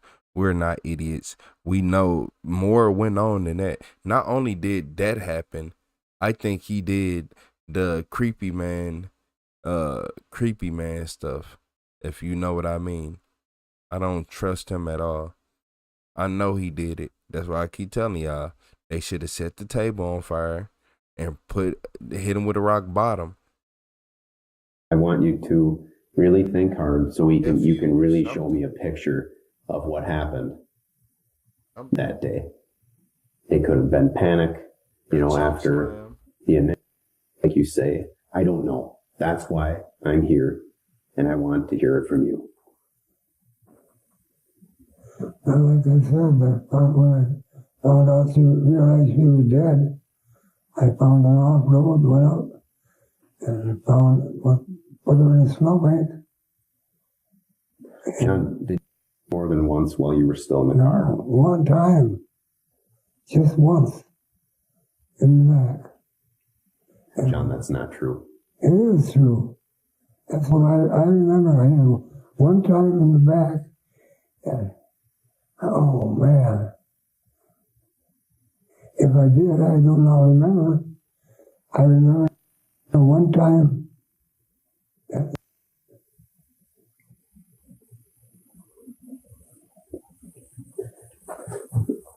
Part of us following up with this means difficult questions, difficult situations. John, did you have her? No. Yes, he did, yeah. So I'm telling y'all. No reason why you would be on the crime scene. I'm telling y'all, yes, he did, yeah. Okay, the black. That creepy man stuff. So you said you got off of a highway and then you found a side road, and that's what led you to, what led you to that area? Yeah. Have you ever been there before? No. After that alarmingly dismissive confession, what the cops need now are the details that can solidify the case against him. Keep in mind, this is a case that's been cold since before these officers were even born. Because of that, the only person who can really verify any details about the case is the killer himself. Yeah, I want you to take a look at this map. You look like Leprechaun with no powers. Okay. So this is the highway. And this is where the body was found. You recognize that one at all? And here's a closer one. I can't see very good, but... Do you have glasses you want me or my partner to get? I don't have any. I need some cheese. Okay, look at this one. It's a little bigger for you. That's where the body was found. They gave us a map. I guess. I don't know. Not sure? I don't know. Okay. You said you do have cheaters? Didn't know he can read it. Yeah. You do have cheaters here or no? No. Oh, okay. Right.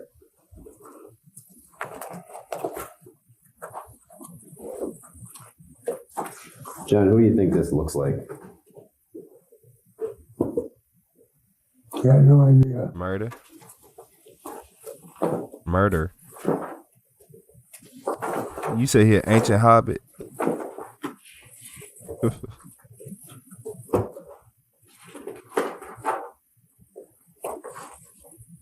I'm going to show you this picture here, John. And tell me what you're looking at.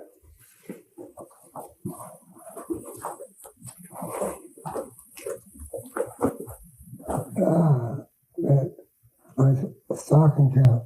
That's your stocking cap? It looked like it. Looked like one I had. Did you wonder if you dropped it there? Did you know you dropped it there? I don't even remember losing it, to be truthful. Okay. John, I'm going to give you a pen.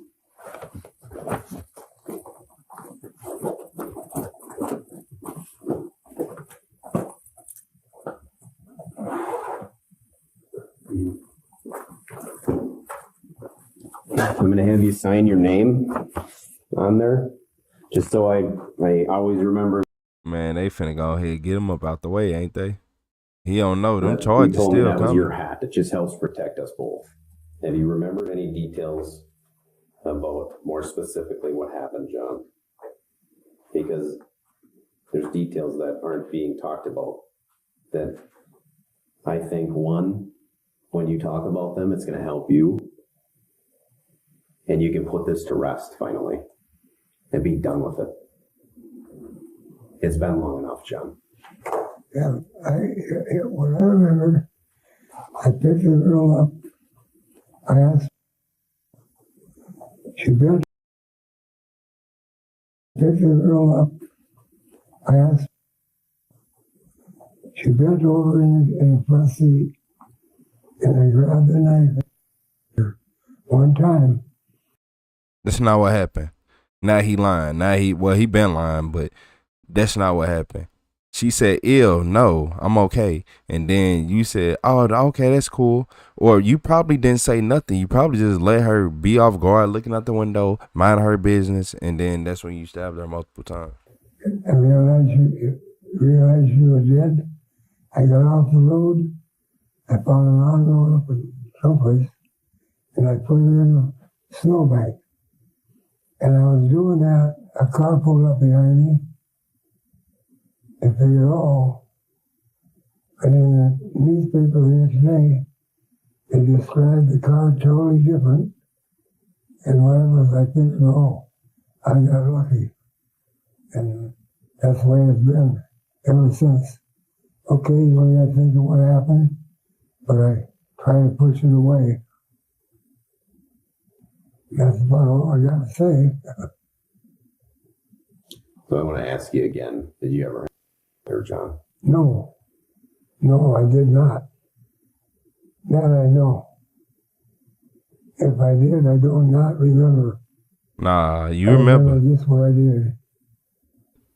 Nah, you remember look at him. Look at the way he looking. Yeah, look at that sun. And your final statement about her is you're telling me that when you her and you went to that spot in the country, she was dead when you pulled her out of the car? Yeah. The wrong car. Do you remember how long it was after you picked her up? People like him is the reason nobody hitchhiking no more. If you still hitchhiking in this day and age, you different. You different. People like him single-handedly wiped out generations, like millions upon millions of hitchhikers, just based off what they do. All the horror stories. I said war. Yeah, it be war. Basically, war stories they go through, cause it's be so horror filled. It ain't no difference. Ted Bundy, Jeffrey Dahmer, man, what? I know Jeffrey Dahmer got some hitchhikers. I don't care what nobody say. Ted Bundy too. Threw the knife out the window. Those are the ones we don't know about.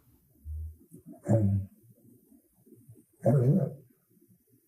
Do you remember whereabouts, what slough you're talking about that you threw? Oh, I can show you. I remember. At this point, John has let the cat out of the bag, but one thing's still not adding up. Mary's autopsy revealed that her death resulted from a violent struggle. So are his words of attacking her only once really the truth? John, I've investigated a lot of cases. And I know that if you're back, you react to that. Yeah, but she didn't. It was just this instant. From what I remember, came back, and that was it. I found her off road and buried her in a snowbank. Was anybody else with you? No. Mm-hmm. Just myself. Yeah, go ahead, Striker.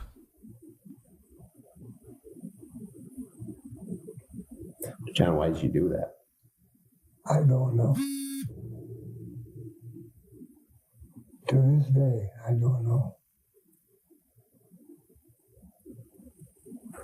Maybe because when she said You said no, that buried a lie. I figured I even told him I better get rid of it. Who knows? Only me. You know, when you walked in the door today, Yeah. I knew right away what it was going to be about. Did you? Yeah.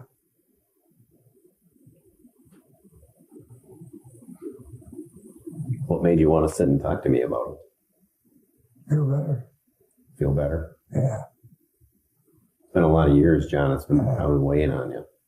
Yeah. About 100 pounds worth. 100 pounds worth? Yeah. Get him out of here, man. Get him out of here. Lock him up. Have you ever done this to anybody else? Yes. No. He got away with it. Yes, he did. On his first time. What do you think should happen to you at this point in your life for doing something like this? Shit, take the last 10 days. Get sentenced and locked up. How does that make you feel? Stupid.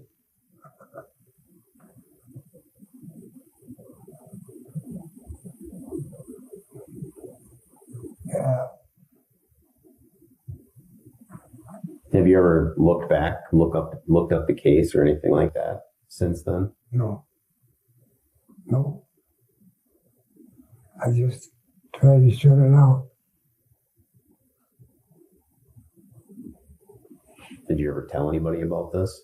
No. I said, look at Can the you long think of any more nails. details, John, that you want to tell me before He do got serial killer I start hands. asking you any other questions? No. I can't think of anything except what I said. You say he's staring at the window of his last days of freedom.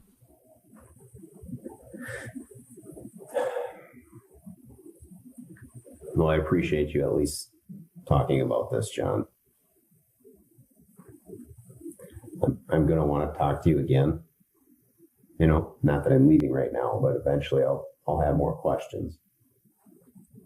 And then I hope that once you take a breath away from the situation, that you'll be able to recall more details. Because I want to believe that you're being as truthful as possible with me. Because when I talk with the prosecutor about this, John, I want to be able to tell them that you were being completely honest with me. And I know sometimes details are hard to remember. And I know sometimes that you don't want to remember them, but they're there. You don't recall anything about where she was going or what she was going to go do? No. You remember where or how long back you cleaned it up? Very quickly.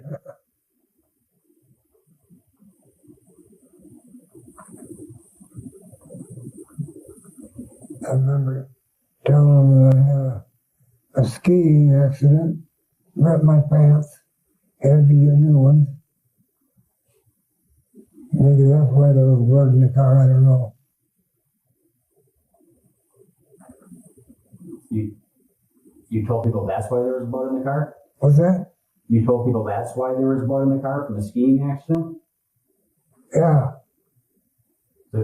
Did someone see blood in the car? I went and ripped my pants to make it look like I had a skiing accident. Right. That's where I told them the blood came from. Blood on your pants or blood in the car? Pants. I had a big scratch. And I told them I had to buy new Levi's. So you said right there, okay. So he even harmed himself to make it okay. So you got that knife, scratched the little line up your leg to make it believable.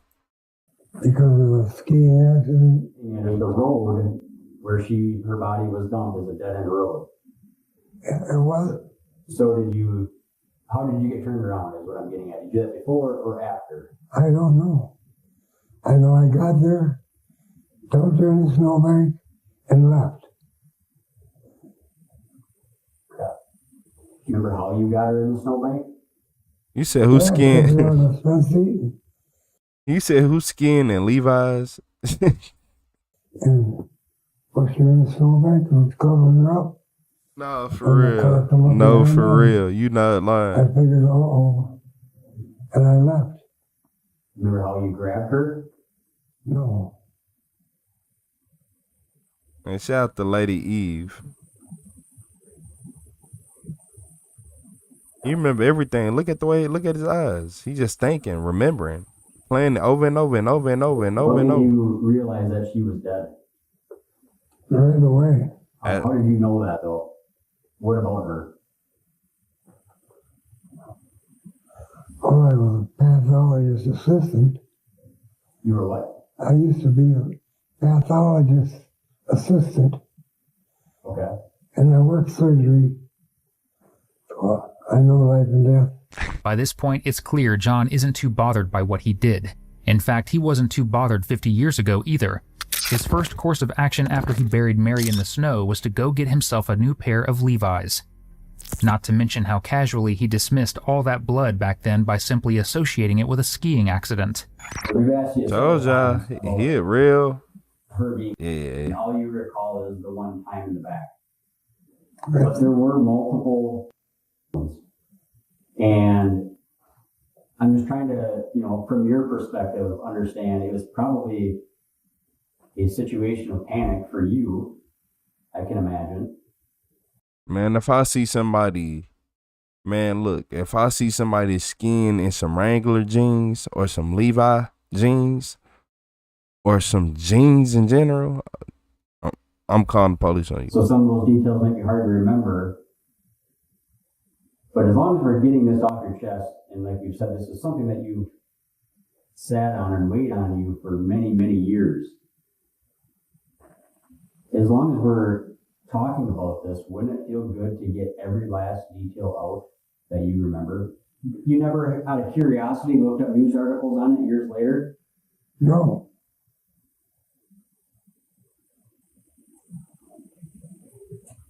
After I didn't know what you said.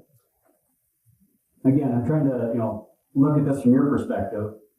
I would think that you would have been curious about details of this incident, what was known. So did you ever look at news articles regarding this incident to see, maybe what the authorities knew or didn't know? No, just that one article about the car. That's the only article I read in the paper about it. Okay, which newspaper was that? Do you remember? Or how long after? Maybe a day and a half, 2 days later, when I happened to read it in the paper, and I figured, I got lucky. But luck runs out. John, the last thing that I want to ask you before we go on to the next step with this is, if this has been eating you for so long, how come you never came forward with it?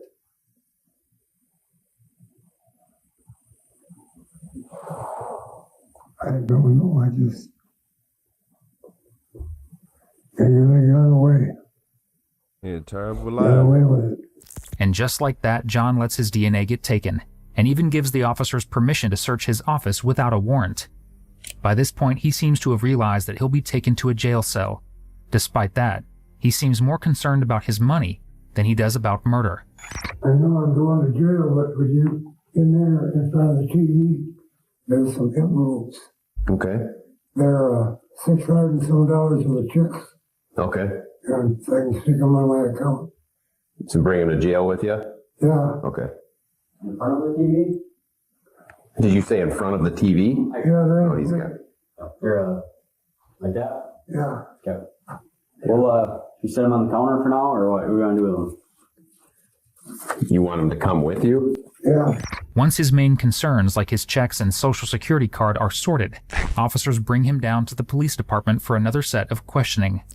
John, the first thing that I want to do is show you this picture here. Oh, no, you don't understand. Oh, the reason why he's so worried about his money and all that, he ain't worried about a lawyer. He's just worried about having his commissary. He know he finna have to do at least a year in jail. And tell me if you can recognize that female as being the hitchhiker that you picked up. I really can't see, but... Yeah, it's hard to see. It's a black and white photo, too, which doesn't help.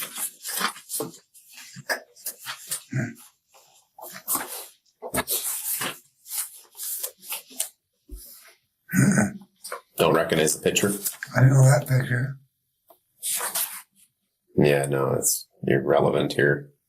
But anyways, okay. The next day or 2 days later, I read an article in the paper, and it described my car different. And I figured, oh, well, I got lucky. And that's it. That's what I can tell you right now. And you told me that you killed her because you needed to get rid of her because she denied your offense? Yeah. I told y'all. She said, no, I'm not finna do that with you. I just wanted to ride. And he didn't let her get out the car. Before she had time to react, he had a knife. And the thing is, he keeps saying, I pulled a knife from up here. No, you had the knife on you already. It was probably on your left or right side. Well, left side, most likely, away from her where she can't see it. And you pulled it quick. And yeah, stop playing. Come on. John, I can tell you right now that that's not the full truth. You got to listen. I'll listen. There is multiple wounds on her. You do not forget that. You just don't. I'm telling you, the honest truth. How do you think a wound like this would happen, John? Look at her hands. How do you think that happened? Defensive wound? They must have grabbed the knife. Must have grabbed the knife. Yeah, if that's what happened, I don't know that. So that means she was fighting back. Well, are you telling me that if you picked her up, she might have had these wounds already? I don't know. All I remember is back and put her in a snowbank. That's it. How do you think this would have happened, John? That's her other hand. I keep telling you, I don't remember any of that. Okay.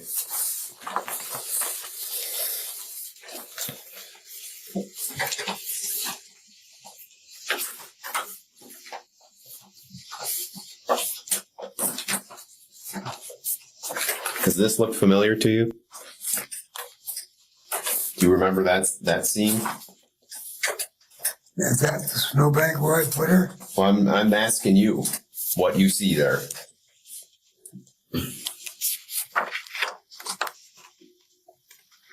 That looks like the snowbank or whatever. There. Looks like a snowbank where I put her. Are you telling me that it looks like the snowbank where you put her? Well, if that's the snowbank where they found her, that's it. So look at this picture where she is, where your hat is, where there's a bunch of blood. Yeah, it tells a lot that I don't remember.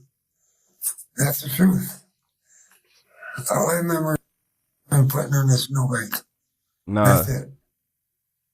So she got defensive wounds on her body. That was the big issue with this whole argument that, oh, it was just one stab and it was over. No, she had defensive wounds on her body, which means she was fighting them back as he was doing it. Which means get him out of here.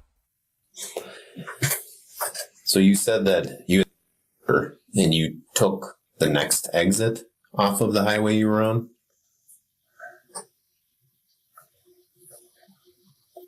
Well, I put her in the snowbank. That car that come up behind me, I took off. Where I went then, which way I would have it or not. No I'm talking about when you first met her. How long did you drive with her allegedly dead in your front seat? I don't know. I have no idea. I couldn't even think of it. Because earlier you told us that you got off on the nearest, as soon as you could get off of the highway. You got to find a place to get rid of her. So did you go past other opportunities to get off that main highway, or did you take your first opportunity? I probably took the first opportunity. I don't know. All I remember is getting her up there, getting her in the snowbank and leaving. So where was she going, do you know? I had no idea. We're not, as you can gather here, we're not buying that you don't remember any more specific details. This is a pretty significant incident. I don't care what you say. Life. I don't remember. Period. Other than what I'm telling you. I killed her, I put her in the snowbank, and left. That's it. That's what I remember. What were your, hold back up a little bit, what were your intentions when you first seen her? You said you picked her up, you knew she was hitchhiking. What were your intentions? Just give her a ride and ask her if she wanted it. That was it. Why'd you have a knife in your car? Huh? Why'd you have the knife in your car? That's a fillet knife. I was doing a lot of fishing. Did you typically keep it in your car or no? No, I always had it in the visor all the time. You kept it up there? Yeah. Would Ruth tell us that same thing? Huh? Would Ruth tell us that same thing? Obviously, you know, it's her car too. I don't know. You got no idea. And now he don't know nothing. I know I fillet a lot of fish. The officers ask him all sorts of questions. His routine when he was jobless, where he used to drive, and what the color of his car's interior was, all to help him remember the details of the incident.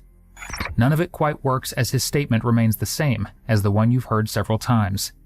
Then, and only then, John decides he's had enough of this investigation. John, what I think you did is her when she was still seated in an upright position. No, she wasn't. Turned back one time. Period. Something else happened in the car. No. No. It did, John. I don't care what you think. I know it did. Some of what we think, that's what the evidence tells us, shows us. He laughing. No, whatever, you're wrong.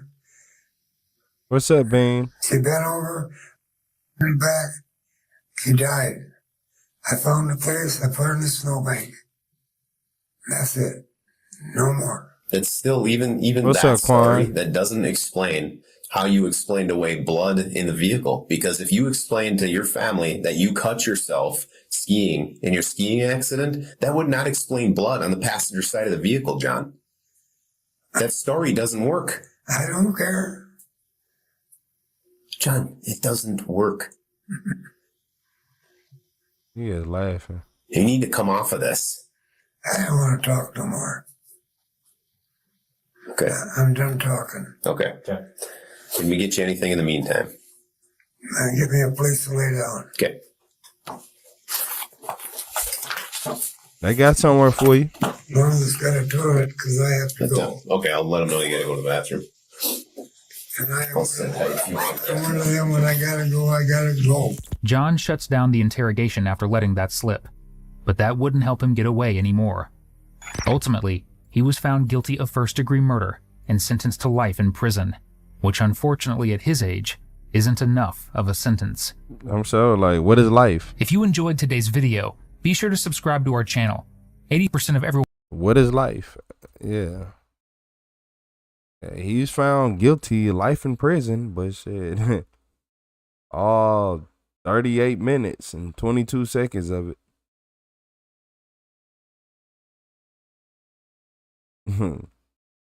A few minutes of that. Yeah, man. He look, he ain't go to jail till he was 84. He was 84 years old, chat. 84. You know what? Nah, it's gonna get saved. 100 breaths left. So now look. There wasn't as many people in the chat today, but we still had a good chat. It's still a lot of people. Don't get me wrong. It's still a lot of people. It's still a lot of people in here. But I'm finna get up out of here. I'm not even gonna lie to y'all. I've been going live longer than I even been asleep. I'm about to go to sleep, especially after yesterday. Yeah, I'm still off the 3 hours. Well, no, almost 3 hours.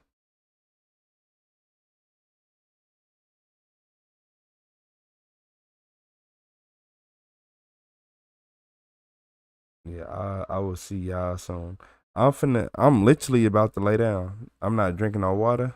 I don't have to use the bathroom. Nothing. I'm finna go lay straight down. Straight down. It's 3:30 for me. Is 1 a.m. where you at? I ain't gonna lie, I would have stayed up. I would have stayed up longer. But yeah, I'm tired. I ain't gonna lie to y'all. Cause I would have went way hard on him. Mr. Nasty Nails, Mr. Walking Dead Walker. Like, come on, man. Yeah, come on now. I would have went way harder on him. Way the friendly John looking at like, man.